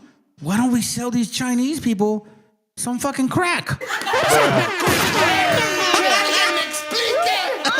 They really did do that. So guess what? That's why China started fucking falling apart. Because the British and then later on the Americas, which technically that money was used to fund all of your colleges. Black and white colleges. So your black and white colleges were funded by Chinese people getting fucking high. You both are part of this animal family. Listen, I'm telling you, these people are both part of this beast. Don't let these people fool you. They're not on your side. They're not on your fucking side. They're no different than these people right here, bro. They are no different than those people at all. They're all working together, fam. All through the power of what? This spirit right here of Nimrod. I'm telling you, because that's the religion that they both push. These people right here, these people right here, and these people right here are all working for the benefit of themselves. That's why I said Cain and Esau and the crew. I'm not kidding, fam. I've been calling these people out since 2022. I'm the only one that's been doing that. Only one. This movement encouraged those who suffered most under the existing political order to demand they be treated with basic respect. By the late 1960s, U.S. intelligence assessments characterized progressive Catholic clergy as an increasingly disruptive force, whose work threatened to establish political order in Latin America. A 1969 CIA memorandum warned that liberation-oriented priests' sermons and writings have already aroused the concern of conservative church officials and military leaders, and predicted some clergy may be driven into alignment with leftist political groups. By 1971, President Nixon identified the deterioration of the attitude of the Catholic Church as the single most important event in Latin America over the previous decade, worrying that priests were now standing with the peasants and workers against the oligarchs and the armies. Yes, he actually said that. The 1980 Santa Fe document, prepared for the incoming Reagan administration, declared that liberation theology represented Marxist-Leninist forces using the church as a political weapon against private property and productive capitalism, and called for U.S. foreign policy to mount a counterattack on, and not merely react. Capitalism has what to do with religion? Christmas Christians, what does capitalism have to do with religion?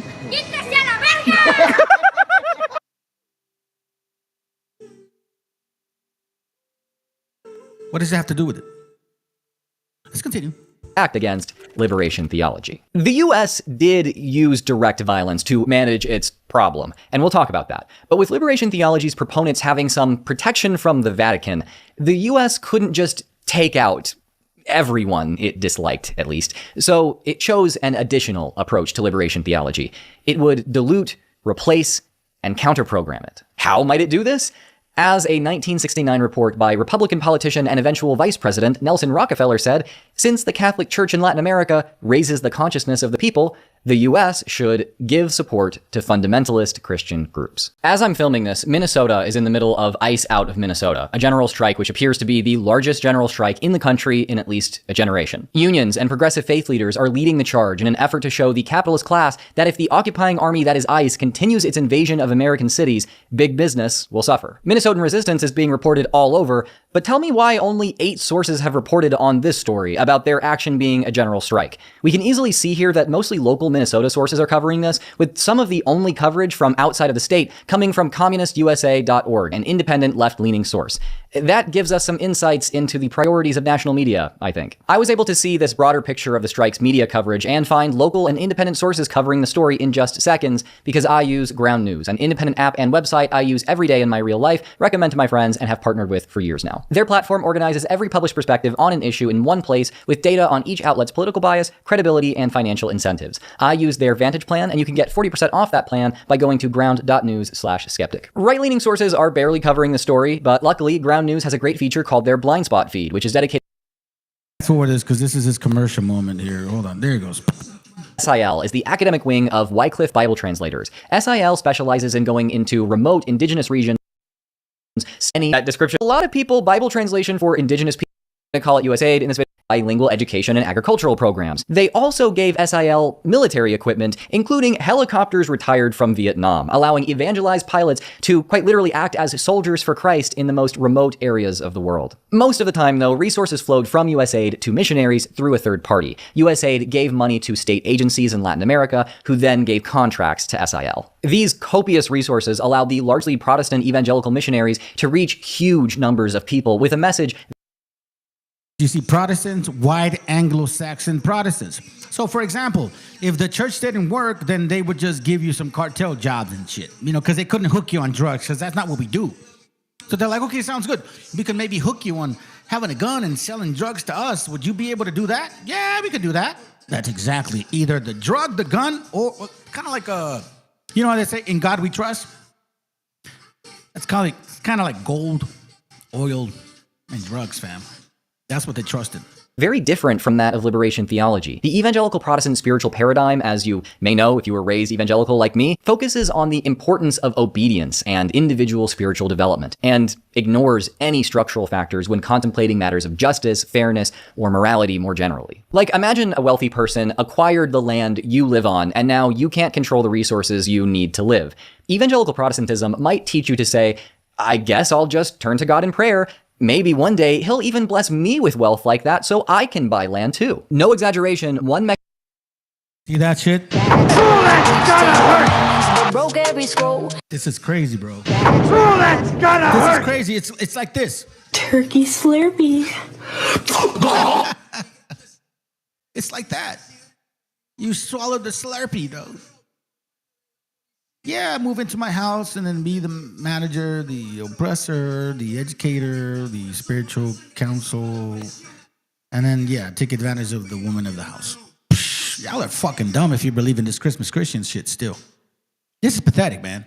Mexican historian records that an SIL missionary to Chiapas, Mexico, explicitly condemned the indigenous people's struggle for their own land, telling them that it was a sin of envy. Meanwhile, liberation theology would teach you to examine whether a social and political system which allows wealthy people to just dominate the poor like this is just in the first place. So when USAID helped SIL reach indigenous people in Guatemala, Peru, Brazil, and Ecuador with literacy programs loaded with biblical stories, the effect was to preempt the formulation of class consciousness and to instill an ideology of compliance.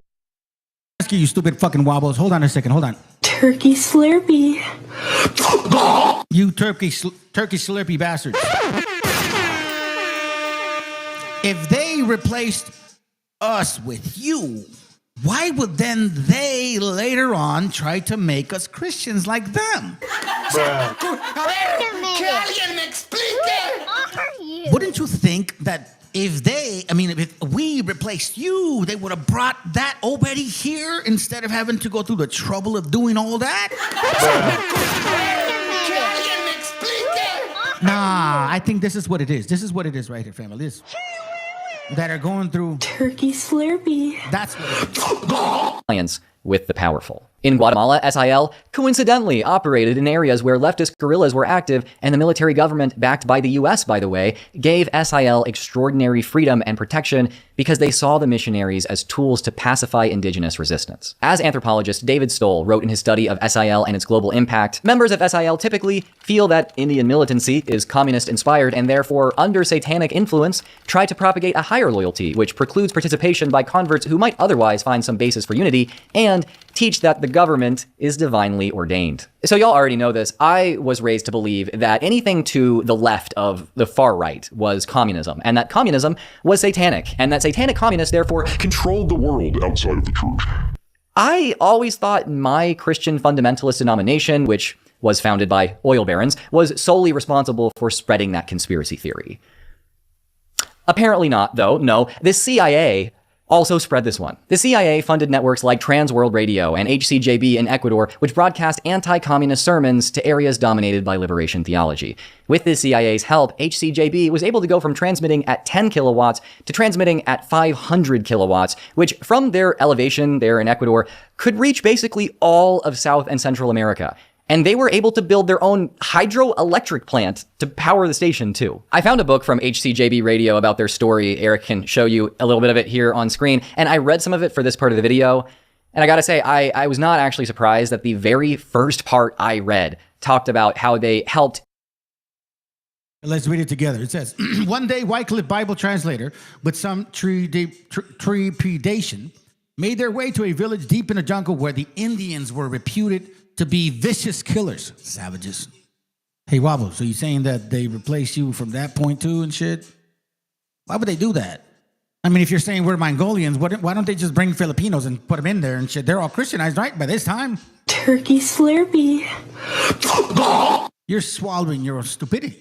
But the missionaries were astonished to find they were welcome into an orderly community with a group of new Christians in a school. The reason for the change was a self-appointed missionary.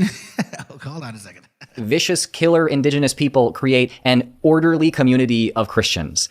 And SIL even got a mention. Also, materials from the United States Information Agency labeled liberation theologians as Marxists and were distributed directly to religious leaders in Latin America. Though the missionaries didn't just disseminate an ideology in Latin America, they became informants. Anthropologist Scott S. Robinson, writing about U.S. missionary activity in Ecuador during this period, noted that missionaries have become essential informants to the American intelligence community, particularly in resource-rich regions which strategic petroleum and mineral resources abound. Just to put into perspective how common it was for missionaries to become essential informants, a 1975 article in Christianity Today stated that overall, between 10 and 25% of America's 35,000 Protestant and 7,000 Catholic foreign missionaries have given information to intelligence authorities, observers.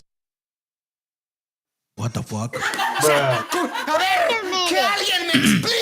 Hold on, let's sit on that for a moment. I'm gonna magnify this shit right here. Now, I think we still have Hugo Lintonero, Estudiante, all be revealed. Guaracuya, I think Mexica came in. Hey, what up, brother? No shit, I didn't say what's up to you. What do you guys have to say about this? Post a comment. I mean, say something. To me, it's like if you look. Let's read this real quick. Overall, between 10 to 25% of America's 35,000 WASP white Anglo-Saxon Protestants and 7,000 white Catholic foreign missionaries have given information to intelligence authorities, observers estimate. Now you understand why you fucking Catholics are really fucking this shit up? Now is our gente understanding how Christmas Christians have been infiltrating in your mind and spirit so long? They are not your friends. they are not your friends. On the contrary, I'd hate to tell you, because I know you guys are emotional to that fucking Virgin Mary and Jesus Christ and shit, but they're your enemy. Estimate. The average would be much higher among missionaries serving in rural areas where reliable information is hard to come by and in places where there is social and political unrest. Additionally, missionaries built infrastructure, aviation networks, airstrips, schools, all of which aided US-backed states and corporations while undermining the culture and power of indigenous people. For those of you who just like to listen to these videos and don't really look at the screen a whole lot, what's up? Hello, I am one of you.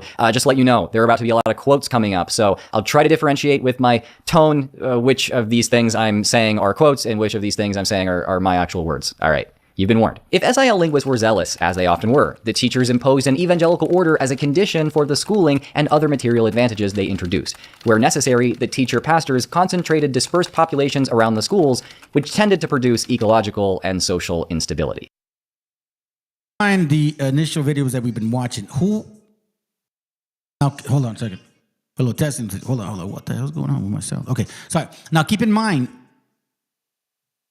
as to what videos we were watching initially. What were the videos saying initially? Who has been funding this whole thing? Then and now. For decades, SIL told the Peruvian government that it would reconcile jungle Indians to colonization, that is, to the loss of most of their land. According to Weistrand, SIL has helped the Aguarana face a new highway and colonization by 1. Anchoring them around the bilingual schools so that they not abandon choice land and flee into the hills as the elders initially advised, 2. Convincing the teachers of the highway's benefits through new trade opportunities, and 3. By giving the Aguarana a feeling for progress in the accumulation of material goods.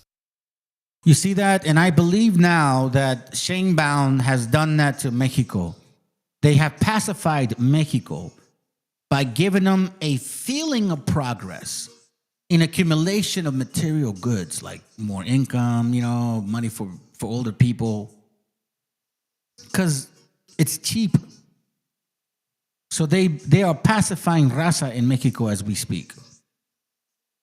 There was a part of me that I thought I could trust that woman, but now that I'm seeing the movements in the background, I understand now exactly what they are doing. They're pacifying our people down in Mexico. As that last quote indicated, missionaries also introduced foreign trade goods, clothes, medicines, vehicles, building materials, and along with them, a capitalist market economy and materialist consumerist culture to indigenous people. This meant to break indigenous traditions of reciprocity as well as their community's self-reliance. Since control over trade goods, medicine, and schooling is so basic to missionary work, it is tempting to dismiss it as a coercive economic transaction, one which simply alienates native people from their culture and induces them to accept exploitation in the image of the suffering Jesus. You see that? So since control over trade goods, medicine, and schooling is so basic to missionary work, it is tempting to dismiss it as a coercive economic transaction. Now, I understand how these evangelicals, why they're there, to convince you to give up your rights of your land, of who should be helping you, of who should have the best interest for you. Did you not understand that this was possible? Did you really believe that that white Jesus on the wall was going to fucking help you, or the dumb Virgin Mary that never fucking is really real? She's real as an idol, but that's not part of the story or our story. Not at all. Now you're worshiping some dead fucking Virgin Mary. Like, to make it even worse. You went from bad to worse to fucked up. You went from like, yeah, I kind of like drinking, to like straight up tecato, homie. Straight up. That's what you guys did. In the marginal situation, SIL therefore enslaves native people to the trade good. Considerable economic power is concentrated in the teacher, who becomes the agent of trade good dependency and is placed under pressure to break with the tradition of reciprocity. The population is more likely to require concentration around the school, and the evangelical order becomes a condition attached to the trade good. SIL's own aviation service, Jungle Aviation and Radio Service, or JARS, also occasionally transported state officials in regions where leftist guerrilla movements operated. JARS pilots were not CIA assets per se, but they did operate in regions otherwise inaccessible to government forces, and their cooperation was certainly mutually beneficial. Finally, as if all that's not enough, SIL missionaries actively helped oil companies and the US-backed Ecuadorian government force indigenous people in Ecuador into reservations. The evangelicals, under the strategic leadership of the more politically sophisticated SIL, supported the oil companies and an ethnocidal Ecuadorian government policy of encouraging highland homesteaders, that's referring to the missionaries, to stake out parcels of land along oil company access roads. After Tell me why y'all so fucking dumb.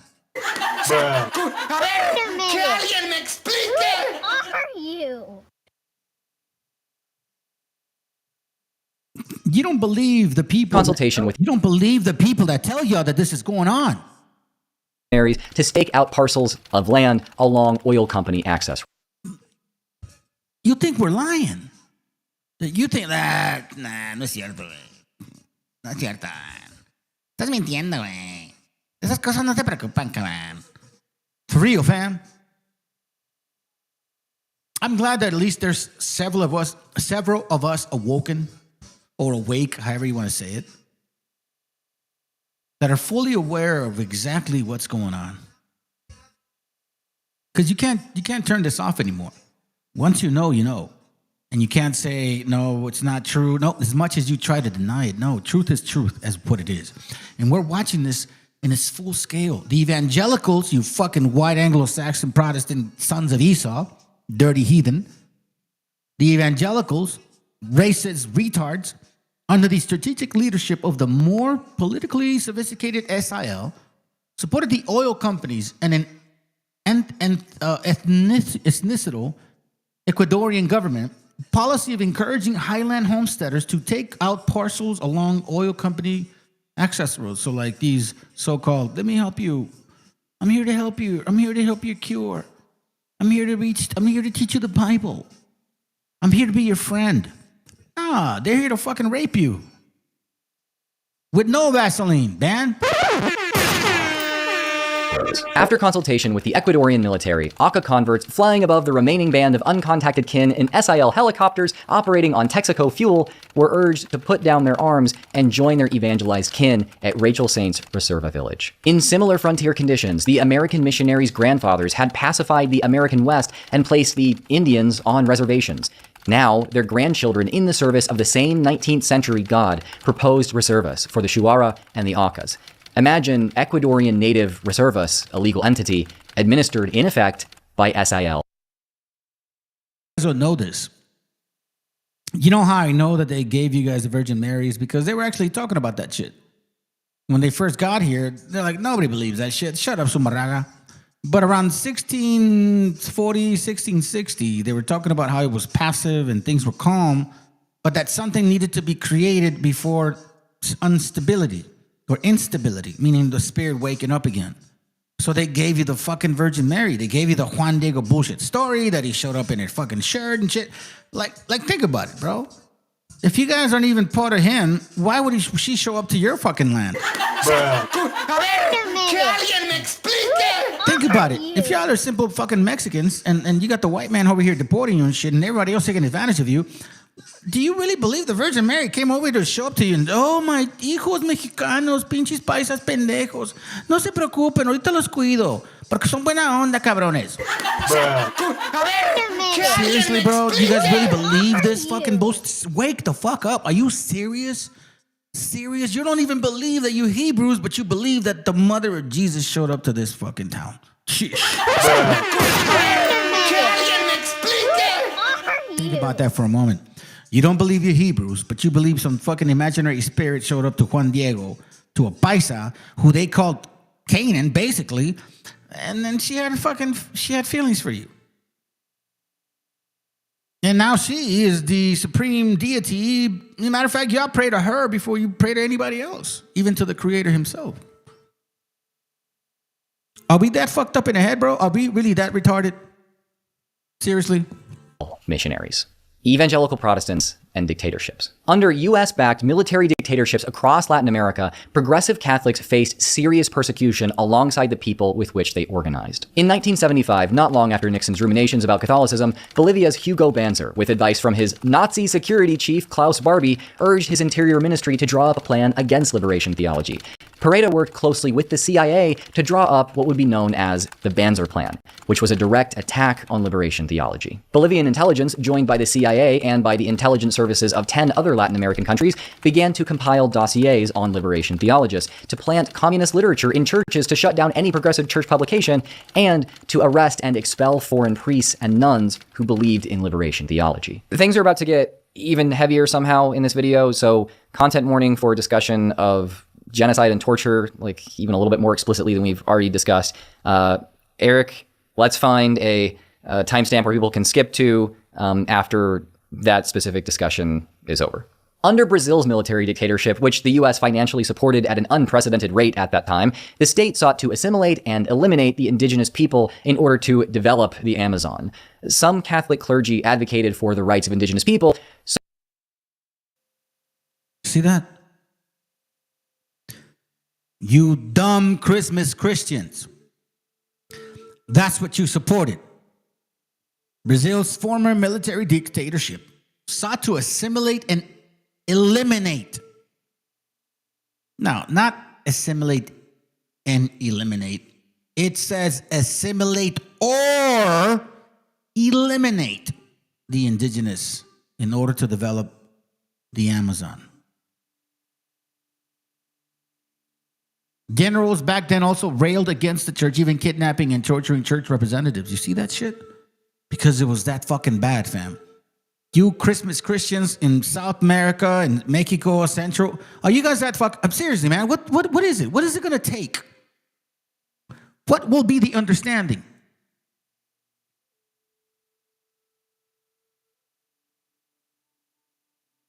Which you got Proverbs 26:25. It says, we haven't had a scripture in a while. When he speaketh fair, believe him not, for there are 7 abominations in his heart. Damn right it is. Really? For real? Hey, listen, we're just here for democracy. We're here for medical reasons. We're here to evangelize you. We're here because you need to, believe in the blood of Jesus. Get the fuck out of here with that shit.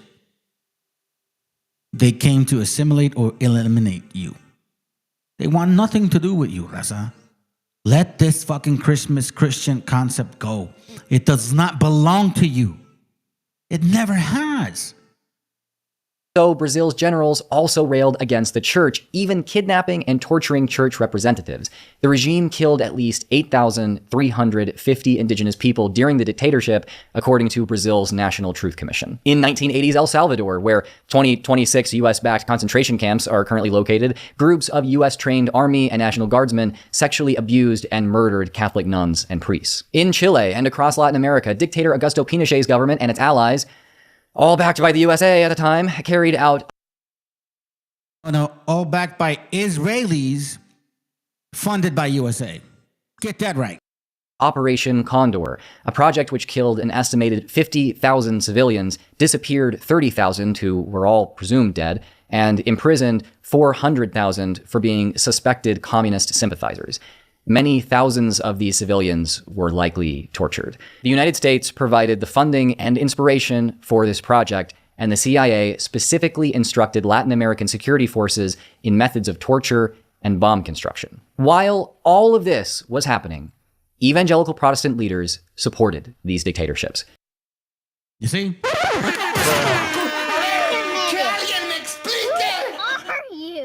That's Operation Condor. Operation Condor. Operation Condor. Hold on a second. Let me see if I can get this. He's talking about this right here, fam. Let me give you the link. Let me see if you guys can get it. If you can't, my bad. But this is Operation Condor right here. Now we can go through that whole list, but this is not what that doesn't matter. You want to know why it doesn't matter? Because this is what matters, okay? This is what matters right here. Oh, you piece of shit. Well, come you don't move over there, bro? What the hell? Come on, man. Stop it. Damn it. Fucking computer. My bad, fam. It says there's Jewish diaspora in Latin America. What?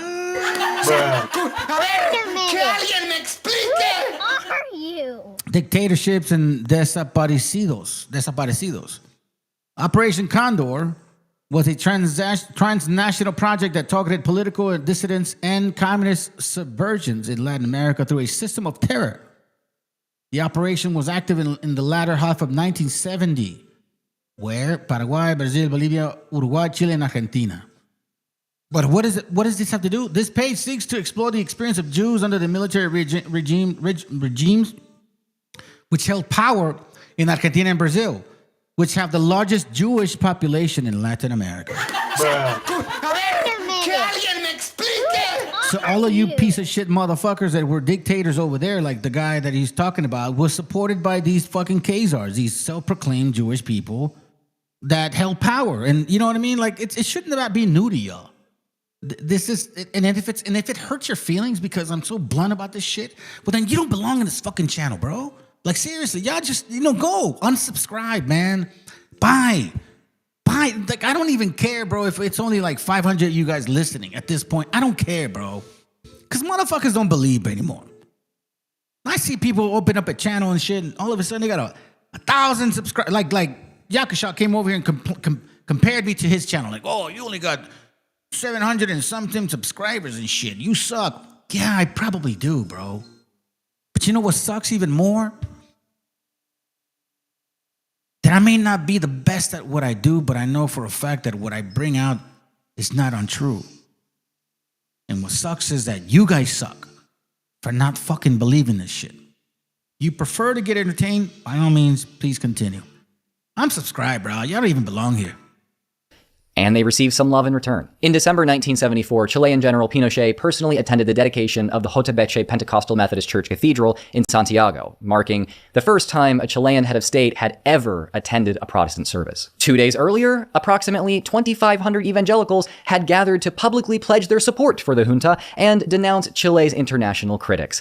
By September 1975, the Methodist Pentecostal Church had assumed the Catholic Church's traditional role of hosting the annual Te Deum service, a patriotic ceremony attended by Pinochet and other government leaders. Billy Graham, who we were all raised to revere in evangelical churches, coordinated directly with Latin American military dictatorships. Between 1962 and 1974, Graham personally met with Brazil's dictator Ernesto Geisel and other authoritarian rulers. He praised Chile's Augusto Pinochet as a great Christian leader. And then there is Efrain Rios Montt. Eric, can you please record yourself saying this dude's name with the utmost disrespect? Yeah, Spanish names can be difficult sometimes. I can help. Here is how you pronounce that. Un genocida. Un hijo de puta. Cuya vida solo dejó muerte. Hope that helps. Thank you. If there was a single moment when evangelical Christianity and U.S. counterinsurgency fully merged, it was this period in Guatemalan history. Rios Montt was a general who took power in a 1982 military coup. He was a born-again Pentecostal and a member of an American-affiliated charismatic church. His weekly national TV addresses sounded like sermons, mixing Bible verses with calls for obedience to God and the state. His government carried out one of the worst genocides in modern Latin American history against the Maya. Do you know who that was against the Maya? Now I understand who this fucking guy was. A fucking Khazar, Sephardic Jew. Now you understand why I can't even believe you had the nerve to come to this channel back again and try to defend your bullshit.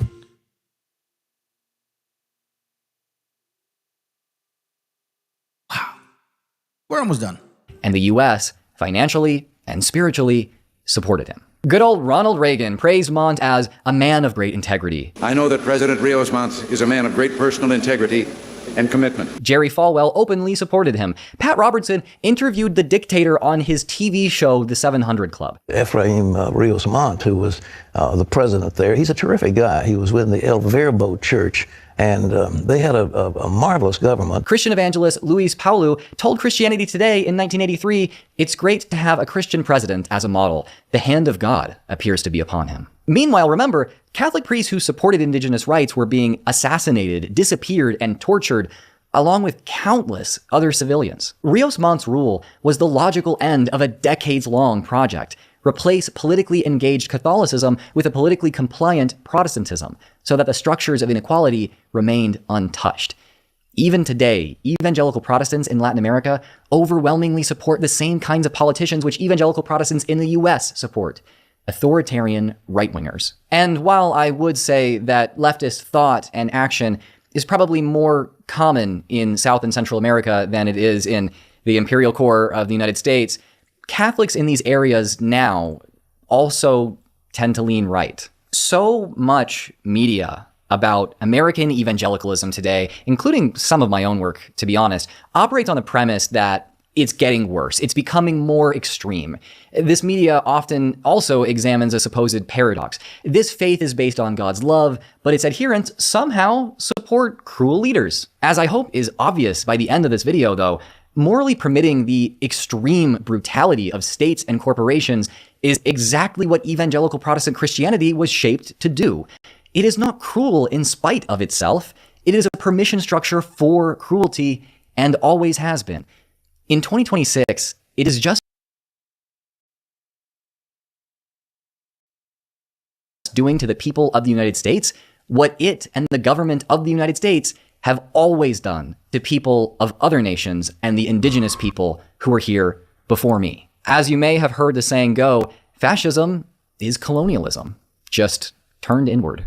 This story should also teach us that evangelical... If Donald Trump is successful in... See what I'm saying? So anyways, let me show you some stuff and then we out. The real quick ones anyways. You guys aren't even watching anyway, so it doesn't fucking matter at this point. I'm just showing it to the people that have been following for a while, man. Appreciate you guys for sticking around. I expect some really shit happening soon. Some really crazy shit happening soon. And I'm just trying to warn y'all, bro. Let's go.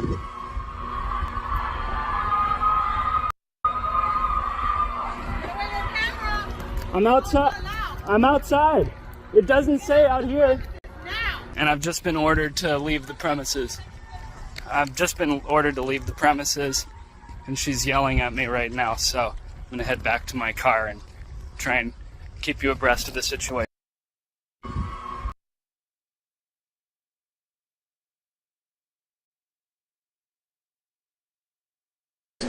You don't have my permission to be taking any pictures. This is a public-facing place. I've already talked to the police. These are little kids. How old are they?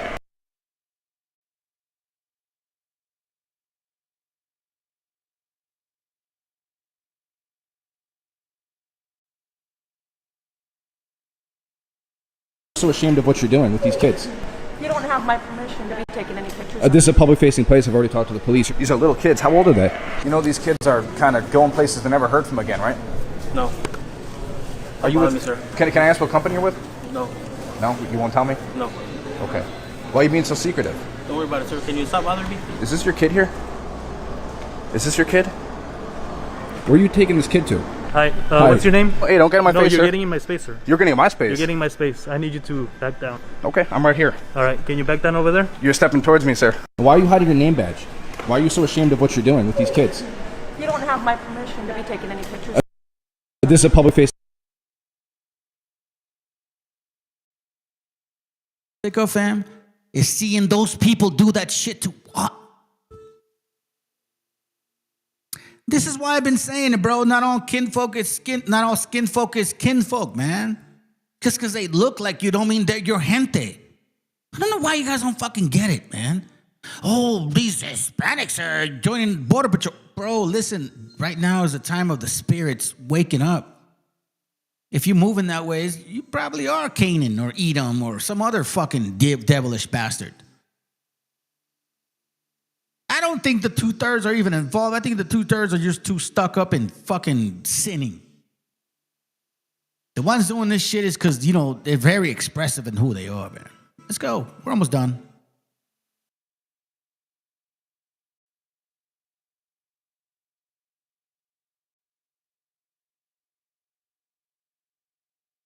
If Donald Trump is successful in mass deportations, which I will remind everybody was the second point of the GOP platform last summer. So people who are saying, I voted for Trump and I wanted illegals out, but I didn't vote for this. Well, if you're a Republican, you voted for the biggest mass deportation in American history. You did vote for this. And it's going to look like this, and it's going to be ugly, because if we win, we take this country back. And if we don't win on the ICE and the deportations, the left stays in power. If you allow the illegal aliens to stay, we fundamentally lose our constitutional republic, because they are not citizens. We are citizens, but then they are stealing our sovereignty unto themselves. Really, it's a foreign invasion of our country. And so, I put it like this before, is that I don't care how much they scream.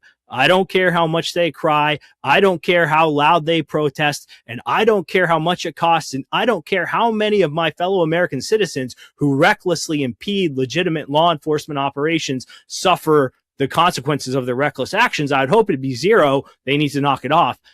I don't care. I want my country back, whatever it takes, no matter how much it costs. And this is what we elected Donald Trump to do.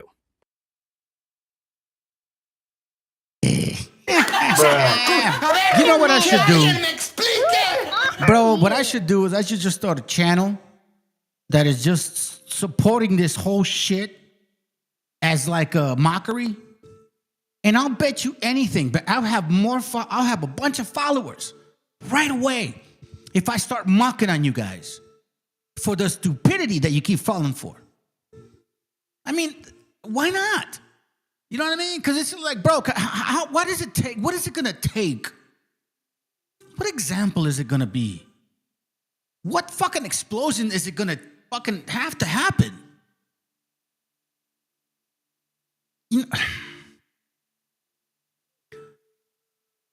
Look, man, there's a lot of people in this continent, bro, and you got some fucking silly ass dubs out there also saying some fucking bullshit. Look, I try to promote some channels, bro, and I don't get the same love that they do. I don't complain about it, but it really shows me the kind of spirit that some people move. Now, some people show love. I appreciate you guys for doing that, man, because it's back and forth, but some of y'all motherfuckers, bro, hey, man, thank you for this shit, and you guys stay quiet. Always quiet. Yeah, become the new Nino America. That's right. I'm gonna turn right wing and shit.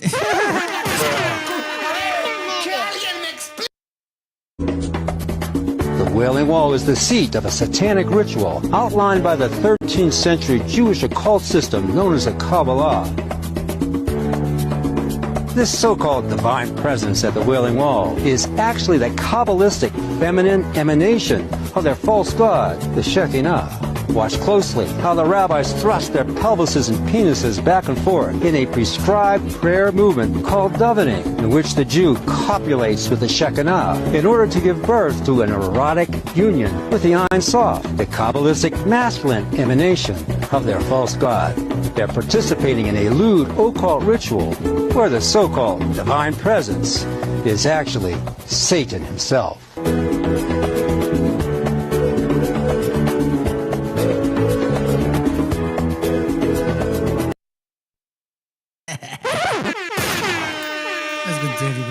Funny.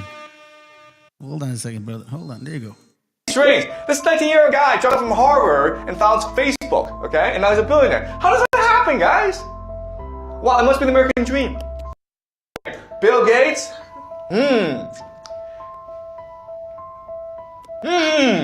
Mark Zuckerberg? Really strange. This 19-year-old guy drops out from Harvard and founds Facebook, okay? And now he's a billionaire. How does that happen, guys? Well, it must be the American dream. Oh, ChatGPT, guys. Really strange. If you have a dream and you just follow it, you can become a billionaire in America. Yeah. It's all just a scam, right? Google, it's all just a scam, okay? What you need to understand about these companies is they were all founded. I thought it was a bit strange when Stephen Miller so quickly relented on his whole... Hold on, I want to just share this real quick because I'm almost done, fam. I'm almost done. Hold on, honey. Hold on, check this out. These two videos are important. Alex Preddy was an assassin and a domestic terrorist.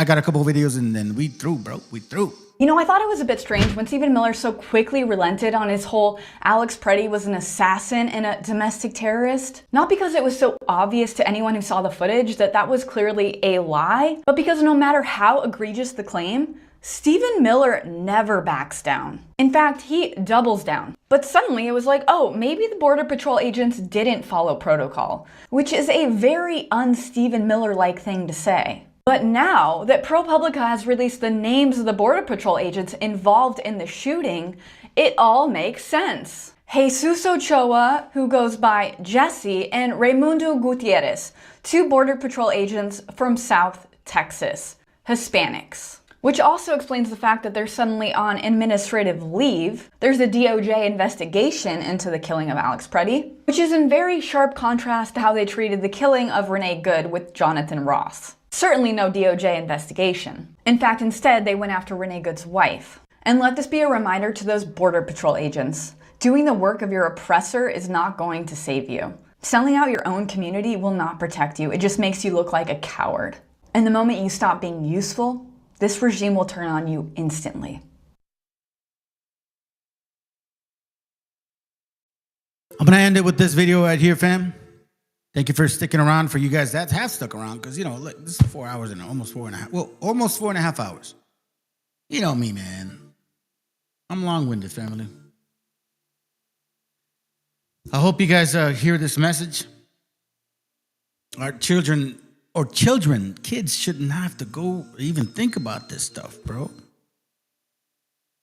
But apparently, you Anglo-Saxons, you African Americans, you Arabs, you wannabe Americans that are fucking Mexicans or Chicanos or Salvadoreños or Hondurans or some fucking town down there, they will never, ever embrace you. And again, this is sad, man. When you got kids, I don't care what raza you are, bro. Like, kids are kids, you know? After this, we're out. Let's go. And a couple songs and that's it. Dear ICE agents. Dear Immigration and Custom Enforcement. Dear ICE. Hey ICE. Dear ICE agents.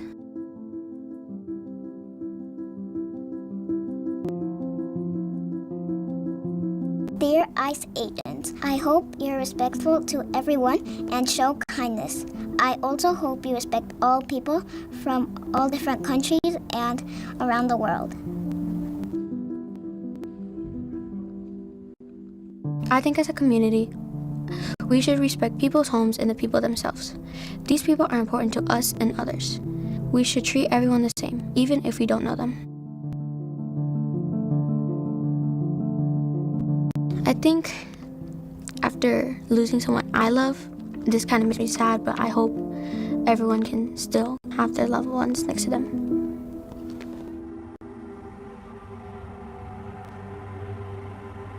You are scaring schools, people, and the world.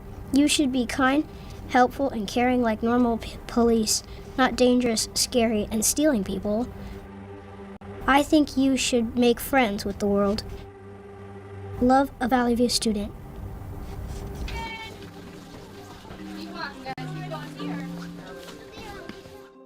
You right now, you're making people get really sad because you're just taking them away without them doing anything. I chose to draw this because it helped you realize that if you were getting taken by ICE, you would feel miserable.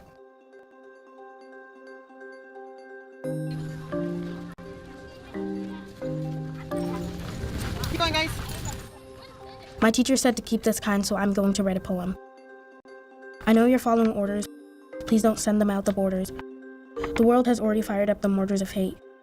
But I believe there are birds whose songs of love aren't heard by people who need to care.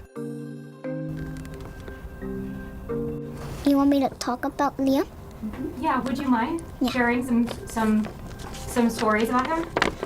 Liam was a pre-K from Valley View, and he was taken by the ICE agents, and he was also wearing a bunny hat, and his name was Conejo, which means bunny in Spanish. So that's what the bunnies represent him. I would say to Liam that I hope he is safe. How would you feel if he came back to class? Happy because he was taken.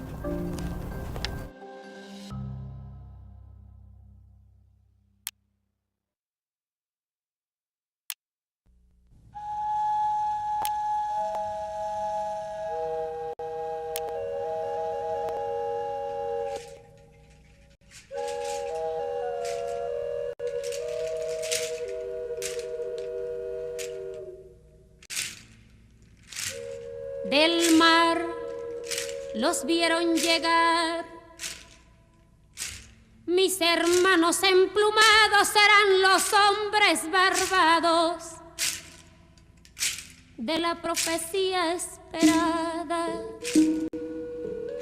Se oyó la voz del monarca de que el Dios había llegado y les abrimos la puerta. Por temor a lo ignorado, iban montados en bestias,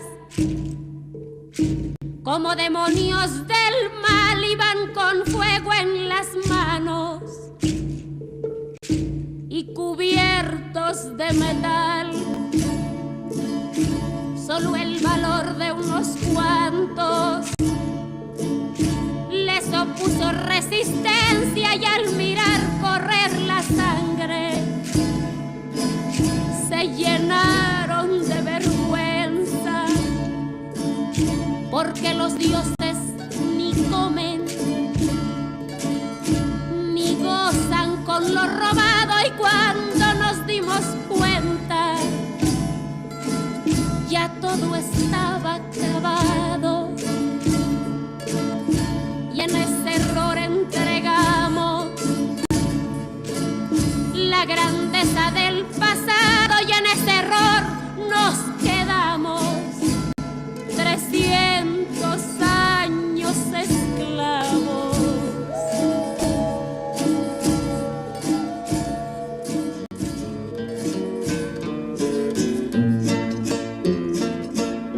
Se nos quedó el maleficio de brindar al extranjero nuestra fe, nuestra cultura, nuestro pan, nuestro dinero, y le seguimos cambiando oro por cuentas de vidrio, y damos nuestras riquezas por sus espejos con brillo.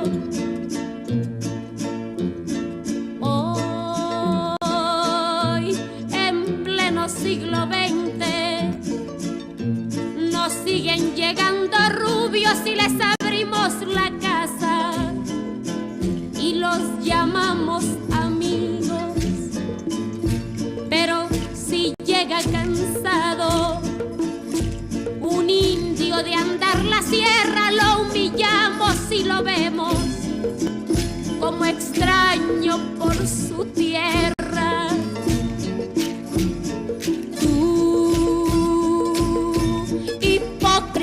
Que te muestras humilde ante el extranjero, pero te vuelves soberbio con tus hermanos del pueblo. Oh, maldición de Malinche, enfermedad del presente, ¿cuándo dejarás mi tierra? ¿Cuándo harás libre a mi gente?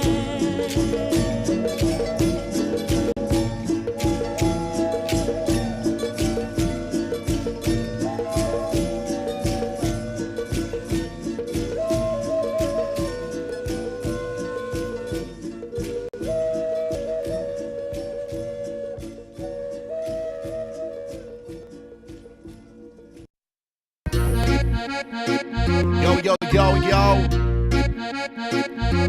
Las líneas que parten el mundo. Yo, el meridiano. Que sepa el mundo que soy de orgullo moreno. Ande donde ande, no olvido de dónde vengo. Traigo la sangre de un indio todoterreno. En fuego como un 10 son los pies de Cuauhtémoc. Que sepa el mundo que soy de orgullo moreno.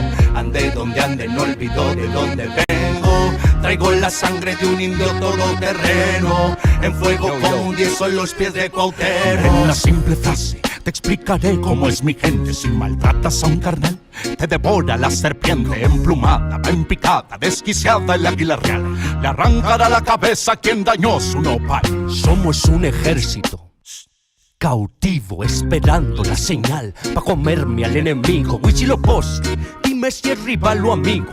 Que del ejército mexica tus guerreros siguen vivos. Soy un monstruo con la pluma, mis rimas envenenadas. Hoy me llaman Quetzalcóatl, soy la serpiente emplumada. Dueño de la tempestad y del tempo está muy claro. Un diluvio de verdad, en la instrumental soy Tlaloc. Certero en mi disparo, hilo y camino, el flechador del cielo. Pero con rimas, cultura de mi tierra que nunca se acaba, con águilas y estrellas que vuelan desde la nave. Que sepa el mundo que soy de orgullo moreno. Ande donde ande, no olvido de dónde vengo. Traigo la sangre de un indio todoterreno. En fuego como un 10 son los pies de Cuauhtémoc. Que sepa el mundo que soy de orgullo moreno. Ande donde ande, no olvido de dónde vengo. Traigo la sangre de un indio todoterreno. En fuego como un 10 son los pies de Cuauhtémoc. Como aquí, bro, te juro no existen dos. Si voy a creer en alguien, solo va a ser en mi Dios. Yo me encomiendo a mi madre, que me cuida y me protege en tierras. Amor de tonas y claro, sí, amor de mi madre tierra. El que nunca falla, el de sangre maya, el que va dejando huellas al que buscan y no hallan, el que da la talla, el que triunfa y calla, al que copian y se basan, soy el calendario maya. Que sepa el mundo que soy de orgullo moreno.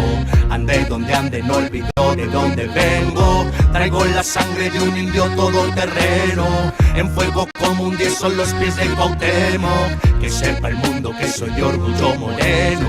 Ande donde ande, no olvido de dónde vengo. Traigo la sangre de un indio todoterreno. En fuego como un 10 son los pies de Cuauhtémoc. Yo soy guerrero de orgullo moreno. Mis dioses son verdaderos. Tlacozontli es el que cuida mis caminos y senderos. Mi tierra pinta paisajes de autor, la naturaleza es una obra de amor donde el artista se expresa. Mira y aprecia el arte de Xochipilli, mi diosa de la belleza. La guerra, el arte tienen cercanos roces. Netzahualcóyotl, rey con tintes de dioses. Un guerrero, poeta y muy pocos lo conocen. Hoy te lo recuerdo yo, el Sensontle y 400 voces. Guerreros y leyendas que la historia a veces calla. Dioses de un ayer, de un hoy y de un mañana. Yo me encomiendo a Cuauhtémoc y Pachita es quien me sana. En mi sangre sigue viva la cultura mexicana. Que sepa el mundo que soy de orgullo moreno. Ande donde ande, no olvido de dónde vengo. Traigo la sangre de un indio todoterreno. En fuego como un 10 son los pies de Cuauhtémoc. Que sepa el mundo que soy de orgullo moreno. Ande donde ande, no olvido de dónde vengo. Traigo la sangre de un indio todoterreno. En fuego como un 10 son los pies de Cuauhtémoc.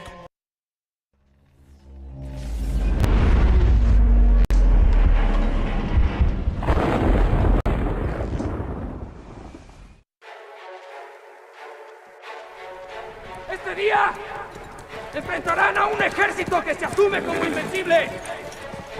Y es así porque no se había topado con mexicanos dignos. Mexicanos guerreros, como nuestros ancestros, como los que estamos reunidos hoy aquí. Recordando nuestra historia y las glorias del pasado. Recuerda, oh patria mía, en cada hijo hay un soldado. Los ejércitos aztecas preparados a la vez, enfrentándose a muerte con las tropas de Cortés. Españoles invasores sufrieron en vestiduras de los guerreros mexicas, trozando sus armaduras. En 1810 inicia la independencia, con Hidalgo dando el grito a la carga y sin clemencia. Miles de hombres y mujeres con espíritu valiente murieron por un gran sueño, una nación independiente. 1821 mexicano, tanta sangre no fue en vano, de la ceniza resurge el imperio mexicano.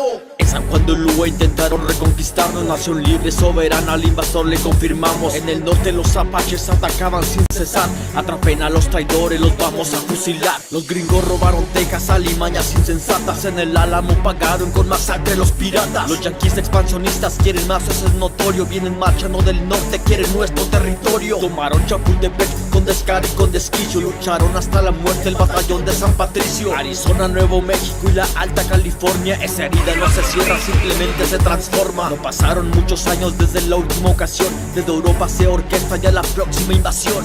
El 5 de mayo empezaron las agresiones, los valientes Zacapuaxtlas pelearon sin municiones. Enfrentan al enemigo con rifles y con machetes, disparen con los cañones, denle muerte a los franceses. En el campo de batalla el enemigo se destroza, la victoria es mexicana, grita Ignacio Zaragoza. Este 5 de mayo, los franceses van a respetar el águila mexicana y van a mirar esta bandera hacia arriba y hundidos en su sangre. ¡Viva México! ¡Pero viva México libre! Porfirio Díaz trajo paz, eso decían las noticias. Derroquen al dictador, estamos hartos de injusticia. Tomen todos sus fusiles, prepárense para la acción. Se escuchan por todas partes, ¡viva la revolución! En esta lucha eterna, no se pierde, no se empata. Lema, tierra, libertad, viva mi general Zapata. Que al traidor se le capture en la pared, se le acribilla. Una leyenda mexicana, el general Francisco Villa.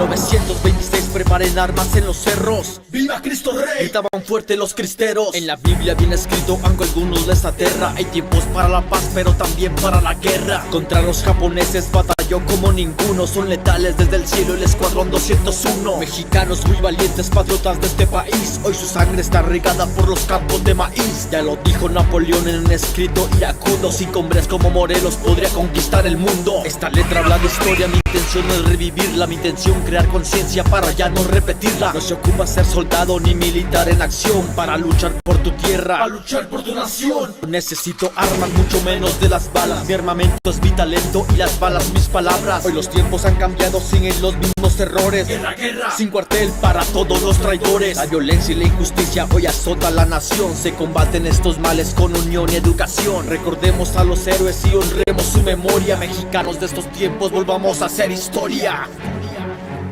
Fui forzado a sacrificar muchas vidas en búsqueda de la justicia.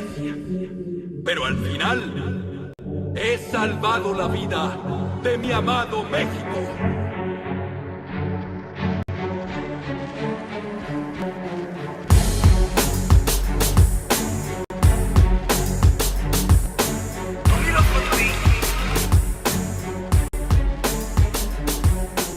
Purchase your tracks today.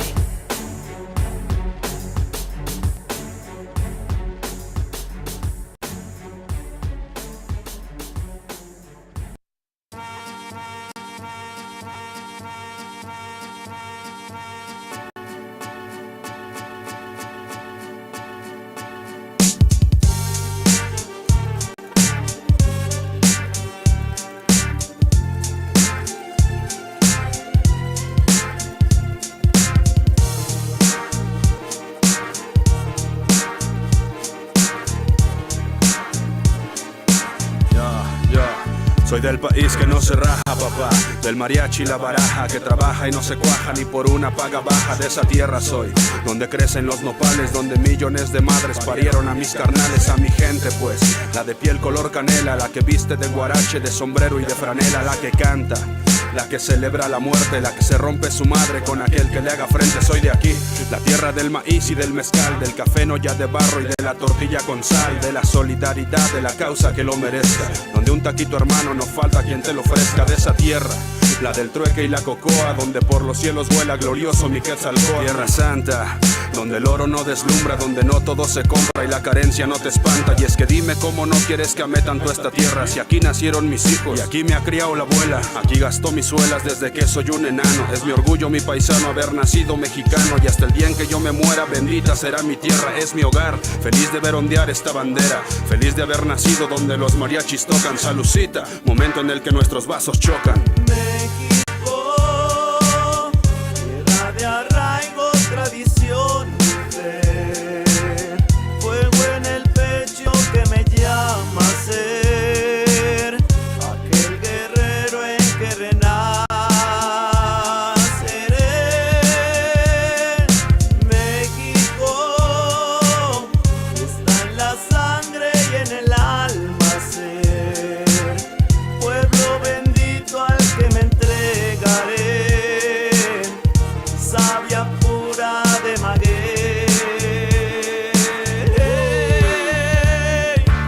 soltero bien honrado que le gusta lo mejor. Las mujeres no me faltan, ni el dinero ni el amor. Cuando estoy en el Tenampa me llaman el desesperado. Hay tantas aventuras en esta tierra de encanto. Escucha mi cantar, voy con las penas ahogadas. El tequila siempre fiel, el mariachi me acompaña. ¡Viva México, señores! ¡Vivan sus trabajadores! Que todos nuestros campos sigan regalando flores. Y la luz entre magueyes donde el sol quema duro, donde los niños nacen con espíritu puro. Inquebrantables somos, crecemos, trabajamos. Las deudas no perdonan, honor al adversario. Lloran las guitarras, apuntan las trompetas. Fusilamos la mentira y de paso la tristeza. Festejamos a los muertos, estamos medio vivos. En las peores situaciones nos mantenemos unidos. Somos los sobrevivientes, los hijos de la injusticia, los que brincan la frontera arriesgándose la vida. Y no estamos huyendo, no es cuestión de cobardía. Este sistema nos obliga porque faltan garantías. ¿Qué puedo hacer? Nada más que sentir orgullo por haber nacido aquí. México es número uno, hijo del pueblo como José Alfredo me conocen. Por todo el mundo encontrarás a la raza de bronce. México, tierra de arraigo, tradición y fe. Fuego en el pecho que me llama a ser aquel guerrero en que renaceré. México está en la sangre y en el alma ser. Pueblo bendito al que me entregaré, savia pura de maguey.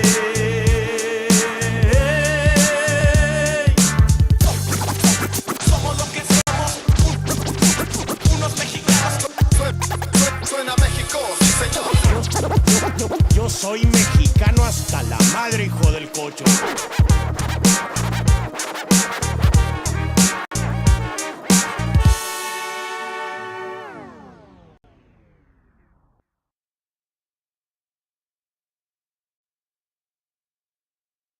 Chicanos killing Chicanos is what they want. Blacks and Chicanos killing each other is what they want. That's how they run this place. Once we get together, they don't run shit. Got a lot to learn about being Chicano.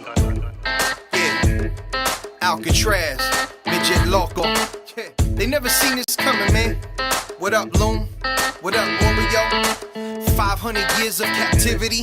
What else? Now they try to tell us how we supposed to be, how we supposed to act, how we supposed to rap. I'm brown, but my flow too black. Come on, y'all kidding me, right? Nike Air Flights fitted cock back fresh. Representando mexicanos on the mat.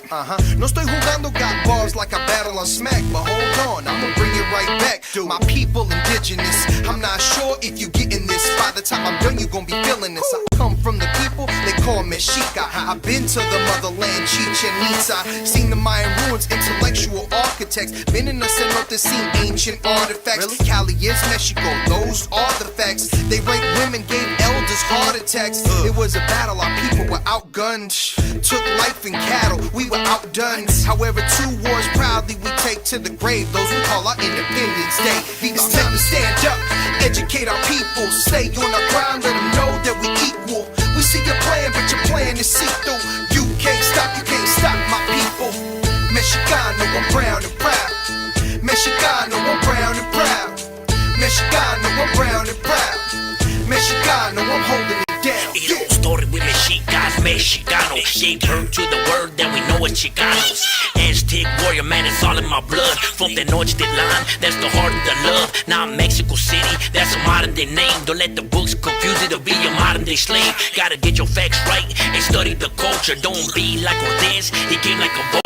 Came to just steal and take away the land. He seen what we got and he was like, damn, who would've guessed it had to be a white man. Damn again, now we got stolen lands. They say go back to where the fuck you from. Man, this is my land, that's what you stole from us. I'm not Hispanic or Latino, I'm a Mexican. Man, fuck La Militia, you can have that bitch. It's time to stand up, educate our people. Stay on our ground, let them know that we equal. We see your plan, but your plan is see-through. You can't stop my people. Mexicano, I'm brown and proud. Mexicano, I'm brown and proud. Mexicano, I'm brown and proud. Mexicano, I'm holding it down, yeah. Y va de nuevo, mitón. Mexicano bandido, todo el barrio prendido. Siempre ando bien juido, siempre reponiendo ruido. Mexicanos al grito de guerra, yo defiendo mi tierra, no me dejo de nadie, yo cuido a los míos, mi raza se aferra. Soy mexicano, esa es mi bandera, yo la levanto por donde quiera, verde, blanco, rojo hasta que muera, el barrio prendido ya quemó afuera. Soy mexicano, esa es mi bandera, yo la levanto por donde quiera, verde, blanco, rojo hasta que muera, el barrio prendido ya quemó afuera. Me voy tendido, me voy empinando mi bote, un poco mareado por la bebida y el borlote, me tiene hasta la riata la gente con su mitote, pero me despreocupo, me pelan todo el garrote, me para la chota, ya es por mi apariencia, que hay tantos delitos, que hay tanta demencia, yo no cargo nada, no más mi presencia, pinche puerco joto, atente a las consecuencias, si no topa el poli en breve nos para en la calle, no puede salir uno conmigo porque ya hay detalle, no quiere que conteste, quiere que yo solo calle, quiere mi dinero pero que chinga su madre, a la dica este sistema nos quieren ver abajo, pero tumbar gente quien les dijo que es trabajo, puro chingar al indio, váyanse mucho al carajo, loco no me rajo, lo bueno porque se armó la alianza más pesada del país, todo el mundo ya conoce las rimas de estos MCs, pa' ponerme más feliz, unos paisas de hachís, mis paisas en el gabacho bien truchas con la polis, loco en Guanajuato con los ojos bien tumbados, de coto con el quesada, rifando por todos lados, atento si prendo un blunt, en cabina cuando grabo, represento Nuevo León, junto a mi carnal el Davo, cuando voy pa' Jalisco el pasado está olvidado, con el perro de la C bien grifo, pedo y enfiestado, chécate mi banderón, unido como había soñado, bien bajado ese balón, compa lefty bien bajado, puro hip hop mexa, hasta que amanezca, pásenme un mezcal y que no se apague la yesca, ya saben que aquí andamos pilas pa' lo que se ofrezca, si escribo estas rimas es pa' que se enorgullezca. Verde marihuana, blanca cocaína, roja la sangre que escurre de una nueva herida. Yo salí de la ruina, nunca se me olvida. Con disciplina y respeto sigo en siempre la movida. Ando bien high, la vida es un freestyle. Disfruta lo que hay, vivo entre el bien y el mal, carnal. Crazy life todo el día, viendo live. Pinto tu barda con spray, lo que canto es real. Azules y rojas las sirenas que me persiguen. No suben pa' la virgen, salen todos cuando chifle. Mi barrio no lo pisen, que andamos todos grises. Maldito policía, no quiero que me revises.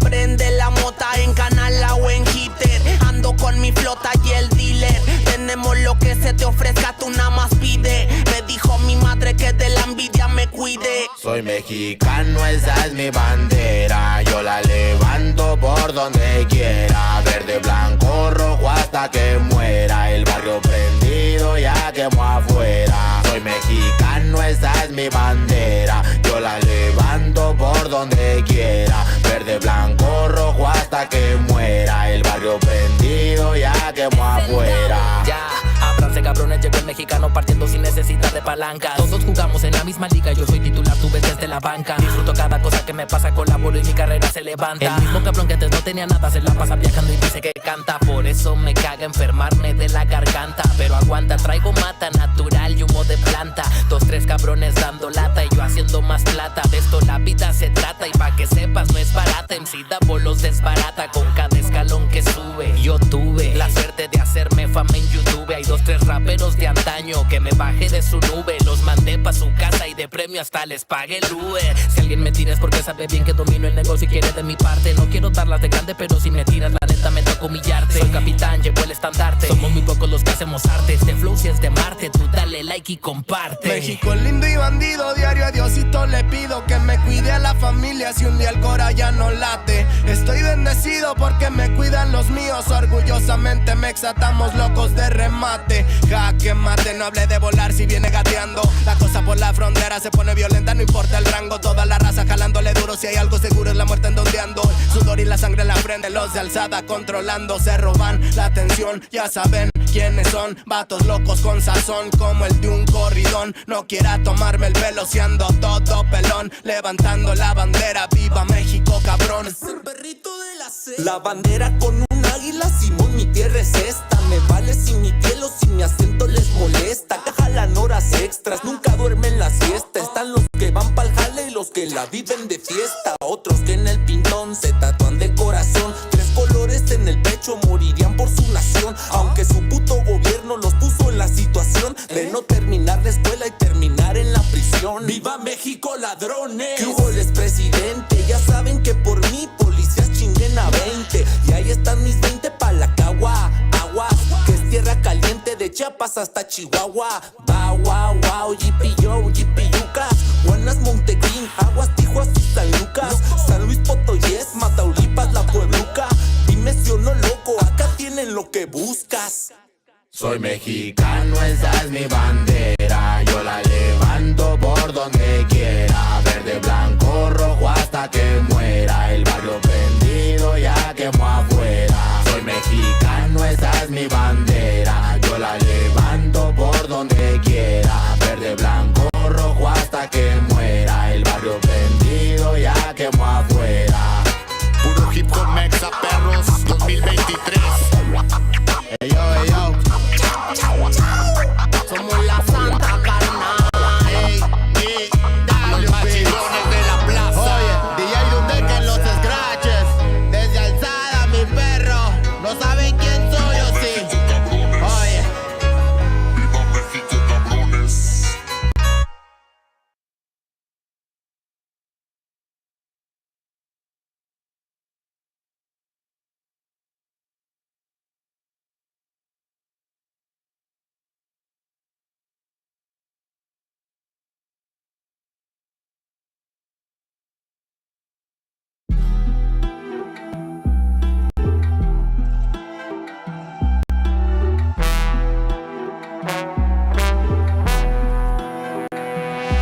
Mexicano soy, llevo en alta mi bandera que rifa donde quiera, la frente en alta donde voy, me la fleto con cualquiera listo pa' dar pelea.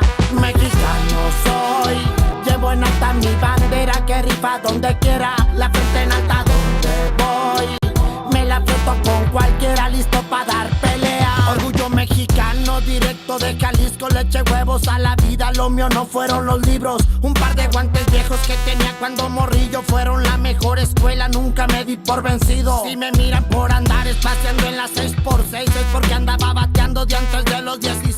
Me fajé pa' hacer lo mío, nunca me perdí la fe. Me hice el más grande del mundo y a los 5 les tapé. Mexicano soy, llevo en alta mi bandera que rifa donde quiera, la frente en alta donde voy, me la fleto con cualquiera listo pa' dar pelea. Mexicano soy, llevo en alta mi bandera que rifa donde quiera, la frente en alta donde voy, me la fleto con cualquiera listo pa' dar pelea. Desde plebe fui aguerrido, no andaba buscando los problemas, pero siempre fui el que protegió a los míos. En el barrio yo he crecido, ahora en la muñeca un Richard Miller ruleteando por las calles de Jalisco. Terror pa'l oponente, yo soy su martes 3, en sus días de mala suerte. Eso me dice que soy siempre se achica el contrincante si me miran de frente. Orgullo de GDL, viva México, cabrón. Terror pa'l oponente, yo soy su martes 3, en sus días de mala suerte. Eso me dice que soy siempre se achica el contrincante si me miran de frente. Orgullo de GDL, viva México, cabrón. Mexicano soy, llevo en alta mi bandera que rifa donde quiera, la frente en alta donde voy, me la fleto con cualquiera listo pa' dar pelea. Mexicano soy, llevo en alta mi bandera que rifa donde quiera, la frente en alta donde voy, me la fleto con cualquiera listo pa' dar pelea. Y arriba México, cabrones.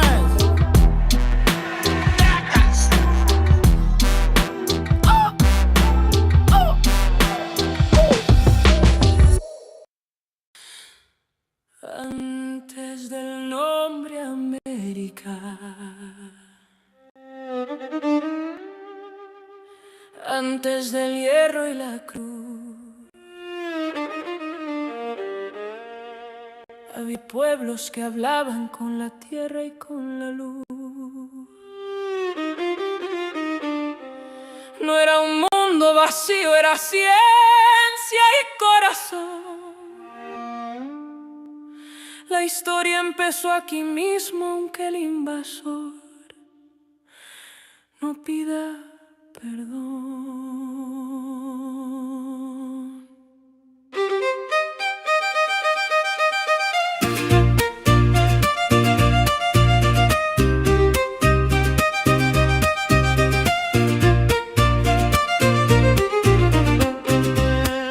Sembramos tiempo en el cielo cuando el mundo no sabía contar. El cero nació en la selva, el maíz nos enseñó a pensar. Calendarios sin medicina, ciudades frente al sol. No era mito ni leyenda, era pueblo, era voz. No fue descubrimiento, fue invasión. No fue silencio, fue opresión. Antes del mapa, antes de ti, había pueblos completos que no vas a entender. No éramos pasado, somos raíz, aunque nos llamen historia, seguimos aquí.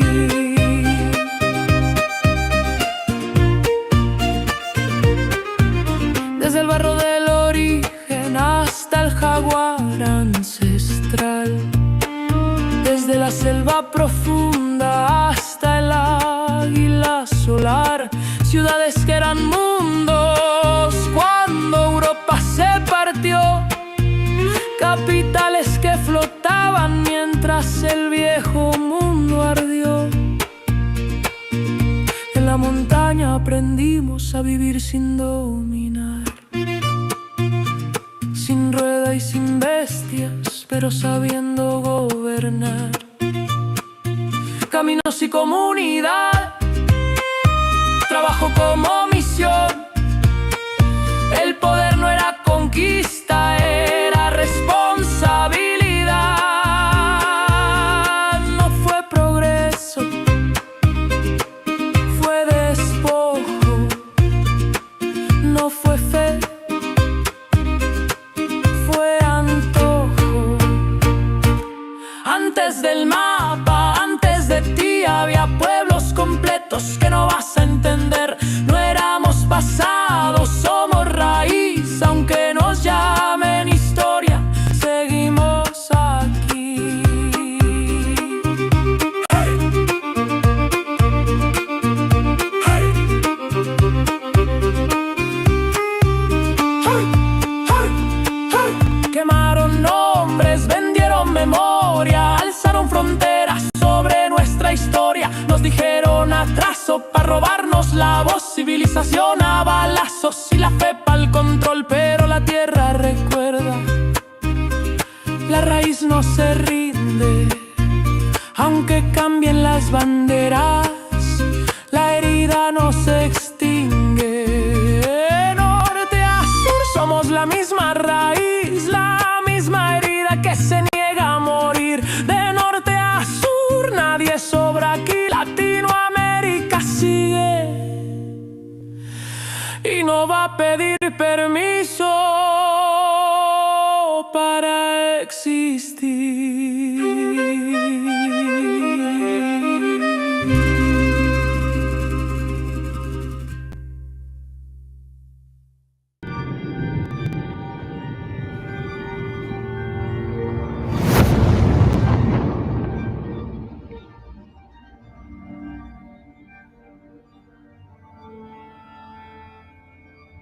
Ical, hijo, abre los ojos.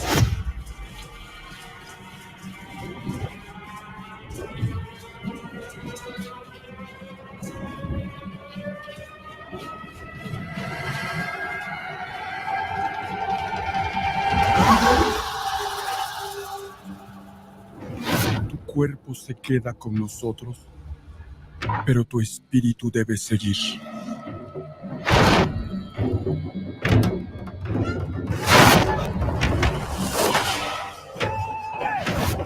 Busca la luz. Aléjate de las sombras. Deja que nuestro dolor sea tu fuerza.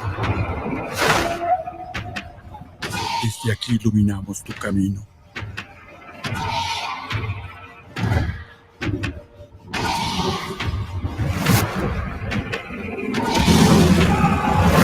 Lucha como nosotros ante esta pena tan grande. Yo soy tú. Tú eres yo.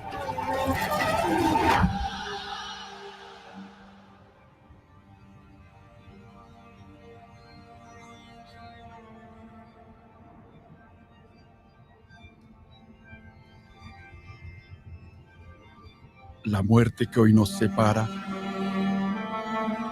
mañana volverá a unirnos. Eres libre, hijo.